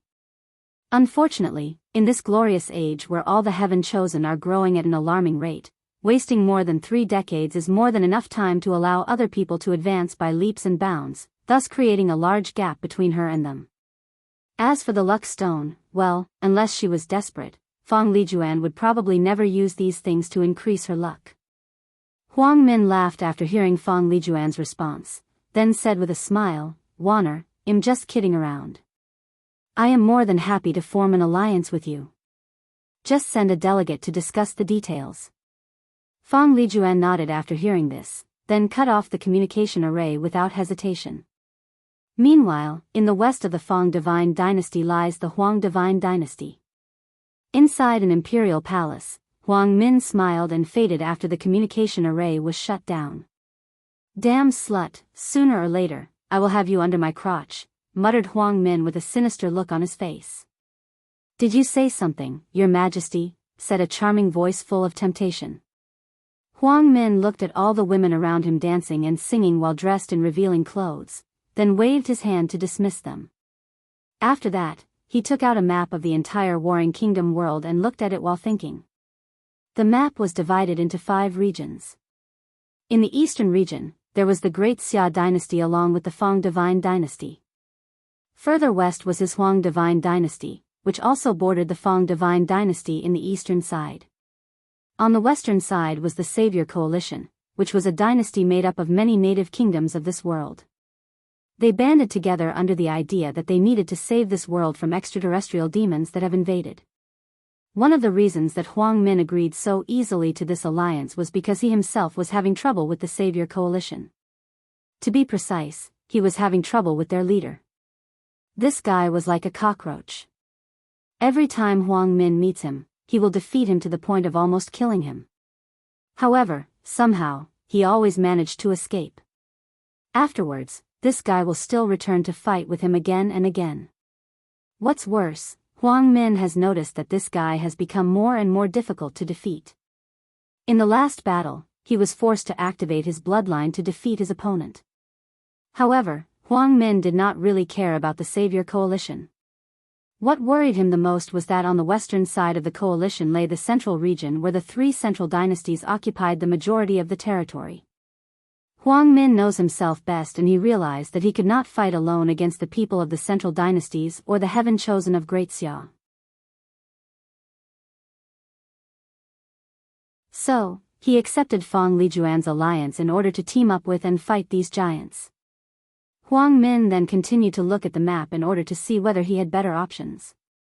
In the northern region, there is a vast frozen piece of land. However, due to the terrible temperature, few people or things can actually survive there. In the southern region, there was a vast forest where the majority of demonic beasts lived. This place was no place for humans to live as it was designated as the demonic beast territory. In the western region was a vast desert. Although this place had many desert kingdoms or dynasties, there was little to no resources there. As a matter of fact, the living conditions there were probably worse than even the frozen north. As a result, the majority of cultivators there are extremely weak. As far Huang Min was aware, there probably was no heaven chosen who picked the western region as their starting point. After thinking about this, Huang Min sighed and put away the map, then continued drinking while pondering about the future. Meanwhile, in a city located in the Great Xia territory, a man had just finished drinking and was walking home. His head was spinning, resulting in him wobbling while walking. However, the man still fumbled his way home. Suddenly, a gray light flashed from his eyes and he fell into the ground. By the time he woke up, he had a terrible headache, so muttered, "Did I drink that much last night?" However, the man soon noticed that he did not recognize where he was. So he looked around to discover to his horror that he was in a dimly lit room with many statues around. The man suddenly sobered up and looked around him while being on alert for any sudden movement. After noticing that nothing happened, he became bold and started observing these statues. He realized that they were not statues, but more like puppets. The man had come into contact with cultivators' puppets before, so he recognized them. He also realized that these puppets may be dangerous, so he decided to immediately leave here as soon as possible. However, he suddenly smelled a very enchanting smell in the air and looked in the direction that the smell came from, and it was in the opposite direction of the exit.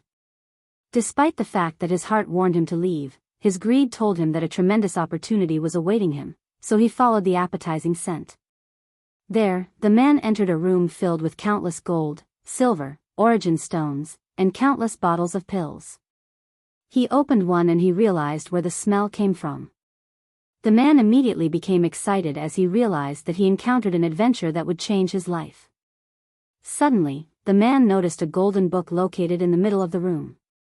Realizing that this book was probably the most important item in the room, he rushed towards it.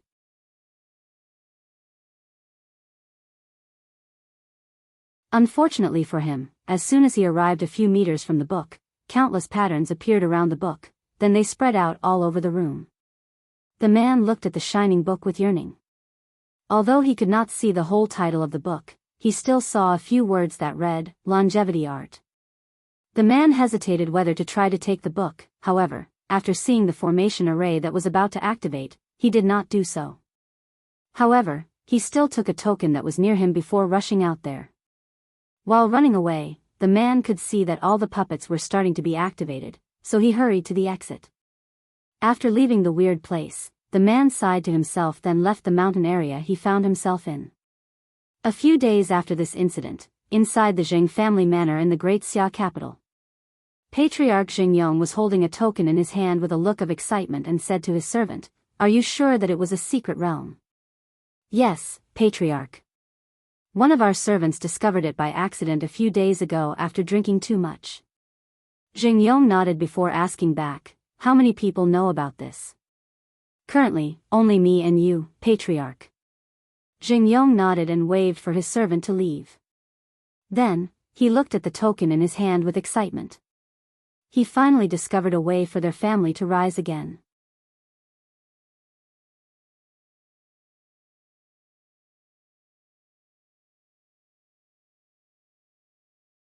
Chapter 138. Patriarch Xingyong was indeed in a good mood as he saw hope for the future of his clan. The past few years have been very stressful for him, and he spent most of his time thinking whether Wang Wei will send a troop of soldiers to kill all the people of his family. Xingyong gazed at the token in his hand with a smile on his face while thinking about his next move. In this world, there are two things related to space: space rings and secret realms. Space rings can be made by a few rare refiners through a spiritual material called heaven meteorite. Many cultivators have tried to use this material in order to create a teleportation array, but unfortunately, no one has succeeded. As for secret realm, who are also referred to as cave realm, are small dimensional spaces born naturally from heaven and earth full of spiritual qi. As a result of this, the secret realms are often a blessed place for cultivators. Xingyong knew how important secret realm can be to a family, as his Jing clan used to have a secret realm of their own. Unfortunately, after years of use, the secret realm was destroyed. Additionally, from the information he received, Xingyong guessed that this particular secret realm was probably an inheritance left by an ancient power. After pondering for a while, he contacted one of the loyal divine altar cultivators of the Jing family and sent him to check out the secret realm. Without alerting anyone, the divine altar cultivator secretly left the capital and headed in the mountain range where the secret realm was discovered. After using the token he was giving, he was teleported inside. However, as soon as he stepped inside, he was attacked by one of the puppets. The cultivator fought for a few hours before taking out the core of the puppet, thus rendering it immobile. Afterwards, the cultivator walked a few meters in the inner part of the secret realm when he smelled a very attractive smell. With his years of experience, he could tell that these pills were at least high-grade profound tier, and probably even reached the earth tier. Thinking about this, the cultivator wanted to rush to the place where the pills were located. However, he was ambushed by countless puppets. He spent so much effort just to disable one puppet, so he knew that he was no match for so many of them, so he left the secret realm to report to his patriarch. Xingyong furrowed his brow after hearing this, as he realized that the protection of the secret realm was more powerful than expected. However, this only proved that whatever was inside this secret realm was in fact more valuable than he expected. As such, Xingyong contacted the transcending mortality ancestor of their Jing family to go and check out the secret realm. The Jing family's ancestor was more than happy to do so, as she too understood the significance of such a secret realm to their clan.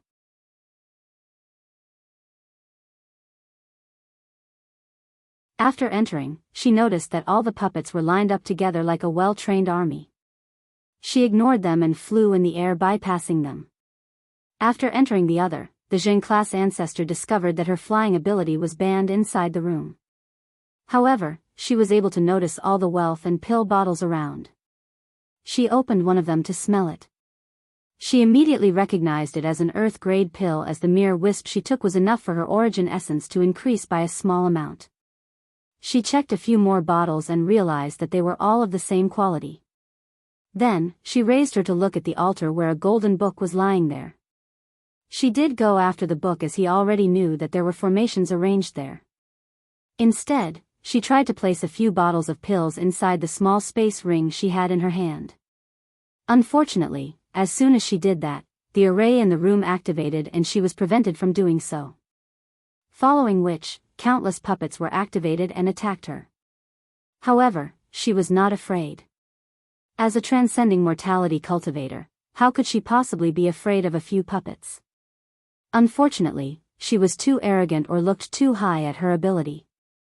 Although she was more powerful than one puppet, however, with all of them working together, she was not a match for them. Not to mention that these puppets have the ability to work together like they all had one mind. As a last result, the Jing family ancestor had no choice but to run away from the secret realm. Immediately afterwards, she secretly returned to the capital and told her encounter to Jing Yong, who had an ugly look on his face after hearing this. "Ancestor, if we use all the secret strength of the Jing family, could we capture the secret realm?" asked Jing Yong. Unfortunately, Patriarch Jing received a negative answer to his question. After pondering for a while, Jing Yong had a flash of determination in his eyes. Later, that night, in a secret room of the Jing manor full of anti-spying formation, a meeting took place. Before I say another word about the topic of our discussion tonight, I need you two to sign a soul contract that states that if any of you reveal the slightest bit of news about the topic we discussed tonight, all your direct and indirect bloodline descendants will suffer thunder retribution from heaven. Jing Yong, is there any need to be so cautious? Asked Patriarch Chang Lu. Old Zheng, what made you so serious? Asked Patriarch Leng Zan. Are you two going to sign it or not? Responded in a cold and indifferent voice. Seeing the reaction of Jing Yong, the two of them realized the severity of the situation, thus decided to sign after pondering for a while.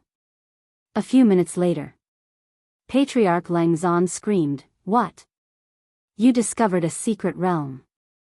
Don't yell out loud, you idiot," reprimanded Patriarch Chang Lu, an act which made Leng Zan look around with suspicion. Then, he took a deep breath in relief after realizing that only the three of them were in the room. Immediately afterwards, Leng Zan became excited at the prospect of their family. The past few years had been a nightmare for his Leng family. Most of the property was taken over by His Majesty Wang Wei. Their family had lost all the power they had in the previous kingdom. They were forced to obey the law and would be punished as long as they made even the slightest of mistakes. He has never been so aggrieved in his past 250 years of age.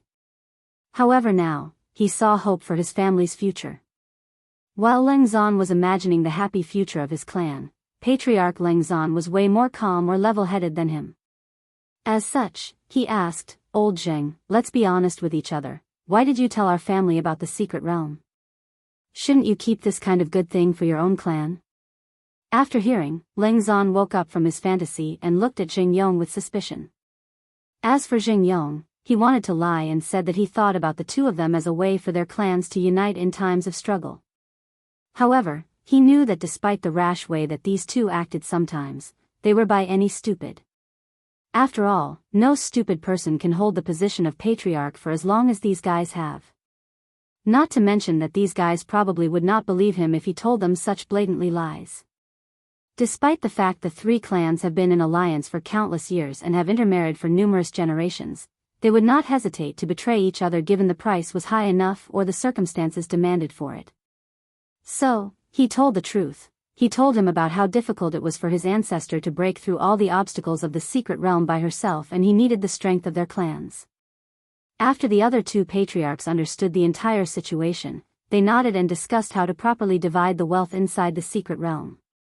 When it came to their benefits, all three of them forgot their friendships and turned into animals in the jungle going for their prey's jugular. The next day, after coming to an agreement that satisfied all three clans, each of the transcending realm ancestors met each other to discuss the proper plan to defeat all the puppets inside the secret realm. After making a concrete and reliable plan based on the information provided by the Zheng clan ancestor, all three of them entered together. Unfortunately for them, as soon as they entered the secret realm, something they did not anticipate happened to them.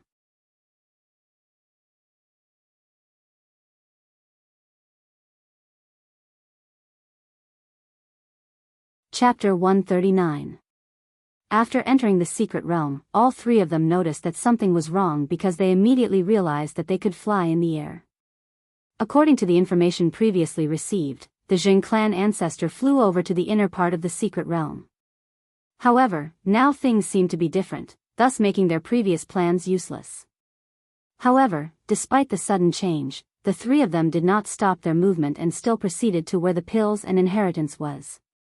However, as soon as these ancestors took a few more steps, countless puppets started attacking them, so they fought back with their immense strength. Unfortunately, the strength of these puppets were not to be underestimated. More importantly, there are too many of them. I thought you said that the first wave of puppets were quite easy to get through, asked the Leng clan ancestor. It's supposed to be. Previously, a divine altar realm cultivator managed to pass through this wave easily and reach the inner layer, responded the Jing clan ancestor. This can only mean one thing, said the Chang clan ancestor. After the last visit, all the formations of the secret realm were fully activated. The two nodded after hearing this. However, this did not change their current situation. Even with using all their powerful spells and attacks, they can only destroy a few puppets. What's even worse was the fact that after a puppet is destroyed, the remains will instantly vanish from the ground. Then after a few minutes, a brand new puppet will appear from the previous remains. The only way to prevent such a thing from happening is to destroy the core of the puppets. Unfortunately, these puppets seem to be designed with the ability to constantly move their cores around, making it very difficult to locate. Should we use our Dao flame? Asked one of the ancestors. However, no one answered him. If it was the past, all of them might agree to do so. However, they have learned from the extraterrestrial demons that using their Dao flame or good fortune flame is akin to ruining their future. As one of the highest realms of this world, these ancestors only care about two things: their family and pursuing higher realms. Unfortunately, they care more about their own strength than their clans. As such, they will not sacrifice their futures for their families. How about we use the strength of our family elites to slowly clear out these puppets? With more people, the process should be simpler, said the Jing clan ancestor. A suggestion that solicited the approval of all the others. Immediately afterwards, the three of them rushed out of the secret realm. The Jing clan ancestor flew towards the capital, while the other two flew in different directions. After secretly returning to the Jing clan manor, the Jing ancestor explained the entire situation to Patriarch Jingyong. Ancestor, is there really no other way? Asked Jingyong, however his ancestor just shook her head. But, it was already very difficult and risky to allow three of you to secretly enter the secret realm under the nose of His Majesty Wang Wei. So, how are we supposed to move so many of our elites? Especially when we already told His Majesty that we did not have any other secret strength hiding? The Jing clan ancestor sighed after hearing this and said, Patriarch, I'm afraid that you will have to wait until His Majesty leaves this world before our clans can enjoy the benefit of this secret realm. Jingyong's face became ugly after hearing this. Then, he started thinking about other possible solutions. However, he realized that all of them contained great risks and could end up with their clans being discovered by the royal family. As such, he also sighed and agreed with his ancestor. Just like that, more than a month passed by. Although Patriarch Jingyong agreed to take things slowly regarding the secret realm, he did not stop thinking about other ideas. Suddenly, his main servant rushed into his study room and said while breathing rapidly, Patriarch, terrible news. The news about the secret realm has been leaked. What? Exclaimed Jingyong. How is that possible?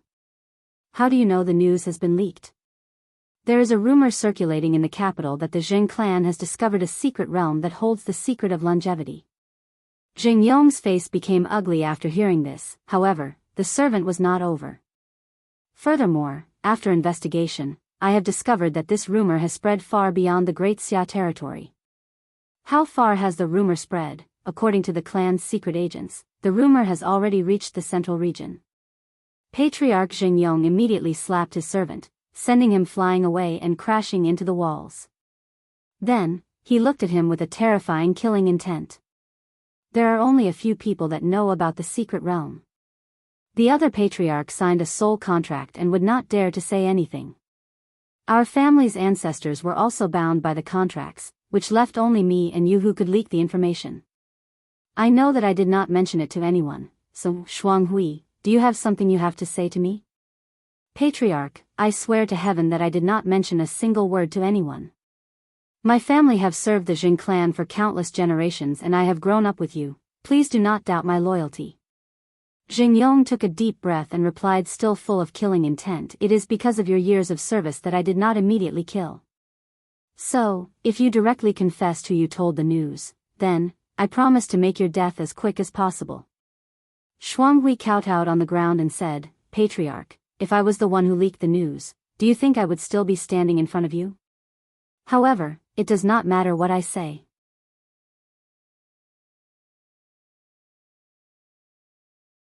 If killing me can prove my loyalty to the Jing clan, then I will gladly accept my death. Jing Yong took a deep breath after hearing this to calm down himself. He realized that his servant was right. If he leaked the information about the secret realm, he would have done it for a price. Thus, Shuanghui should have long run away with his reward after selling the news. Then, Jing Yong started thinking that maybe the leak came from the first person who discovered the secret realm. Maybe he told someone else before he was disposed of. Despite this, Jing Yong still regretted that he did not immediately kill his main servant after receiving the news a month ago. However, now, it was too late. To be precise, it was useless. Even if Jing Yong discovered where the leak came from, there is nothing he can do since the news had already spread so far and wide. Realizing this, Jing Yong's killing intent was gone. Then, he started thinking about countermeasures. Now that the information has been leaked, he needed to take precautions to ensure the safety of his clan. The best course of action is to run away from the great Xia capital since it was at the foot of the emperor and run away.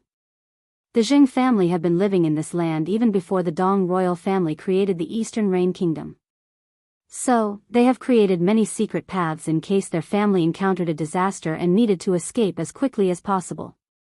Although in the past few years, the Fate's shadow guards have discovered a few of them, not all of them were found. As long as Jing Yong moved fast enough and took a few descendants from the main branch and secretly left, there will be hope for the Jing clan. Additionally, the token to enter the secret realm is still in Jing Yong's hands. As long as he can hide for long enough for all these extraterrestrial demons to finish their trial and leave this world, his Jing clan can still rise again. As for what would happen to the other clan members that are left behind, Jing Yong figured that some people might capture them in order to track the groups that escape. However, the most likely scenario is that most of them will be killed. Although Jing Yong was sad about this outcome, he knew that necessary sacrifice is required to survive the current ordeal. After making a plan, Jing Yong decided to execute this as soon as possible. Unfortunately, before he even had time to give his order, another servant rushed into his study. Patriarch, there is a eunuch outside with an edict summoning you to the palace. And the royal guards have surrounded our manor, preventing anyone from entering and leaving beside you. Jing Yong's face became ugly as he realized that he was too late to react. After sighing, he rearranged his clothes to look more presentable before heading outside to receive the edict.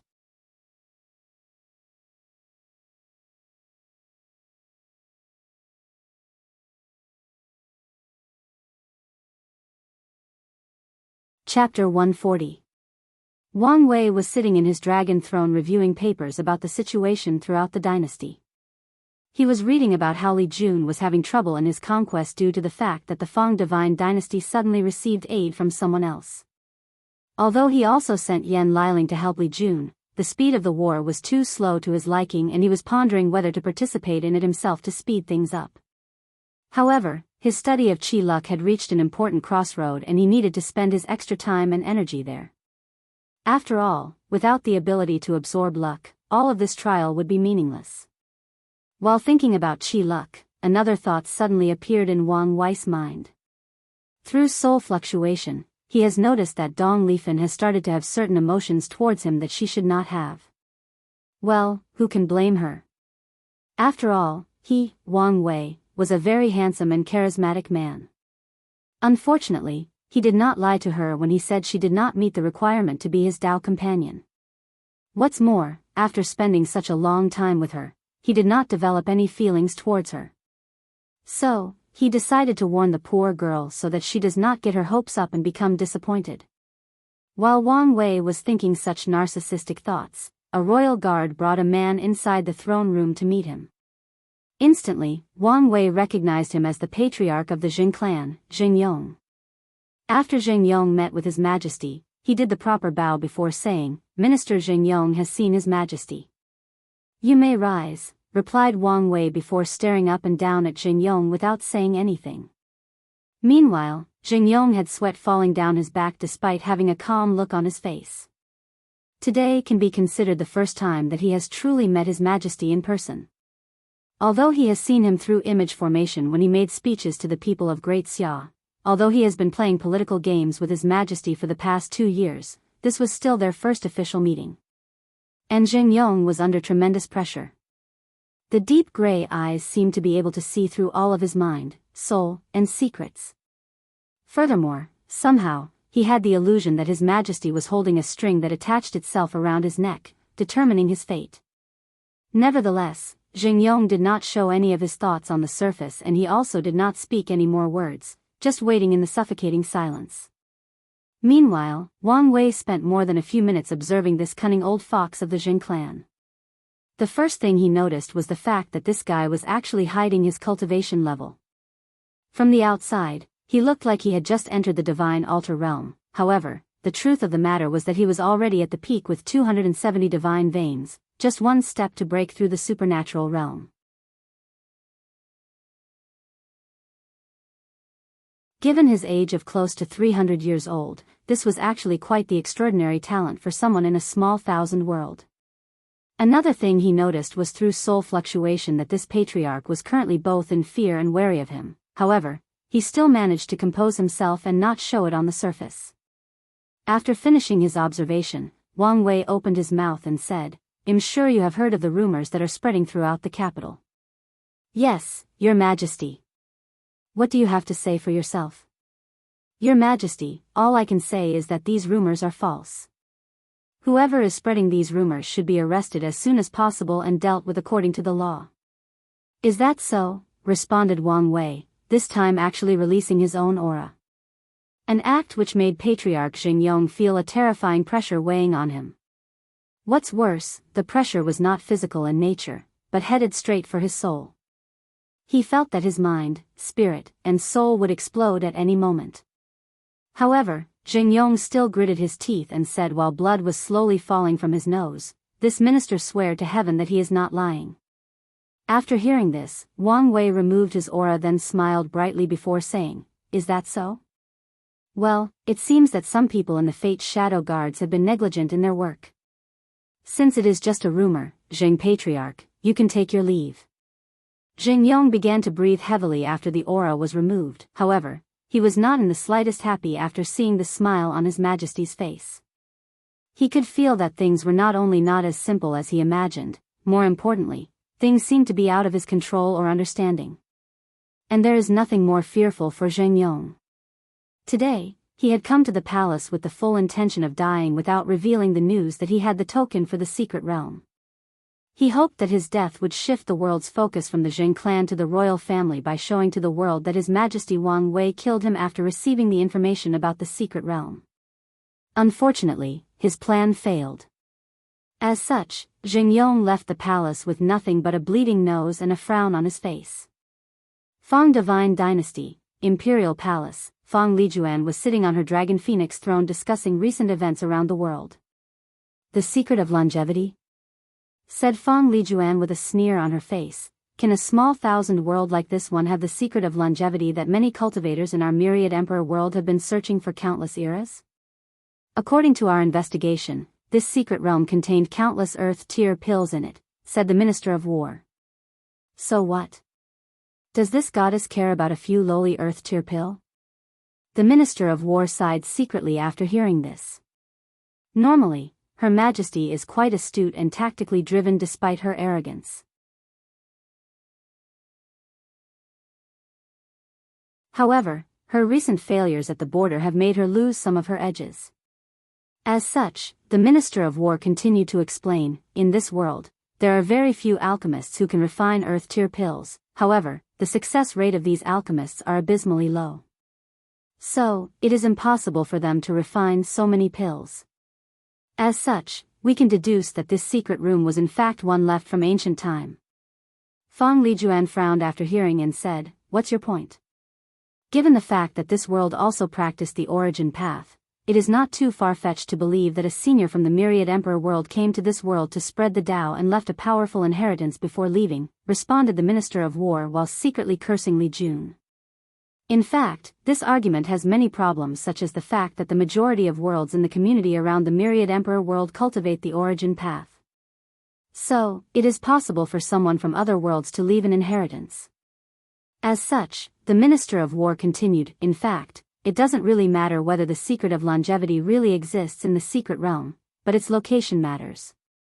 Great Xia, muttered Fang Lijuan, who seemed to think of something. Yes. Sacred Son Wang Wei of Great Xia has been labeled by our factions as currently the most threatening of all the participants. However, having such a label on the head is not necessarily a good thing. Who among the heaven chosens are not prideful individuals? So they will not easily accept such praises for their competitor, especially after not even meeting him. So, with this rumor, it is the perfect chance for them to see what he is capable of and determine his level of threat. And if he is as threatening as their own elders have made him out to be, the secret realm is the perfect opportunity to form an alliance against him, to kill him, or at the very least, eliminate him from this trial. Not to mention the slight possibility that this secret realm does in fact contains the secret of longevity. How can others let the people of Great Xia easily acquire such a thing? Fang Lijuan immediately started thinking after hearing these words. She placed the arrogance she had before, calmed herself down and pondered deeply about the situation. After a few minutes, she said, Huang Min with his insidious mind will not pass by any opportunity to increase his power, so he will definitely send people to try to enter the secret realm. The people of the Savior Coalition are desperate, so they will also participate in the action. As for the central region, I guess 2 of 3 dynasties there will definitely appear. Sun Wen's Great Wu dynasty is on the verge of collapse with his war against the Great Zhou dynasty. This secret realm might be the straw he needed to survive. As for Ji Song, given the conflict he has with Wang Wei during the Spirit Road, he will not pass this situation up.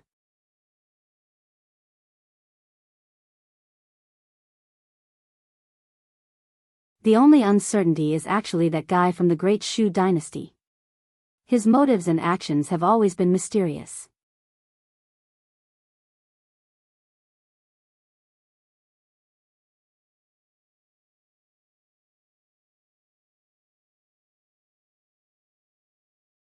Chapter 141. Great Wu Territory. In a military barrack, Ji Song was conducting a meeting in the military camp. After hearing the rumor regarding the secret realm, he decided to head there immediately, as this was his chance to get his revenge. Of course, he would not get his way this easily. You cannot. Why not? Replied Ji Song, looking at his brother with a look of anger in his face. He was tired of his big brother preventing him from enacting his revenge. Although most of the time he listened to his brother, his patience also had his limits. Because it is too dangerous, replied Ji Su, who took notice of his little brother's impatience. With the opening of this secret realm, all of the participants of this trial will most likely go there in person. When I arrived, I can challenge Wang Wei directly in a duel and defeat him for the shame he made me suffer in the Spirit Road and avenge great-uncle Ji Xiang. Ji Su looked at his brother speechless, then started to massage his eyebrow. You do know that the secret realm is in the territory of the Great Xia, right? So what? So, if anyone dares to show up so blatantly, Wang Wei can order all the army of the Great Xia to besiege such a person in order to eliminate them. Ji Song frowned after hearing this, then he said, You are overthinking things. I have met Wang Wei personally and I can see that he has the pride of a heaven chosen. He would gladly accept my challenge. Ji Song did not say that just for the sake of saying it. He could tell what kind of person Wang Wei was during their battle in the Spirit Road. At that time, Wang Wei was weak as an ordinary mortal, yet he dared fight him who had the strength of body refining realm one-on-one. Such a person will not use insidious methods unless necessary, unlike those weasels of the Great Wu dynasty. You may be right, said Ji Su. But, what about Li Jun? His job as Wang Wei's general is to remove obstacles for him. If he knew that you were there and he could use the lives of countless great Xia people in exchange for yours, do you think he would hesitate? Even if Wang Wei ordered him not to, in that situation, he will probably not hesitate to ignore the order. Ji Su sighed after saying this, then he continued, I have studied Li Jun's character for many years and came to the conclusion that he will not hesitate to sacrifice his life to pave the way for Wang Wei, let alone disobey his order. Ji Song frowned after hearing this, then looked at another person in the meeting room. This person was called Zhao Peng, and he was the son of Prime Minister Zhao Yan. He was trained as Ji Song's general for the future Heavenwell battle. Although Ji Song did not think that this Zhao Peng would die for him as their bond was not that deep, he still believed that he would do anything possible to remove his enemies.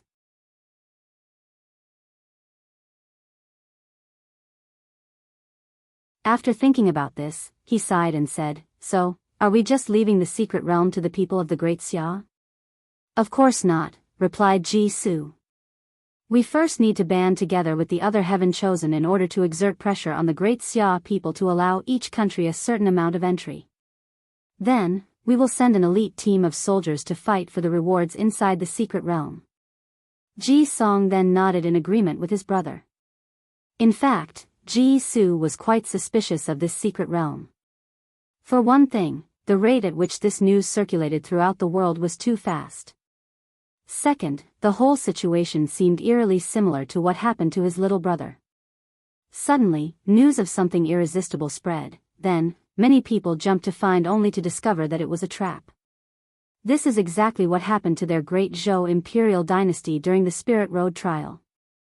Thinking about this, Ji Su's suspicion further grew and he was sure of his deduction. However, he did not say anything to his little brother in order not to remind him of what happened in the past.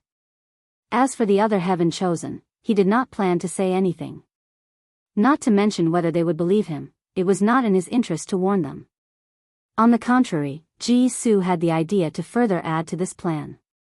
A few days later, in the Great Wu imperial dynasty, Sun Wen received a letter from Prime Minister Ji Su of the Great Zhou dynasty. In this letter, Ji Su promised him a temporary ceasefire in exchange for them to temporarily band together to exert pressure on the Great Xia dynasty to allow people entry to the secret realm. What's more, in the letter, Ji Su promised him that he would provide a few more entry spots from the Great Zhou as long as he promised to team up with him once their people entered the secret realm. Sun Wen became very excited after hearing this news. He had heard of the secret realm and wanted an opportunity to enter, however, he was worried about the Great Zhou dynasty, but now, he did not have to. Of course, one person was not that happy about this, and that was Sun Jialong. He felt that things were not that simple. Unfortunately, his big brother once again refused to hear his warning. So, after sighing again, he did not say anything. As a matter of fact, Sun Wen was not the only person who received the invitation to place pressure on the Great Xia dynasty. Whether it was Feng Lijuan, Huang Min, and even the people of the Savior Coalition, they all received the invitation. Savior Coalition headquarters, a meeting was taking place. This meeting was composed of countless previous kings or monarchs that have lost their dynasty to the Heaven Chosen of the myriad emperor world.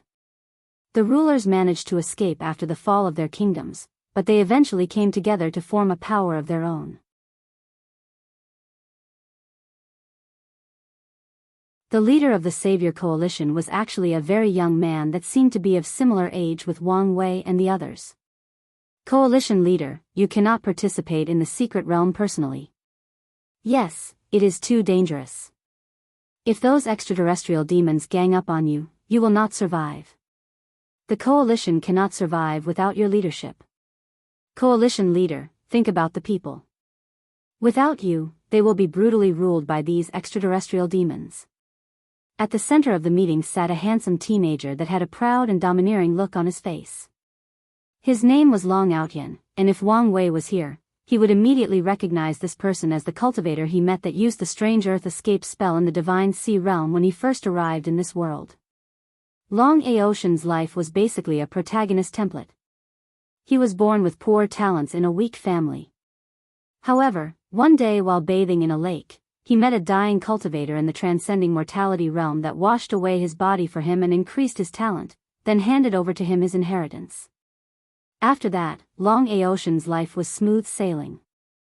His cultivation rose quickly, he got plenty of rare opportunities, and he made all the people who looked down on him pay.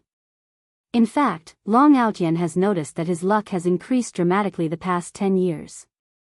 Although he knew that he was lucky, however, compared to the past 10 years, the amount of opportunities he encountered are simply too much to count. At this point in his life, Long Aotian knows that as long as he enters a mountain or forest area, he will encounter one or two fortunate encounters. Whether it is to discover rare herbs, precious ores, or powerful inheritance, for him, it was only a matter of strolling in the forest or jumping off a cliff. Long Aotian thought his life was going to continue to be as boring as it was until he managed to save a beautiful girl that was being chased.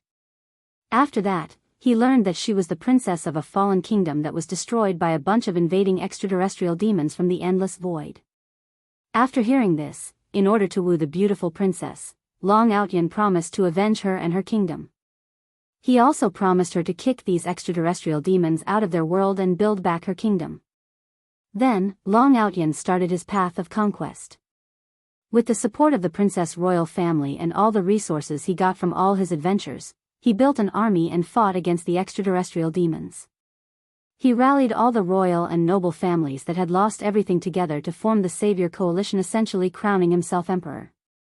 Unfortunately for Long Aotian, he suffered his first major defeat in life after fighting with his rival enemy, Huang Min. In that first battle, Long Aotian did not even last a few attacks and was almost killed.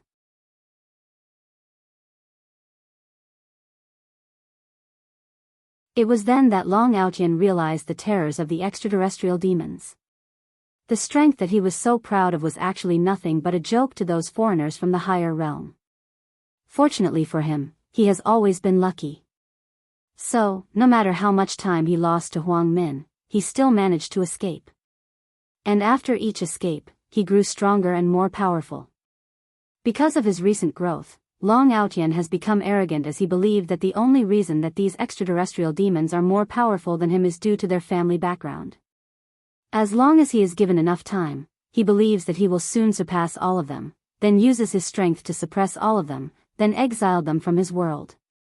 Then, he can take this rare opportunity to conquer the whole world like the ancient emperors.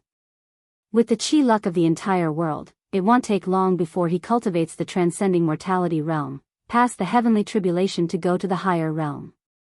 As a matter of fact, Long Aotian has even greater ambitions, that is to become great emperor. He believed that after entering the higher realm, with his talent and luck, he can slowly rise to the top of the cultivation path and one day proclaimed himself emperor. All of his plans can start with this secret realm.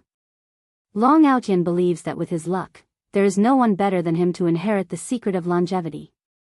Additionally, even if something goes wrong, he believes that nothing will happen to him. So, when he received this invitation letter from the great Zhou people, he decided to enter the secret realm personally despite the disagreement of his subordinates.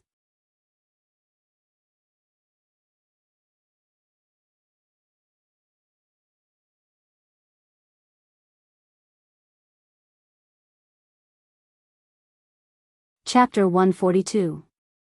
Great Shu Dynasty, Taoist Temple. Feng was sitting cross-legged on a black and white futon. In his hand was an invitation letter from Ji Su. Suddenly, the swastika tattoo on his body lit up, then a short-haired middle-aged man appeared. It was his teacher. "What are you going to do?" asked Shifuyu. "Honestly speaking, I have no desire or interest in this so-called secret realm," responded Feng while pondering. "However, I fear that on the unlikely scenario that something extraordinary was in fact inside, the other contemporary Dao childs will acquire it through the people they have infiltrated in this world." Recently, Feng has managed to track down a few of the spies that his competitors in the sect infiltrated in this world. However, he still did not manage to catch any of them. So, he placed a lot of his focus on tracking them. On top of that, soon, I will have to worry about the Great Zhou Dynasty's attack. After they conquer the Great Wu, there is a very good chance that they will attack us next. Shifuyu nodded, and he could guess this result based on his disciple's temperament, and the plans he had previously made. So, he said, in that case, I will go check out the secret realm myself. Feng Heng was a little shocked, then he immediately asked, Master, will you be all right? Disciple, you do not need to worry about me. My primordial spirit has not only stabilized, but I have also recovered some of my strength. Although I cannot personally take action because of all the true monarchs observing this trial, I can still sneak into the secret realm without anyone noticing. Feng Heng then nodded after hearing this, then he agreed to Ji Su's invitation. Great Xia Dynasty, Imperial Palace. Wang Wei was reading a letter that contained all the signatures of all the remaining power of this trial. The letter asked him to allow these factions to send elite troops to enter the secret realm and compete fairly in the secret realm without interference. Of course, Wang Wei knew that this was essentially a threat, but he did not care about this. He smiled to himself, then muttered, it should be about time. A month later, a visitor came to see Wang Wei in the palace throne room. It was Patriarch Zhengyong. Unlike the previous time he saw him, Wang Wei noticed that he was more haggard and listless, like his mind has been restless or on edge for a long period of time. More importantly, he seemed to be injured. Minister Zhengyong has seen His Majesty. You may rise.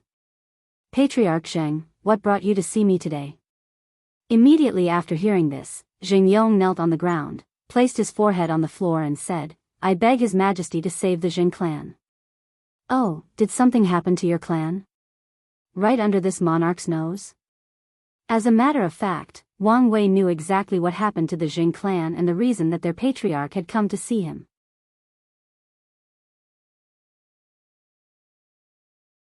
With the news that a secret realm was discovered by the Zheng clan, many people have investigated and discovered the entrance of the secret room. Unfortunately, the token to enter the secret realm was still in the hands of Zhengyong. As such, the people interested in the secret realm started to observe every move and action of the Zheng clan. At first these people were patient and cautious due to fear of Wang Wei intervening.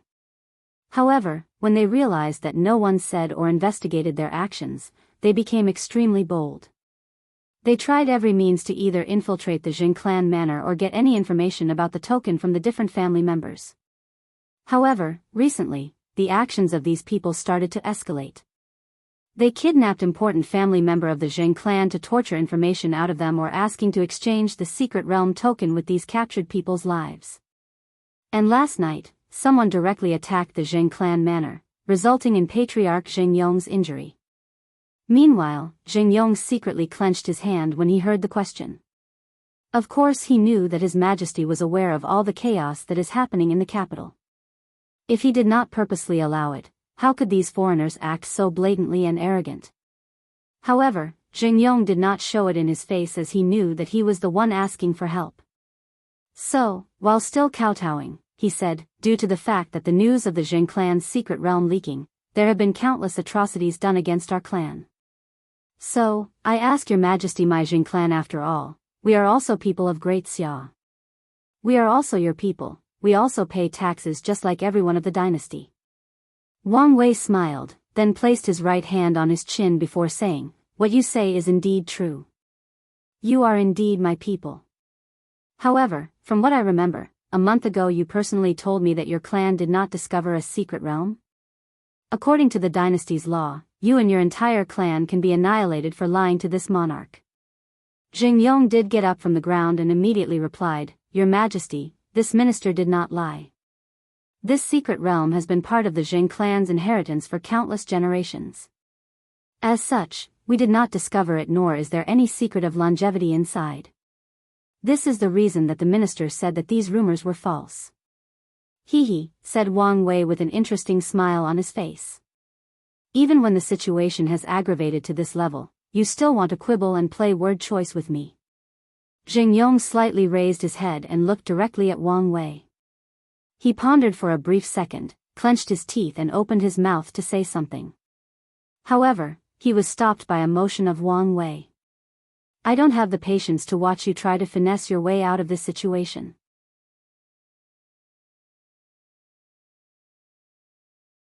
After saying this, he threw a letter to Xingyong, which contained the demand of all the factions of the world to have access to the secret realm. After reading the letter, Xingyong's face became extremely ugly.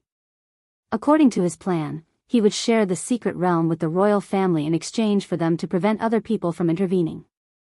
However, based on the current situation, he is afraid that things will be out of control again. Your Majesty, your meaning, provide each faction with a certain amount of spots, then set a date for 3 months later when all the people can enter the secret realm. Xingyong started to ponder rapidly. This situation is not totally bad for their Jin clan as they are already aware of what to expect inside the secret realm. As long as they can get a few of the wealth or pills inside, it is enough for them to survive until His Majesty leaves the world. Additionally, Xingyong believes that most of the Heaven Chosens disdain those earth pills inside the secret realm and are probably after the Golden Book. As such, the only people that their Jin clans have to be wary about are the people of the Savior Coalition. What's more, he knew that all these people attending the secret realm will most likely compete with each other. However, his Jin clan can still form an alliance with the Lang and Chang clan to combine their forces together. Xingyong can actually accept this result. Compared with the worst result imagined by him in which His Majesty just killed all the people of his clan and took the entrance token from him, he could still accept this final result. As such, Patriarch Xingyong accepted Wang Wei's proposition and he left the imperial palace with satisfaction. Following which, the royal guards of the Great Xia started to arrest or kill anyone who dared to act with impudence in the capital, thus providing the Jin clan with breathing room. Of course, the attacks against them did not stop. They just became a lot more restrained and underhanded. The same day, Wang Wei sent a letter to all the Heaven Chosen, accepting their proposition and setting the date for the opening of the secret realm 3 months later. Just like that, 3 months passed quickly. During these past 3 months, the entire world was quiet. All the wars stopped and everyone was waiting for the day of opening. As a result, countless people traveled to the Great Xia dynasty, thus boosting trade and tourism. The dynasty's economy boomed rapidly in the past 3 months. When the day of opening arrived, countless elite soldiers dressed in different armors stood in front of Snow Tiger Mountain, which is the place where the entrance of the secret realm was located. These people came from all over the world, and they were considered the elites of elites in the respected dynasty. After a few hours of waiting, the alliance composed of 3 families of Zheng, Leng, Chang, arrived, signaling that the time for the opening was rapidly approaching. You're tuning in to the Carefree Valley YouTube channel. Don't forget to subscribe and join us on this journey to catch the most captivating stories.